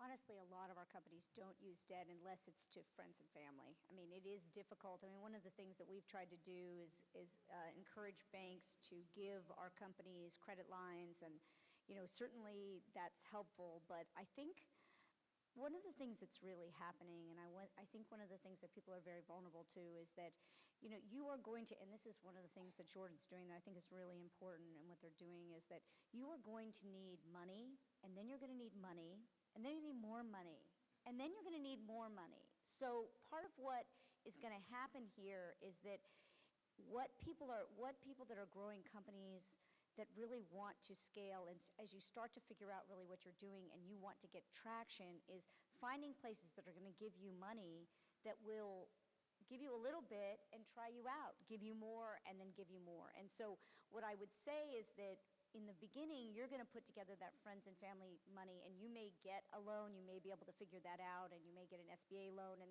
I mean, obviously, trying to find that money early is difficult, and you're going to find it whatever way you can.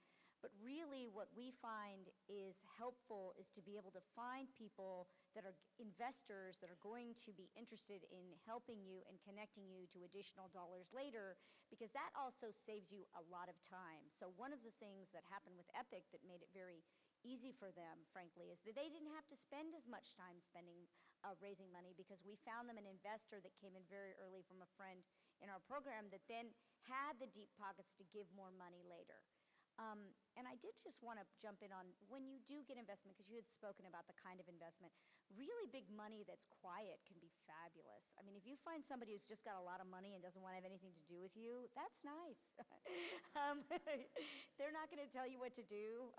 That's one kind of really good money. I think that's just as good, but you don't know if they're always going to be quiet. But if they do end up staying quiet, like the ones that you had, it's great. But then that idea of the money coming with expertise as well. But I think trying to figure out a way, if you can early on, to kind of structure it so that you can actually get those additional dollars, I think is really important. Yeah, so just to, I don't know how sophisticated everybody here is in terms of the actual documentation. When you guys raise money, there's a lot of Says the reformed attorney. Yeah, there's a lot of different structures. There's common stock, there's preferred equity. We talked about traditional debt instruments. It is very challenging to have a traditional sort of financing arrangement with a bank. We see with our portfolio that the smaller companies, sub 1 million in revenue, can generally, if they're able to get say like a $50,000 revolver. These are very small loans. Factoring becomes available as you scale. And you've got Ivan Abrams here. He can talk to you all about that. I think that the one thing that you're going to hear a lot about as you're out raising money is something called convertible debt. And it is a tool that is widely used in the industry. It's sort of interim capital, and it's a little misleading at times as well. So I think it's good for sort of a short-term bridge arrangement, but you also have to be careful, in that it's a placeholder and valuation. A sophisticated investor is going to put a cap on the note, and there's sort of a discount applied. But you're also going to see that some companies get a little addicted to it, and it actually can really harm the business. And we've recently seen several businesses fail in the industry because they had outsized convertible that they'd put on the business. So I think that that's one form of debt that's just really important to talk to your attorney about and really understand how much of it you raise in the context of the size of your business. It is a useful instrument, but it has to be used judiciously. We could go on, Yeah, we could. but we can't actually. We could, but we can't, and we won't. But I think that again, another takeaway, of course, is there are a lot of options, and the reason why there are a lot of options is, well, there's a time and a place, and you're all at different stages of your company's development, of your company's growth. Different options probably more relevant at different times or at different milestones, as Arno likes to remind us all the time, of your development. And we're just scratching the surface here today. I think any of us, of course, will be around over the next few days. Would love to chat more if you're exploring or thinking about seriously some of these different options. Would love to kind of dig a little bit deeper, but we are out of time. Sorry, Jane. And want to thank the entire panel, Sherry, Jordan, Keely, and Arno for sharing their thoughts.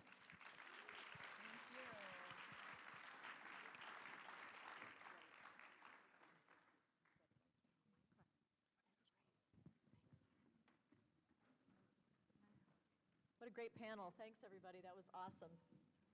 Sorry, I had to bring up my big hook to get him off the stage here, to keep us going. So for those of you that were around this morning when Cheryl did her keynote, remember what she talked about was it wasn't just about getting the money like this panel just talked about. It was about who you get the money from and who you partner with. Our next panel is going to explore that. Our moderator is going to be Nancy Rosenzweig from Big Path Capital, and her panelists are Blair Kellison from Traditional Medicinals, Tim Joseph from Maple Hill Creamery, and Caroline McGill from Armonia. Come on up. Okay, you guys, we have a little bit more energy than that. Let's get one more round of applause here. These guys are at the end of the day. All right, good. So, hi everyone. I know you've had a lot of fantastic content and your heads are probably getting a little full, so we're going to try and keep it animated. So I like to think of myself as a social enterprise maven. For about 25 years before becoming an investment banker, I was a CMO and CEO of social and environmentally responsible companies. Companies like Tom's of Maine, Zipcar, Bright Horizons, Mama Chia. So in that capacity, I raised a lot of money, lots and lots of money, and I made my share of mistakes when I did that. And I learned a couple of, I think, really critical things. And one is that not all money is created equal, and I think you probably heard a little bit about that in the previous panel, and that the decision that you can make early on in your company about who you take on as a financial partner can really shape the trajectory of your company for better or for worse for the rest of its life. And so the goal in putting this panel together for you today was to help you anticipate what some of the things are you should be thinking about when you choose financial partners, because when we are often faced with these decisions, we're inexperienced, and when we make, the more experienced you can be, the better that you can anticipate how the trajectory of your company will go later on. And so we have two case studies for you here. I should say, as an investment banker, I focus specifically working with social and environmentally responsible companies and with impact funds, so I live in this world of impact investing. And my particular passion is to ensure a good fit with financial partners and CEOs and companies so that the mission of these companies and the reason that they got into business can be retained throughout the life of the companies and not lost through matches that were suboptimal. So the two case studies that we have for you today, one of them is Traditional Medicinals and their private equity partner, who unfortunately is sick today, so I'm going to fill in for him a little bit, and that's the Builders Fund and Trip Baird, who many of you know because he's been in this industry for a long time.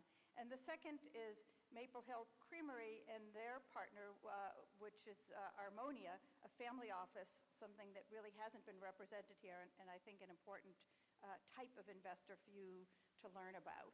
So these are two very successful case studies where exciting, high-growth brands have met with really values-aligned investors, and that those partnerships are making both entities stronger. So with that, I think I'd like to start with the companies and have them tell you a little bit about their background and then set the stage for what they were looking for with what their financial needs were. So maybe Blair Kellison, you could start and tell us about traditional medicinals and your unique story about what you were looking for in financing. Sure. Thanks so much for the opportunity to be here. I think this whole program is fantastic. I think the biggest takeaway I'd have if I were you is there's a lot of people, when you get to be my age, you've made a lot of mistakes, and we're all very interested to help anyone else not make the same ones.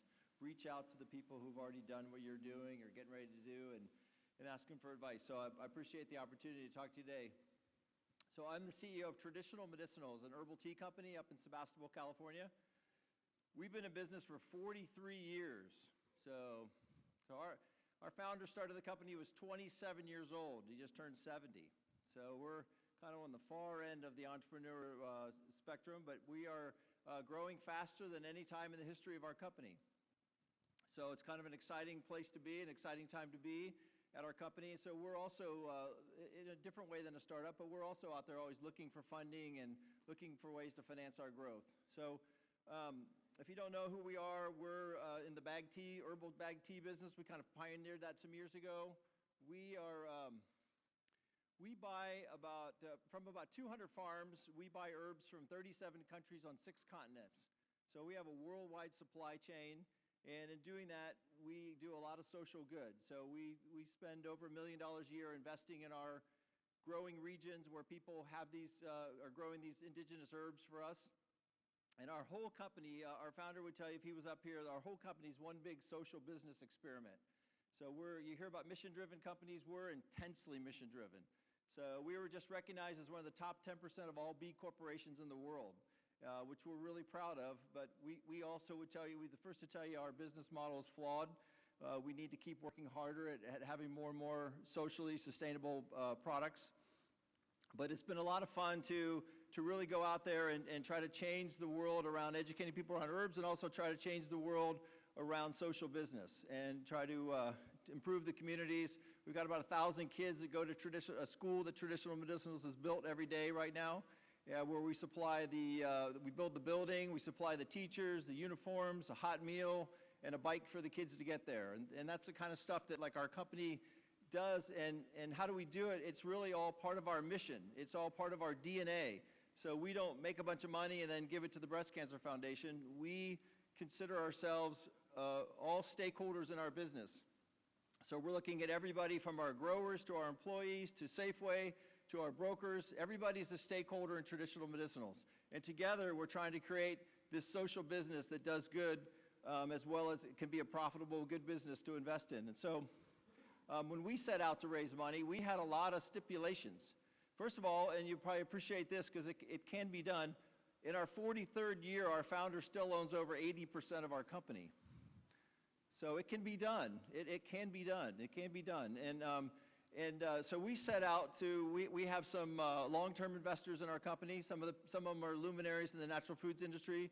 People like Michael Funk, who started UNFI, and people like Steve Demos, who started Silk, and Mark Retzloff, who started Horizon Dairy.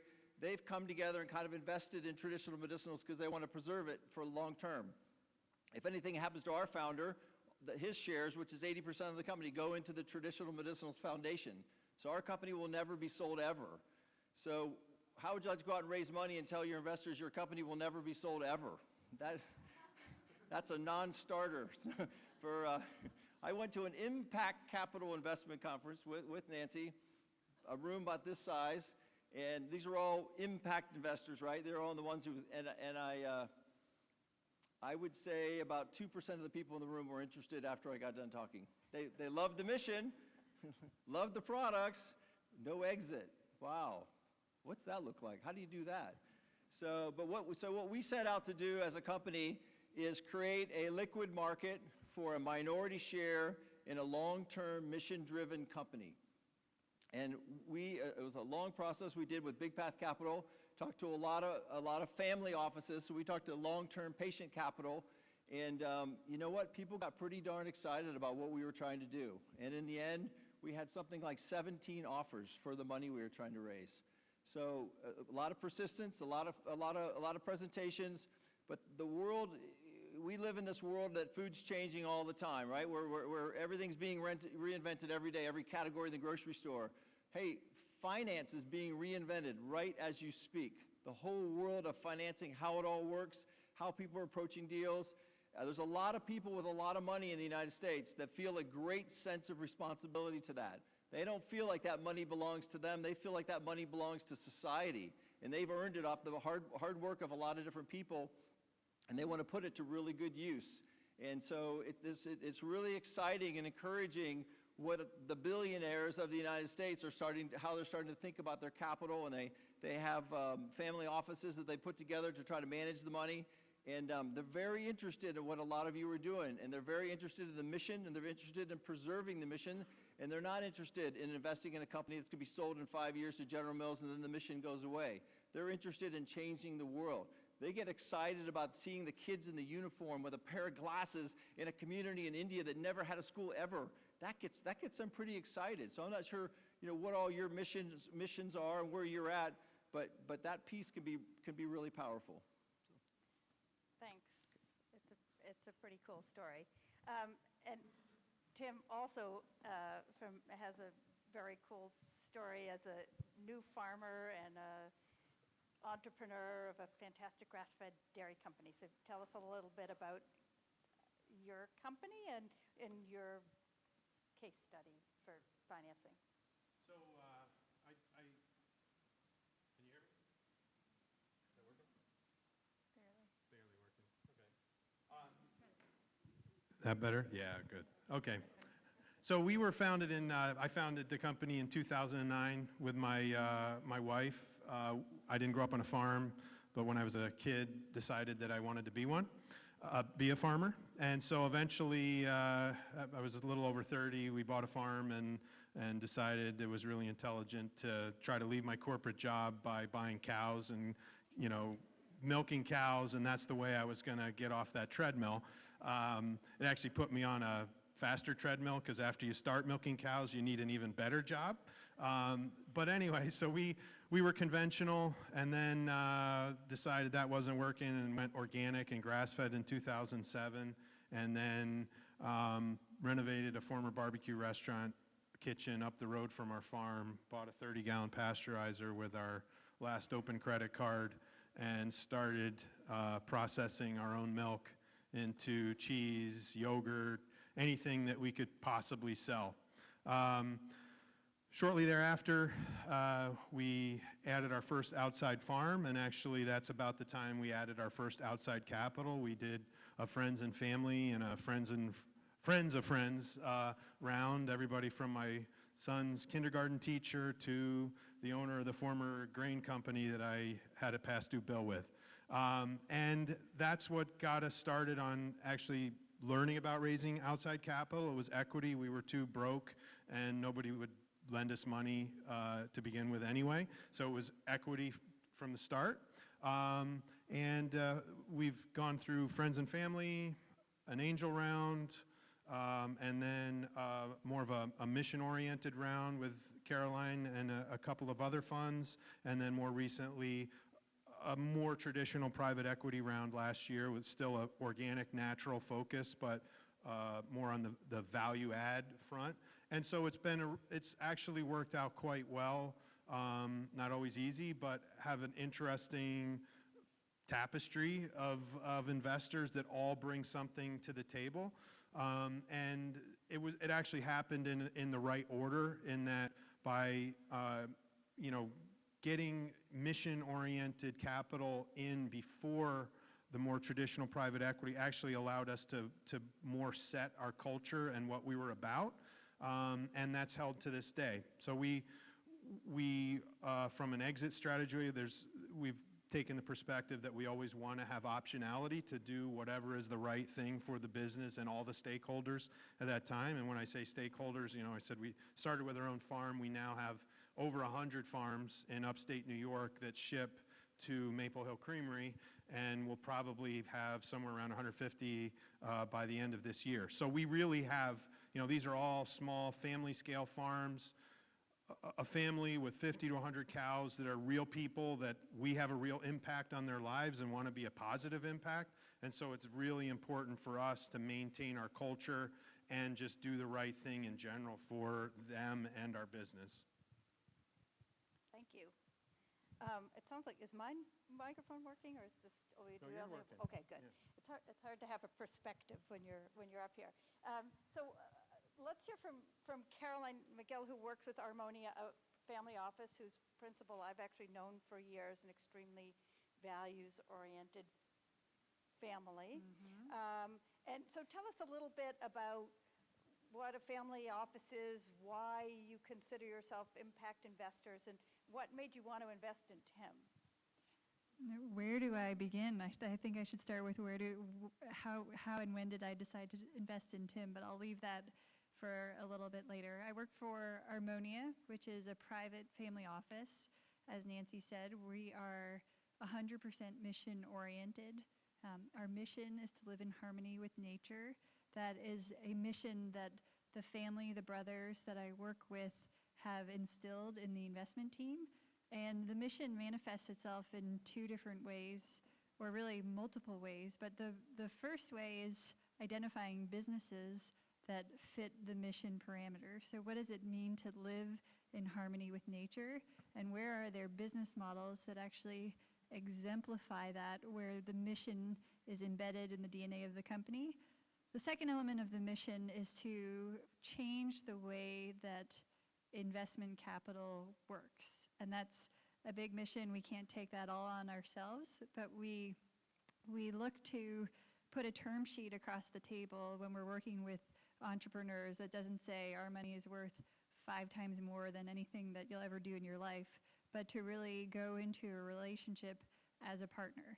And so we're not looking to make quick decisions or quick exits. We're really looking to establish long-term relationships. And when Blair says that they're in a permanent capital structure or a business that's never going to sell, that is almost our ideal business. We want to invest in change, and the type of change that we're looking for is not going to be the type of change that happens over the next 3 to 5 years, maximum 7 years. It's going to be the type of change that happens over our lifetimes. And if that's not the kind of change that we're pursuing, we're investing in the wrong businesses. So within this vision of living in harmony with nature, over about 10 years of investing with values and an environmental orientation, we've really drilled into regenerative agriculture as a vision. The idea that we have a litmus test that anything and any company that we invest in, the land needs to be better off, waters need to be better off, our communities need to be better off, and we need to have some economic sustainability and rationale embedded in that is the kind of regenerative criteria that we hold ourselves accountable to. And we've kind of narrowed our focus into grass-fed, developing the grass-fed industry in the US as a means to enable the regenerative agriculture system. We have a smattering of portfolio companies across a lot of environmental businesses. Specifically within grass-fed, we've invested across the value chain from land to different stages of brands. One of the defining features of a family office is really that every family office is different. So the flexibility of capital, the stage of capital, the willingness to invest early, the willingness to invest later on, those are all going to be dependent on the family and the expectations that they have. In this case, the family wants to transform the system. And so beyond our portfolio of individual companies, we've invested philanthropically in some of the conditions that we think will make the whole grass-fed system work, like certification initiatives, market studies, summits, conferences, trade associations.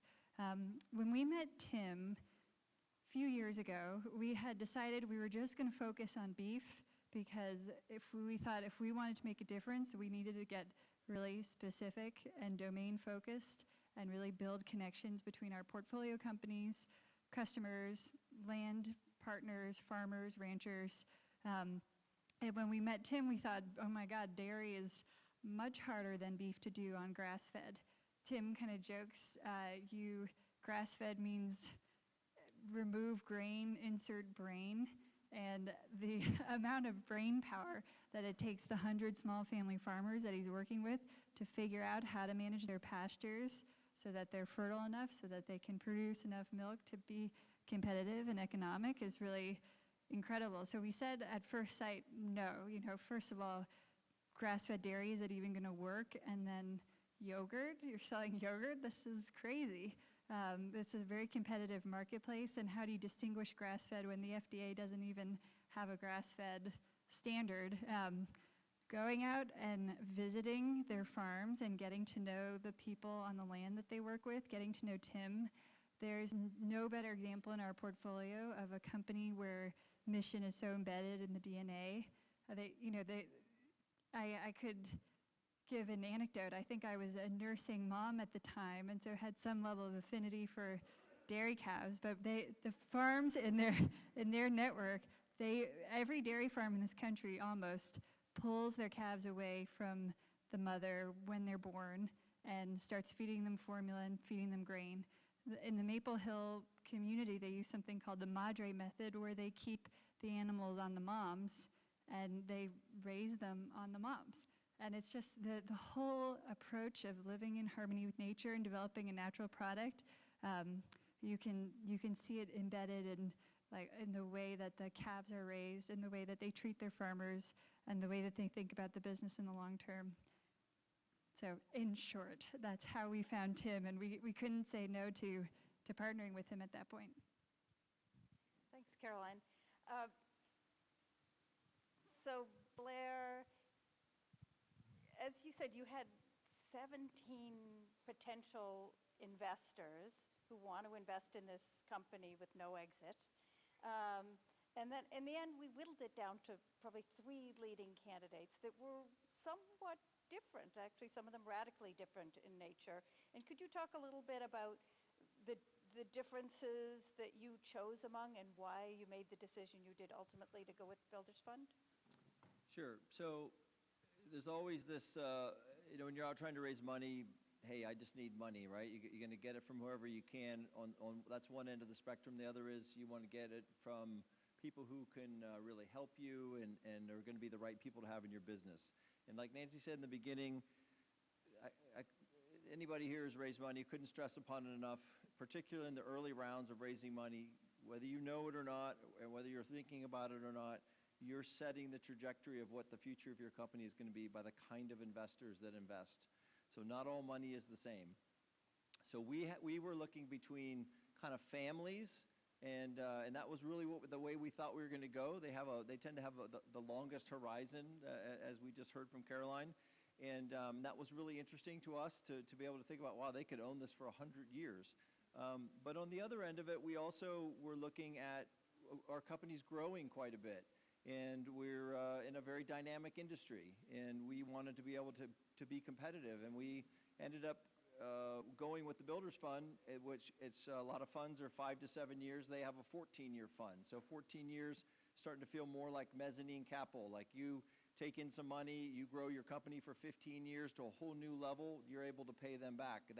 And so 15 years or 14 years felt like a pretty good time frame for us, and we decided we really liked the fact that Tripp and his family have been in the natural products industry, his father's been in the natural foods industry since he was a kid, and that they could really add a lot of value around that. And then, so that really became pretty attractive to us. And then not all family offices are the same. There's a lot of people, so you have these mission-driven billionaires, so to speak. Somebody's got a lot of money, wants to do some really good with it, and between you and them, there's a whole bunch of investment bankers and a whole bunch of lawyers, and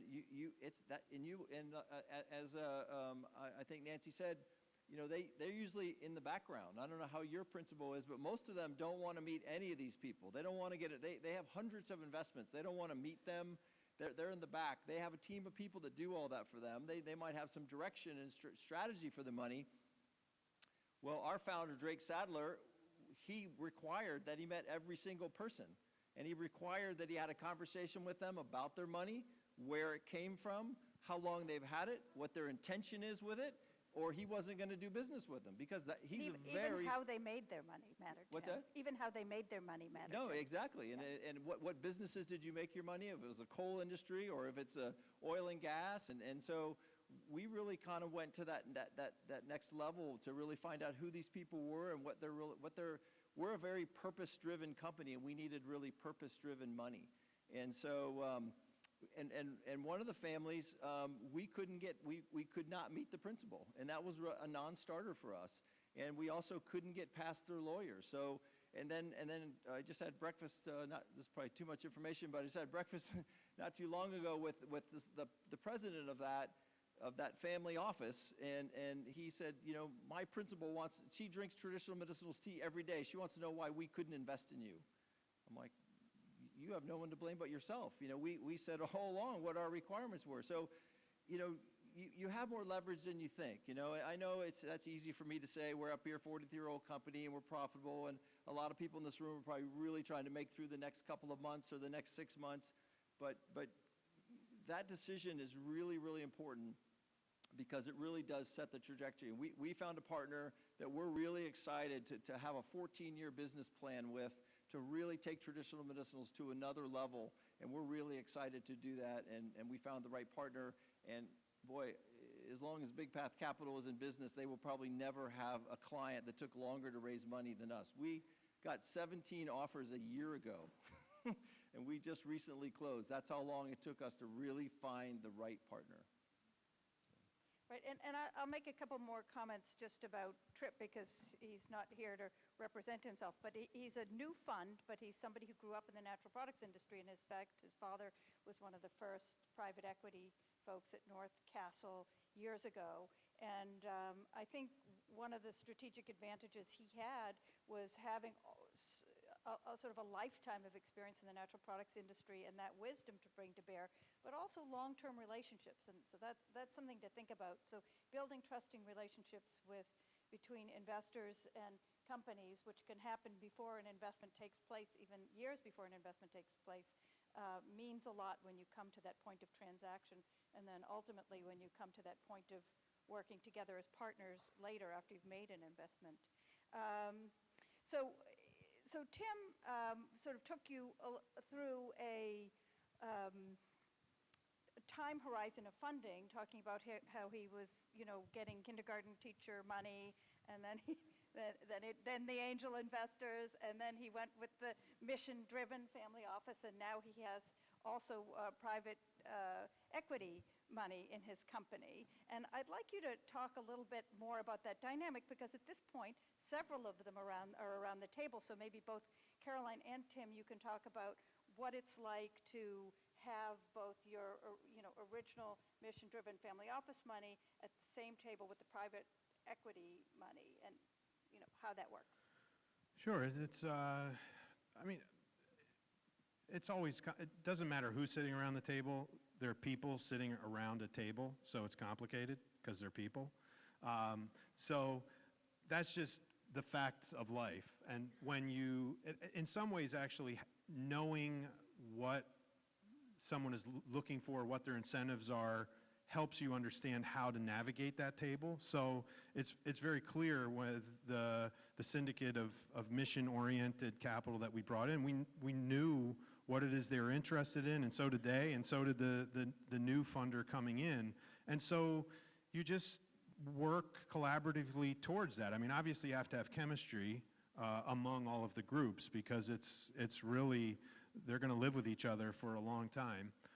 Which, just to back up, the first test, we're just very simple when we think about some things, but the first test is the airplane test. Could you sit on an airplane with this person for 5 hours coming to Expo West, yes or no? If it's no, run away, right? So as long as everybody has passed the airplane test, that's a good first step. And then it's really about over-communication and open communication.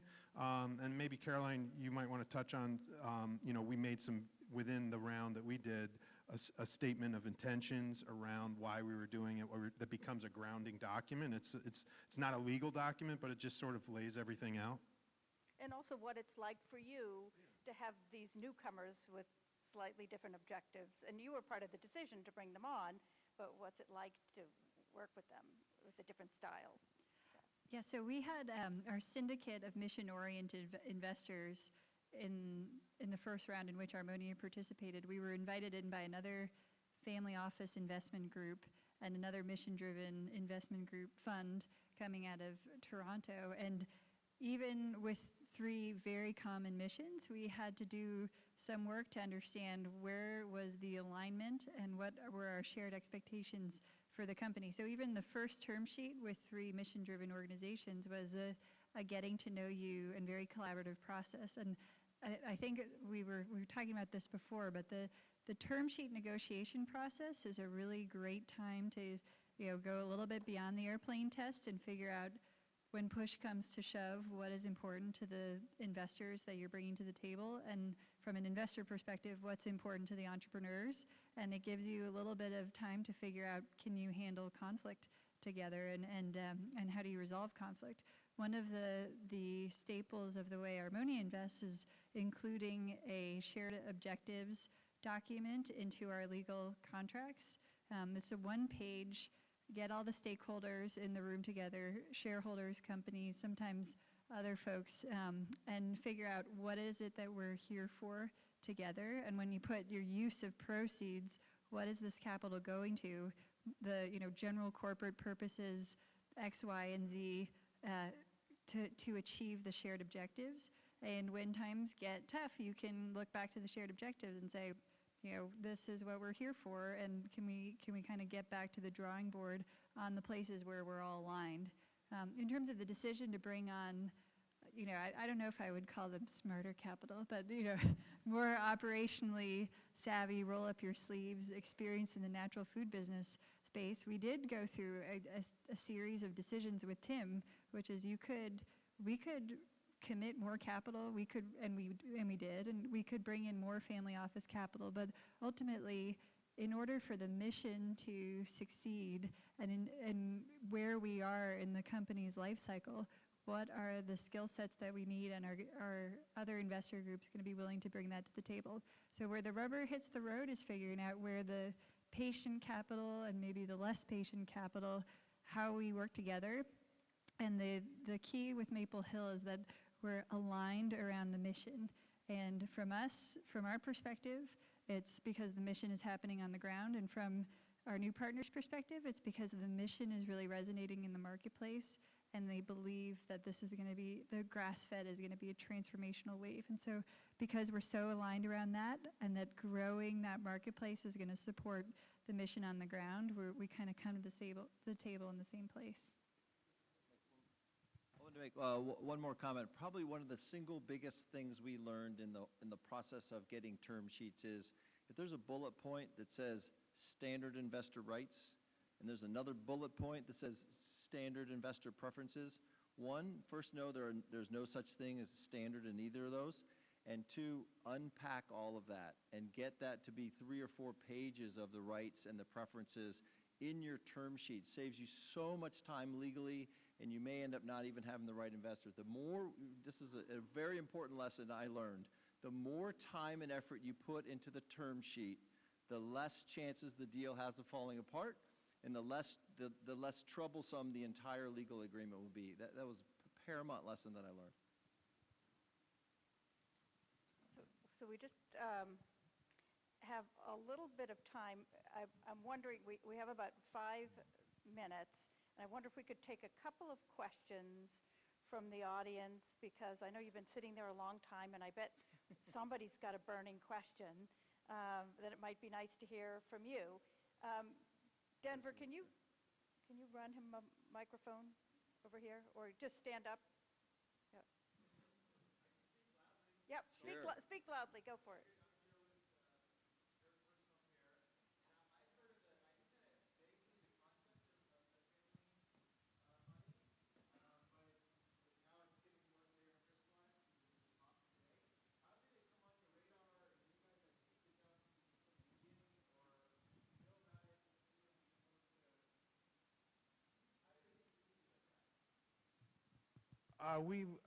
All of our fundraising we did via networking within existing existing partners, and people that worked for the company had a network, and so we did learn about the concept of family office. We didn't fully understand what it was until we, honestly got into the process.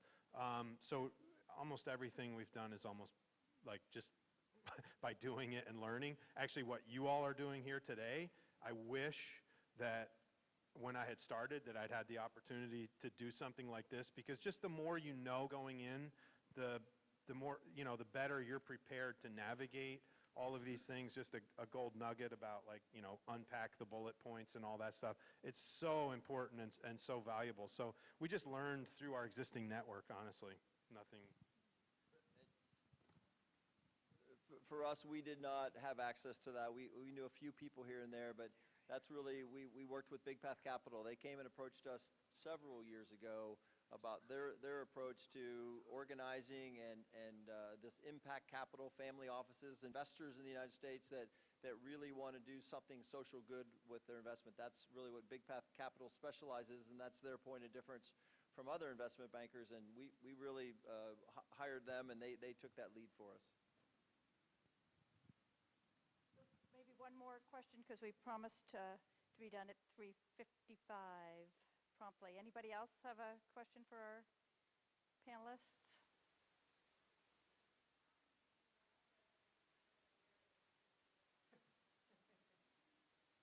It's usually the first question. This is a slow crowd. Hay, stored grass.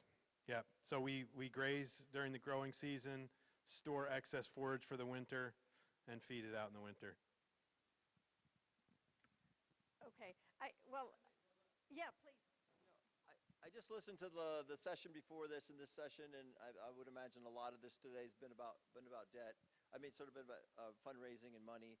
And I know it's easy for me to say and it's hard, but don't forget about your business. You're not in the business of raising money. You're in the business of a business you started, right? It had a real point of difference. You have a passion about it. And don't forget how important it is for your business to be the reason that you raise the money. As I always say, go out and raise money when you don't need it. Don't raise it when you need it, because then it's really hard to get. And just focus on your business. I've worked for a lot of families in my career. I've worked for mainly family businesses. And I learned a long time ago that family businesses create businesses that are successful, that never need to be sold. And because of that, everybody wants to buy them. Well, I hope we had a chance to inspire you a little bit about the wonderful things that can happen when the right financial partners get together with the right companies, and how important values is in that mix. So I'm sure all of these folks are willing to continue to lend their wisdom if you find them in the hallways of the trade show as we go on, and thank you for your time.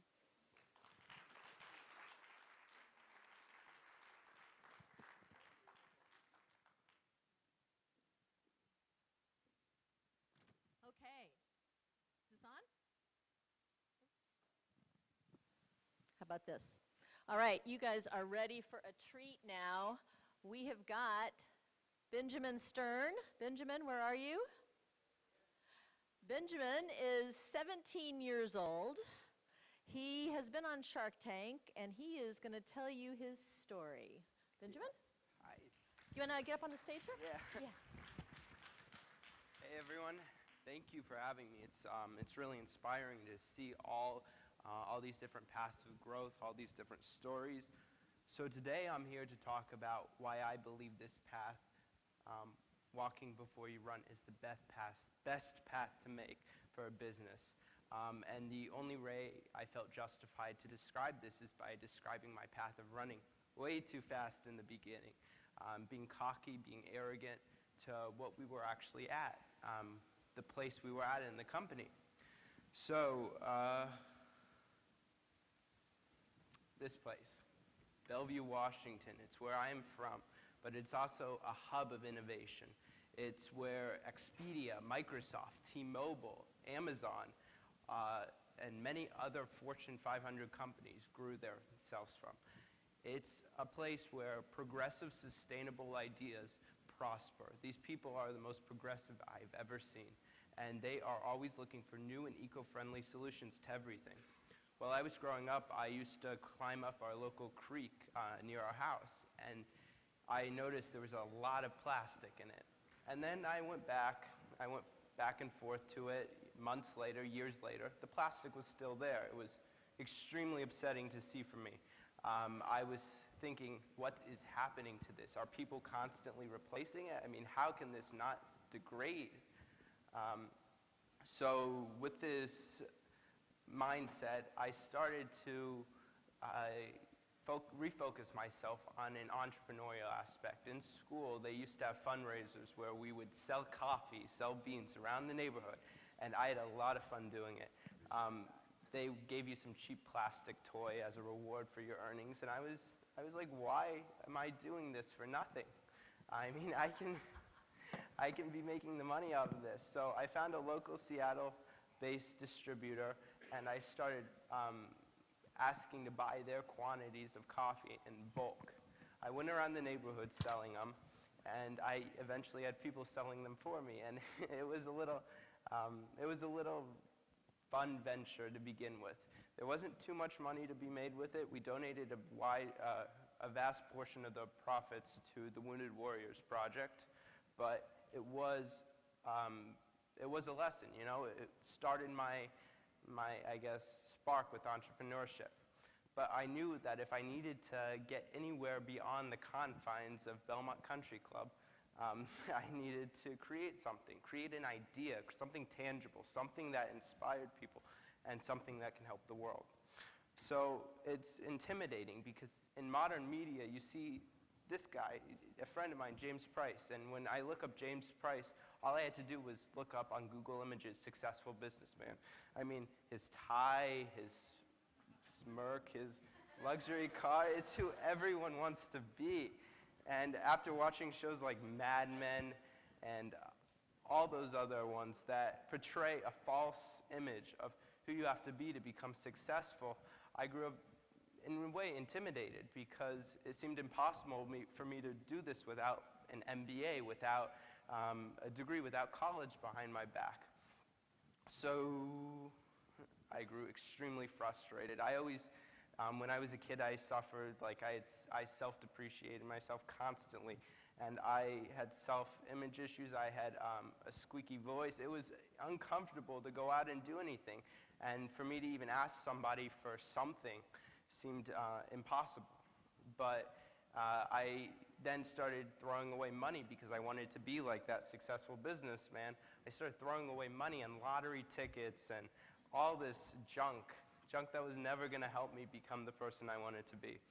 So with that, after that, I began to think. I thought, like, what idea can I make? Ideas were always easy for me. Execution was where I needed to prove myself, because execution is everything. And ideas are worthless without it, honestly. So the next thing I did was I went to school and one day, and I was in my biology class. We were watching a documentary on plastic bottles' impact on marine life. It was extremely upsetting to see all this plastic building up in the ecosystem, in the marine life, fish's intestines filled with plastic, stuff that wouldn't degrade at all in our environment. And then they were saying that plastic is a big issue in every market. 4 out of 5 people never recycle anything from their bathroom.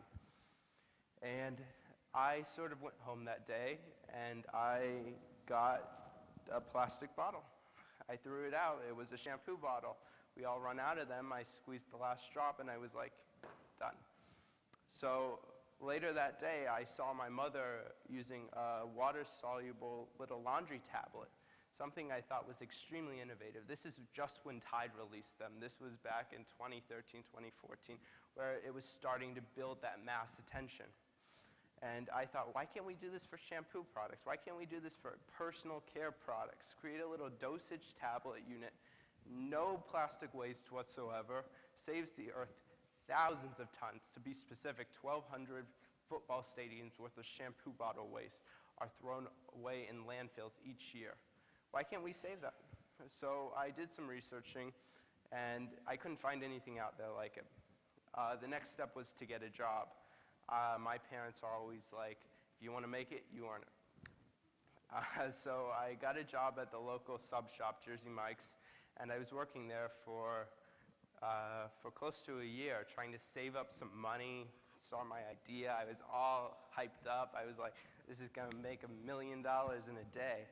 Like I said, I was cocky and arrogant when I was younger.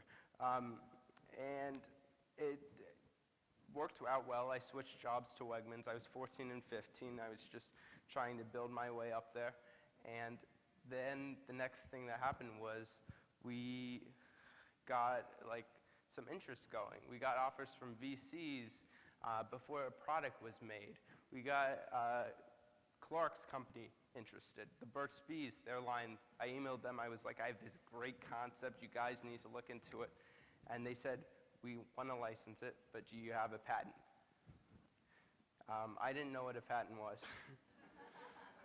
So the next step was to sort of work with my network, work with my contacts. My aunt worked at a government contracting firm, and she managed a lot of people. Some of them our favorite people in the world, lawyers. And she connected me with one named Matthew Gernstein. He grew to become a partner in my company. He wasn't a patent attorney, but his father was, so he sort of knew the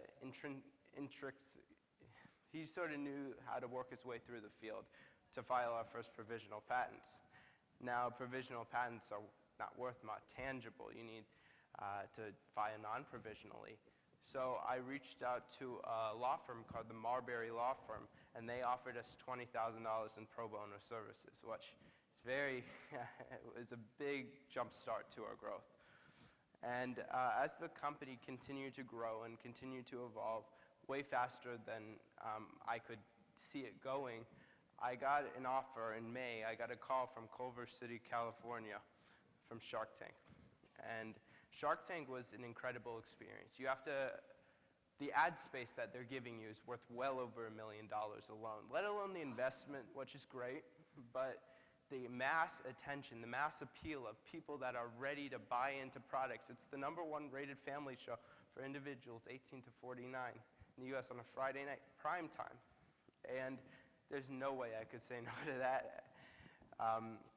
So I went on the show. This was about 2 months after I developed our first proof of concept. And I went in, we had no sales whatsoever, and I said, here's what I got. I said, hello, predators of the sea. And it got their attention. Robert Herjavec said this could be one of the greatest products we've seen on Shark Tank, and we got 3 offers. I went on asking $100,000 for 20%. Remember, it was before I sold a dime. And we left with an offer from this guy, $100,000 for 25%. So it was well within the range of acceptable. And ever since then, I launched an Indiegogo campaign exactly a year to the date last year. We sold 200%. We got a lot of pre-orders going. But once our Shark Tank aired in February, I filmed in September. It took until March to close. Once it aired in February, I was pushing to get the product sold, pushing any avenue I could. So I signed on the manufacturer. She quit on me, of course, 2 weeks beforehand, before the episode aired, and I didn't have any of the costs worked out. I didn't have any of the lead times worked out, and it was aggravating. I was like, I was a mess during that 2-week period. And after the show aired, about 2 weeks later, I launched the Indiegogo campaign after I sort of found a manufacturer that I trusted to make the product, to make it on time and within our cost range. So we went up, we sold the product, it went well, and then everything bad that could happen went wrong. And I made the biggest mistake you could ever make in business. I overpromised and I underdelivered.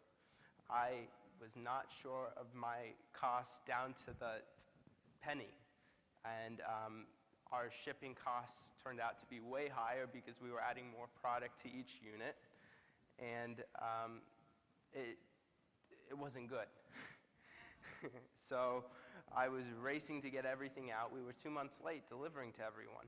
And I was neglecting the biggest the biggest customer possible that we could work out, the most lucrative avenue for Nobo, and that was hotels. Hotels throw out millions of those bottles every single day, and if I couldn't, contribute to being a way to stop that from inflicting more environmental harm, then what was the company doing? We were trying to ship out thousands, scrambling all around to thousands of different customers around the world. And soon after that, I decided that I needed to stop sales online. I just couldn't handle more customers from every waking avenue of life trying to reach out at us when we were being contacted by P&G's, Unilever, L'Oreal, American Hotel Registry, the largest hotel distributor, and Marietta Corporation, another hotel distributor. It was impossible to keep on going successfully, to grow when I was so fixed on making a quick buck where all the money was long-term with these hotel distributors. So right now we are working with American Hotel Registry on a 7-figure deal to launch in their whole catalog.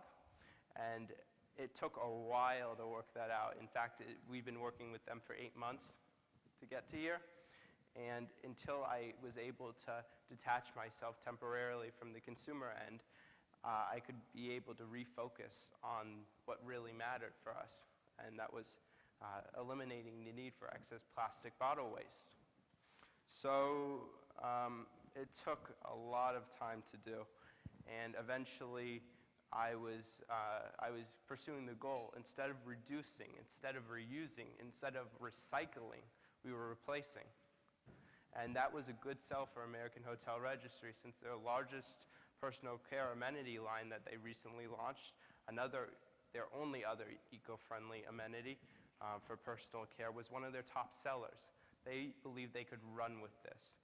And like I said, there's no running involved now, but it was an 8-month process. They say, there's no such thing as an overnight success, and this proves the point that there is months, years in the making to close these sorts of things.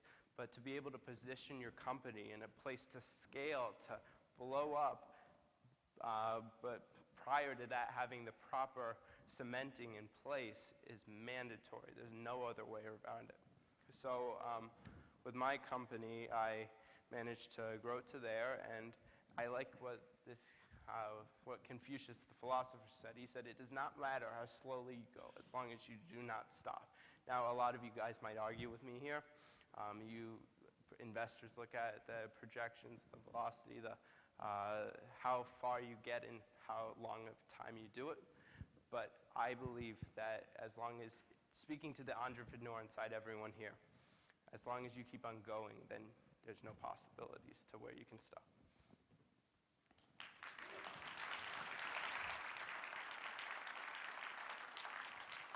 Sorry. Thanks, Benjamin. That's great. I know you have to catch a plane. Do we have? Yeah, I'm sorry. Thank you very much. That was a great, great story. That's awesome. And it's so great to be 17 years old and to be able to be so reflective about not being arrogant anymore, I think. I think that's just so awesome. All right, so we have one more speaker, and then, which is going to sort of wind up the day. Andy O'Connor, who is with Speak Coach. She's amazing, and she's going to get us in the mood before we do the pitch slam, which starts in about right around 5 o'clock. So let me introduce Andy, and come on up, and we'll bring it home. Thanks, Jane. Are you back there? Yep, great. I'm good.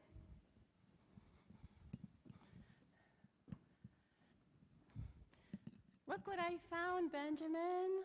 You forgot your shampoo. Thank you, Jane, and thank you, Benjamin. I actually have that Confucius quote on my desk. Does not matter how slowly you go, as long as you do not stop. It's a daily inspiration. So good evening, and thank you so much for being here today. It's wonderful to be here in beautiful, sunny California. I'm from Boulder, Colorado, and Boulderites. Yeah, when I left my house, I live way up in the mountains, and when I left my house yesterday, it was 20 degrees, and with the wind chill, it was below 0. So I'm thrilled to be in Anaheim, where it's sunny and warm. And I have heard such amazing things today about storytelling. It has been such an honor to meet so many of you and to hear about your products. And some of them, frankly, make me hungry, hearing about them. So I can't wait to learn more from each of you. And I'm really excited to be here to talk about one of my favorite things to talk about in the entire world, which is how to give a winning pitch. Now, what do I mean by winning? I'm talking about a pitch that is so good and so compelling. It could win a pitch slam, like today. It could win a big international competition. It could win on Shark Tank. But most of all, it can win the hearts and minds of investors, whether it's 5 or 5,000. So today I'm going to talk about how to create a winning pitch. And we're going to start off with a video by American Express about how to do this.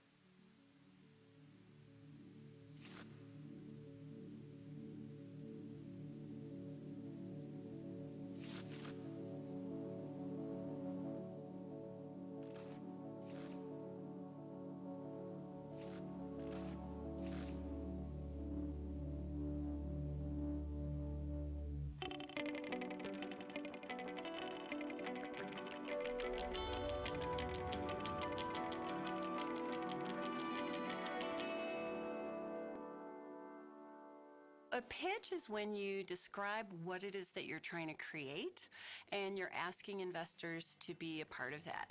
So I call a pitch an irresistible invitation to be part of this startup, to be part of this new product, service, platform, technology that people are creating. So the key things that I work with the teams on is, first of all, developing the story of the product. Hi everybody, I'm Aiden and I'm the creative director at Bitsbox. My co-founders Scott and I are a couple of ex-Googlers who are inventing new ways to teach little kids to code. Where's the need for this? When did you think of this? How did it all come about? So we work on developing a really powerful story. And all of these pieces are in no particular order, right? These are all pieces that we can move around. So in a pitch, we have the opening, how it works, the coolest thing, what it is, who is this for, what is the problem and how huge, why is it important, that's the hook. Of course, we all know that software developers are the kings and queens of the modern age. They make all kinds of money, they can work wherever they want. And if your kid wants to be a programmer, wonderful. But learning to code is way, way more important than that. Aiden is doing the pitch, and we've been practicing together all over the place. I tell my clients to practice at least 50 times for an important talk. Andy is actually a pretty phenomenal coach. Part of her method involved just getting up and doing it verbally a few times so that you can understand what works and what doesn't. And then you sit down and write a script. And in that process, I think we've actually got to something that's going to work really well. The audience is going to be watching like 10 of these things. They're only going to remember 1 or 2 things from your pitch. So I've seen the pitches get so much better as people have cut out detail. When you try to say everything there is to know about your product, it's hard to follow at the end. You quickly forget it. For us in particular, it's really, really important. This just sounds genuine. Our brand is 2 guys with kids who love making stuff for kids, who want to, genuinely teach them to do stuff and are excited about it. It's all about the relationship that you develop with the audience. And the most important thing that you're selling is yourself. It's the investor's confidence in you, it's their excitement about what you're developing, and it's that irresistible invitation. You want them to feel so excited that they can't wait to invest in your product.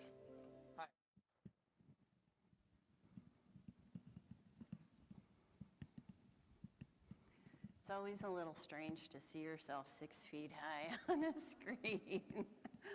So you just saw the process of some teams going through that process of putting a pitch together. And that's what I'm going to talk about today, is how to put a winning pitch together. What are the elements that go into a really great pitch? And I know this is hard when you're starting a company. I have the same conversation with founders all the time. They say, I got to work on my company, I've got to work on marketing, I've got to work on sales. I say yes, and you need to work on your pitch, because your pitch is the key to your success for any startup. You could have the best idea, you could have the best product, you could have the best team, but if you don't have a great message and you don't know how to get that message out, all your work is going to be lost. So you've got to get together a killer pitch, because if you do, amazing things can happen. Let me tell you a story. So back in October, one of my clients called me, a guy named Alex Kronman from Flight Desk, and this is an ad tech platform. So we called, and then this little voice through, guess what? We won! Everybody else wants to be in. As of today, pitch. So first of all, let's talk about intention. What's the purpose of giving a pitch? A lot of times we think that a pitch is about information, right? I'm going to take the information in my head and give it to you, and if I give you enough information, you're going to fall in love with my product. If that was true, why wouldn't we just send a proposal to an investor and they'd send us the money? No. As I said in the video, what the investor is investing in is you. It's about creating a relationship with the audience. So how do we create any kind of relationship? We get to know each other. How do we get to know each other? We tell a little bit about ourselves. So this is your first tip.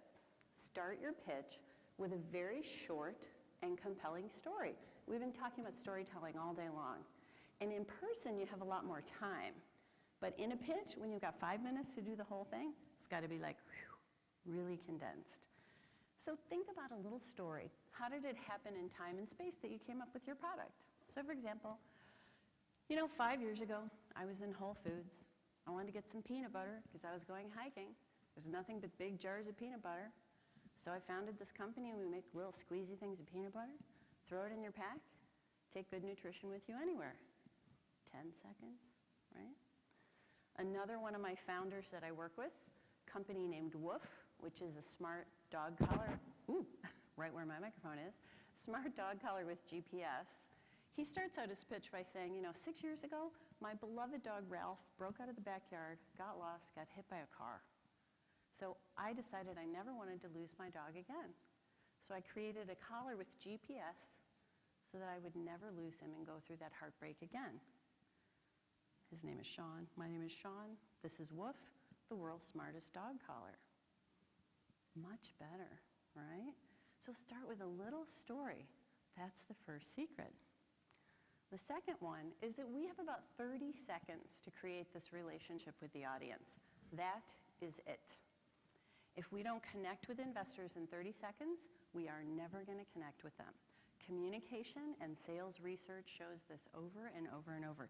We have 30 seconds to get people to feel like they know us, like us, and trust us. Just a little. So what are we going to do in this 30 seconds? First thing we do, tell that little story. Second thing you have to do in the first 30 seconds is tell investors exactly what you are doing. I've seen very creative pitches where people get up and tell a long story about the history of the market. No. First 30 seconds, I need to know exactly what you're doing. Exactly. What are you doing? Is it a product? Is it a service? Is it an app? Is it a platform? What is it? I am going to give you a formula right now that is the key to this whole thing. If you don't remember anything else today from this presentation, remember this. It's called an ABC statement. It's an A that does B so you can see. Okay? It's an A that does B so you can see. This is the secret to pitch. This is not your marketing statement. This is not your tagline. This is a simple statement. Let's look at some examples. For Woof, it's a smart dog collar that has embedded GPS, so you'll never lose your dog again. Tells you in a nutshell.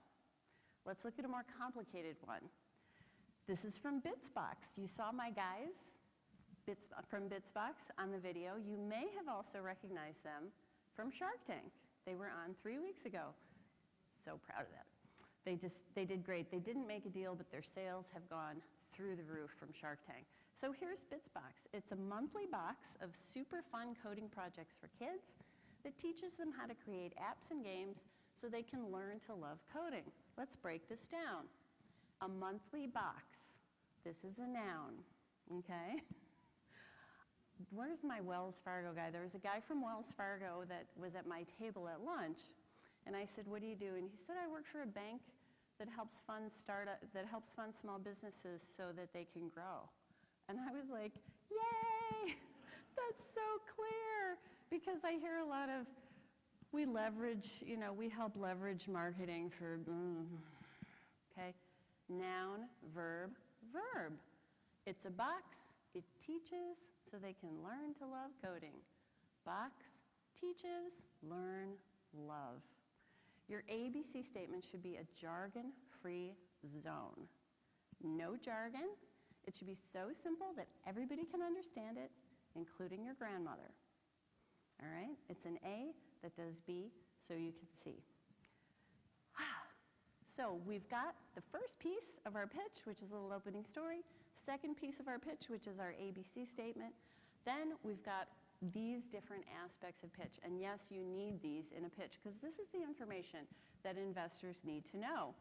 It's a long list of stuff, but we've got to include this. Now, a typical pitch only has this, and you don't want to stop here, because there's some much sexier, more fun stuff that you can put in a pitch that hardly anybody thinks about.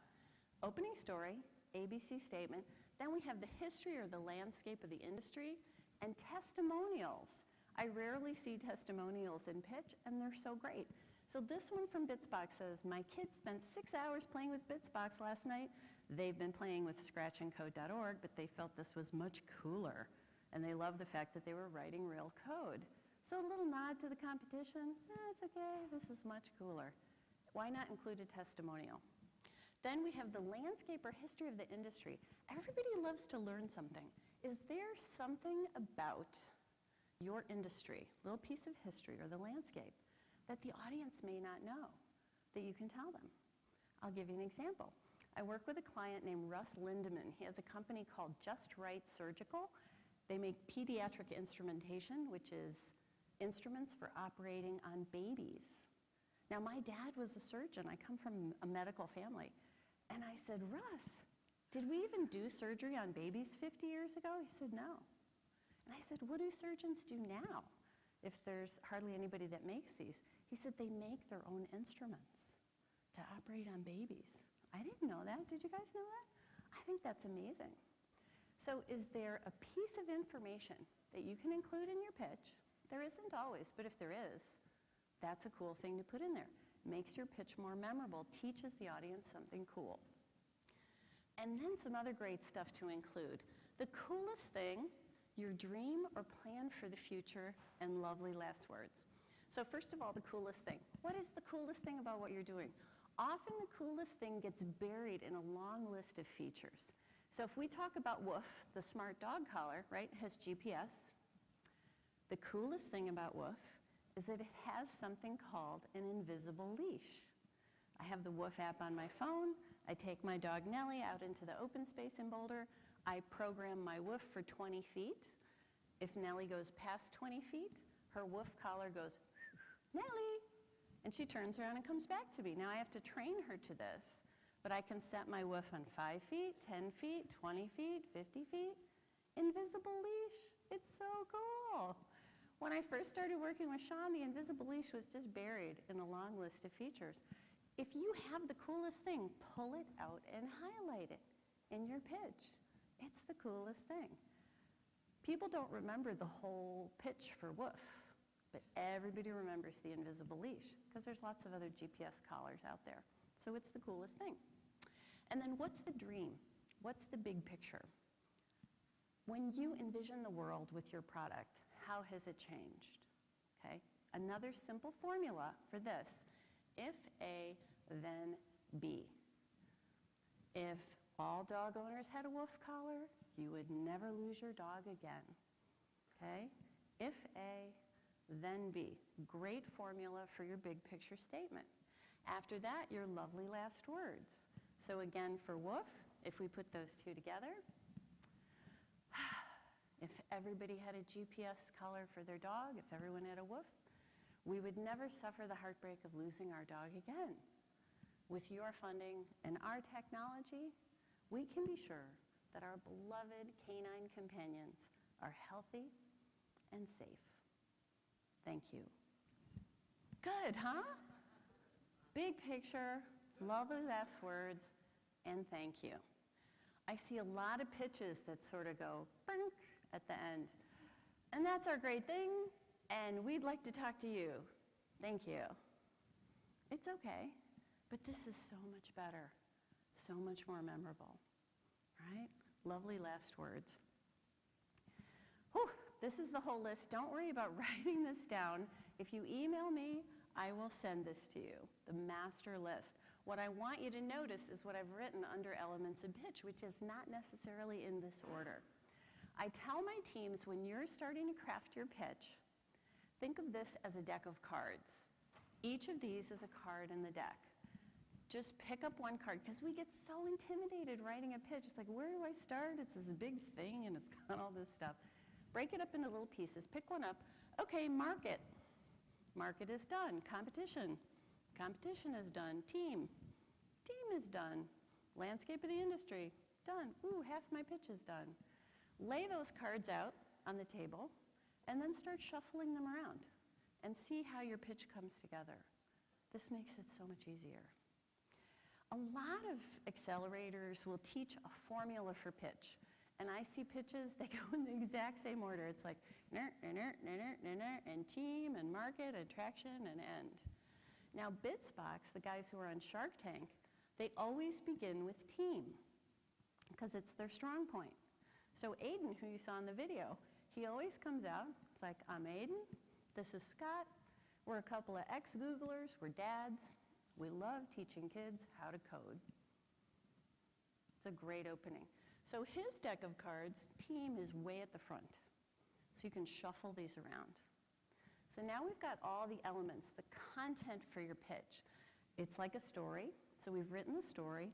Now we need to illustrate the story. Just like if you're writing a book, writing a storybook, first you write the story, then you do the pictures. So first you do your content, then you do your deck. Because we want to avoid this. We have all seen terrible, terrible slides in pitch and all kinds of presentation. We want to avoid this at all costs. So how do we avoid death by PowerPoint? I've seen slides like this. Brand loyalty between 18 and 44-year-olds by gender. I never want to see this in a pitch, okay? A deck that you're sending to somebody, or proposal or report, sure. In a pitch deck, no. I want to see something beautiful like this. Millennials, trillions of dollars, brand loyalty, yes. This is the kind of slide you want in a pitch deck. This is a great one from a company called Staffer in San Francisco. They specialize in staffing temporary and part-time employees. Shows you, in a heartbeat, the intersection and when part-timers are probably going to take over full-timers in 2020. Crystal clear. You see the opportunity right there. Nice and clear. This is their timeline slide from Staffer. Again, nice and clear. Nice roadmap. This is from Square. This is a horrible slide. Never do this for your team slide. It's so cluttered. It's so full of stuff. Much better team slide. And now I'll show you my favorite team slides ever in the entire universe, which is from Bitsbox, Aiden, and Scott. Aiden and Scott. Who would not want to put these guys on Shark Tank? This is such a great slide. You know, better than the bubbleheads, right? We've all seen the little bubblehead slides. So do something creative with your team slide. This slide you should never make. Ever, ever, ever. This is the worst slide in the entire universe. Please, if you have a thank you question slide in your deck, just delete it right now, okay? There should be something inside of Keynote and PowerPoint that just makes these blow up if you try to make it, because they should not exist in the known universe, because you can do so much better. Let me show you what you can do instead. This is a company called KickFurther. KickFurther is a finance platform for non-accredited investors. So with KickFurther, a non-accredited investor like me can give a small business money. They can buy inventory. When the inventory sells, I get a nice return. Kick further, the future of finance. Okay, let me show you the sequence we put together for the end of their pitch. This is his big picture moment. So he said something like, we kick further, we're taking funding out of the hands of the banks and putting it back in the hands of the people. We're kick further, the future of finance. Thank you. Right? Good. Yeah. Okay, versus thank you questions. No contest. Big picture moment. Final slide. Ooh, this is the wrong deck. Here we go. There we are. Okay, so now we're going to put it all together. We have the story, we've got the illustrations, and now we're going to take a look at Alex Kronman's winning pitch. This is actually a video of the pitch he did for Techstars 2 years ago. We worked on this for about 3 weeks, and one piece of this I want to point out to you. There's a testimonial reel in the beginning of this pitch at Techstars. And people see this reel and they say, oh, it's so expensive, I could never do that. We shot this in 2 days with a student from the film school at CU Boulder who had just graduated. I wrote the script in about 1 minute. We ran around to 3 offices and we produced it in 2 days. So think about doing something like this for yourself, for your own pitch. And then as you watch Alex, look for all the elements that we've talked about, okay? Look at his opening. Try to find the ABC statement. What's the big picture? And how is he closing? So we're going to run that.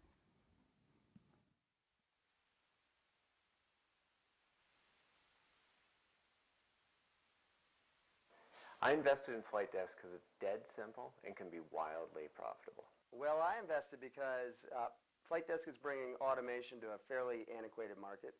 And I invested because this market is prime for a programmatic revolution. I invested in Flight Desk because it's a fun shot at a unicorn. I couldn't believe more in Alex's team and his vision, and he's also pretty endearing. I invested in Flight Desk because it's going to allow media buyers to look really smart, be heroes in their company without hardly doing any work. You don't have to know about advertising, you just have to know about people. This is going to work. Here's Alex. Hi, I'm Alex, CEO of Flight Desk. I ran my college newspaper and worked in ad agencies, and I discovered something that advertisers already know. Millennials are a pain in the ass to market to. We're the world's most valuable demographic. We spend over $1 trillion each year, and the brand loyalties we form between the ages of 18 and 24 determine which brands win for the next 30 years. But advertisers can't reach us. We move around a lot, so direct mail doesn't work. We don't have cable, so TV ads don't work. Half of us block ads online, so digital ads only half work. And when mom invaded the news feed, we left Facebook in droves. We're difficult to reach because this is not the world we live in. We live here. And if you want to reach us, you have to come to us. That's where Flight Desk comes in. Flight Desk is an automated ad buying platform that allows advertisers to reach millennials in one simple interface. We serve ads in college newspapers, campus billboards, student-run food blogs, mobile apps, ride shares, concerts, sports arenas, cafeterias, brand ambassadors, bus shelters, libraries, food deliveries, even on coasters in college bars. And yes, Nintendo is one of our customers. What we care about is where millennials are most engaged. Let me show you how it works. Trojan is another one of our customers, and we got them in front of college students all across the country. At flightdesk.com, Trojan can buy and manage the full life cycle of multi-channel ad campaigns. They can target demographics by location, affluence, gender, interests, and a host of other metrics. They can see where their ads will run. They can upload their creative. They can verify, track performance, and pay. Without Flight Desk, for even a small campaign, Trojan would have had to make 1,000 phone calls to 400 different media operators on 87 different college campuses dealing with students and sole proprietors that have no clue how to deal with a national advertiser. Ads that take months to buy and sell by hand with layers and layers of fees, we can place in 5 minutes. And it's not just Trojan and Nintendo. We launched our private beta a month ago, and now all of these companies are paying customers.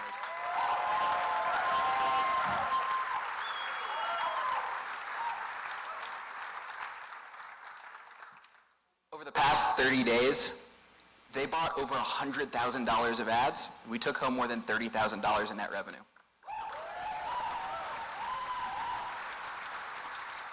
Though this is just a very small fraction of the $70 billion that advertisers spend marketing to millennials in the US every year. Our business model takes advantage of a mismatch in supply and demand. Our distribution partners know that large advertisers can't work with them directly, so they're pouring their inventory into our platform. In fact, we already reach 20% of Americans 18 to 24. And this audience is so valuable that advertisers aren't very price sensitive. Difficult to reach, plus highly valued, allows us to command some of the highest margins in the business. And this is the team behind Flight Desk. I've lived on all sides of our market, from selling ads in college to buying them at Crispin Porter and Bogusky. Joel is my co-founder and CTO. He's an ad tech veteran who's led teams at NBC, Target, and Brandpoint. Rob manages our demand, Piper manages our supply, and Rebecca keeps everything going. And we're backed by the best investors and advisors in the business. Flight Desk is the easiest, fastest, and most efficient way for advertisers to reach millennials. It's dead simple, and it's going to be wildly profitable. I'm Alex, and that was Flight Desk.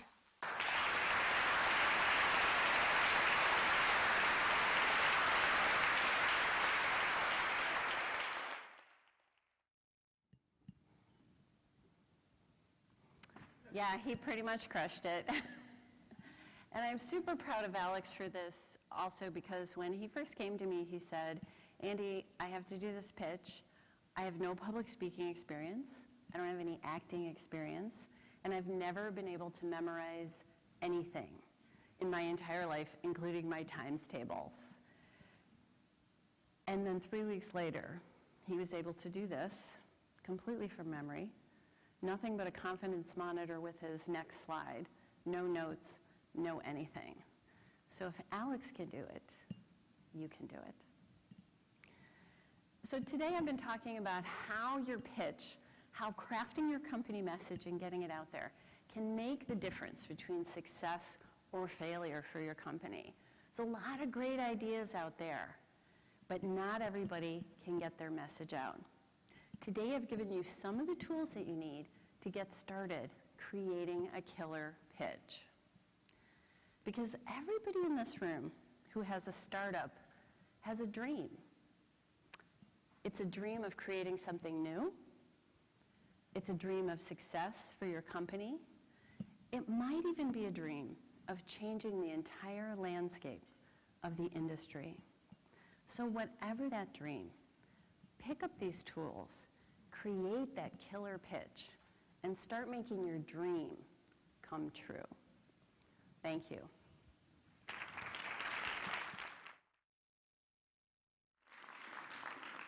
Thanks, Andy. That was great. That was awesome. All right, so here we are at 4:45. Gone through a lot of stuff today. I have been asked to maybe do a couple of closing comments, and then we're going to take a short break. And then hopefully most of you can stay for the pitch slam. We've got some amazing companies that are in the semifinals, and hopefully after seeing everything you've seen today, you'll have some great ideas that will come out of that and kind of cheer on these companies as they go in front of an esteemed panel of judges. So, and like, not in any particular order, but I just took some notes from the day, and let me just go through them really quick, and then just one parting thought before we take a break. We started with Cheryl saying, know that you're going to have some highs and lows. Don't feel like you have to have all the answers. Remember what she said about finding your tribe and building a personal advisory board. Andy's just gone into telling your story. That came across a whole bunch today about being able to tell it in a really compelling way. Know what you believe in, whether you're super mission-driven like Blair is at traditional medicinals, or maybe you are not that far on the mission train, but at least know what you believe in and why your product is so important and how you want to talk to others about it. From the sessions this afternoon, building a realistic P&L, but watching cash first and foremost. I think we heard a bunch of times it's all about your team, and then in Andy's presentation, we just saw that a little bit more and how that can come in terms of a pitch. Choose wisely on your investment partner. I mean, be confident enough in your business proposition and what you're doing that the money that you take, the people that invest in your business are people that you want to do business with. Have that personal confidence. And I guess the last thing that I would say before we go to break is this. I don't know if everyone here has read Wild by Cheryl Strayed, but she has a number of books that she's written, and she has one thing that has stuck with me and I want to share with everybody here. She has this concept of running your own race. And I think this is really an important one because so many of us compare ourselves to everybody else, maybe to a person that is smarter or somebody's more beautiful or somebody's more successful. And instead of just sort of saying, what are the things that are important to me, we look at what looks like it's important to other people. And I think what I would say to challenge everybody here is not to just compare yourself to whatever that company is that just sold for a gazillion times what their revenue is, or somebody that just got something that you've been looking for in terms of funding or got a new partner, but instead go back and say what is super important to you as an entrepreneur, and have those be your values and run your own race. So on behalf of the New Hope team, I want to thank everybody for spending the day with us today. Let's take a 10-minute break, and please come back so you can really support these new companies with their pitch slams. Thank you.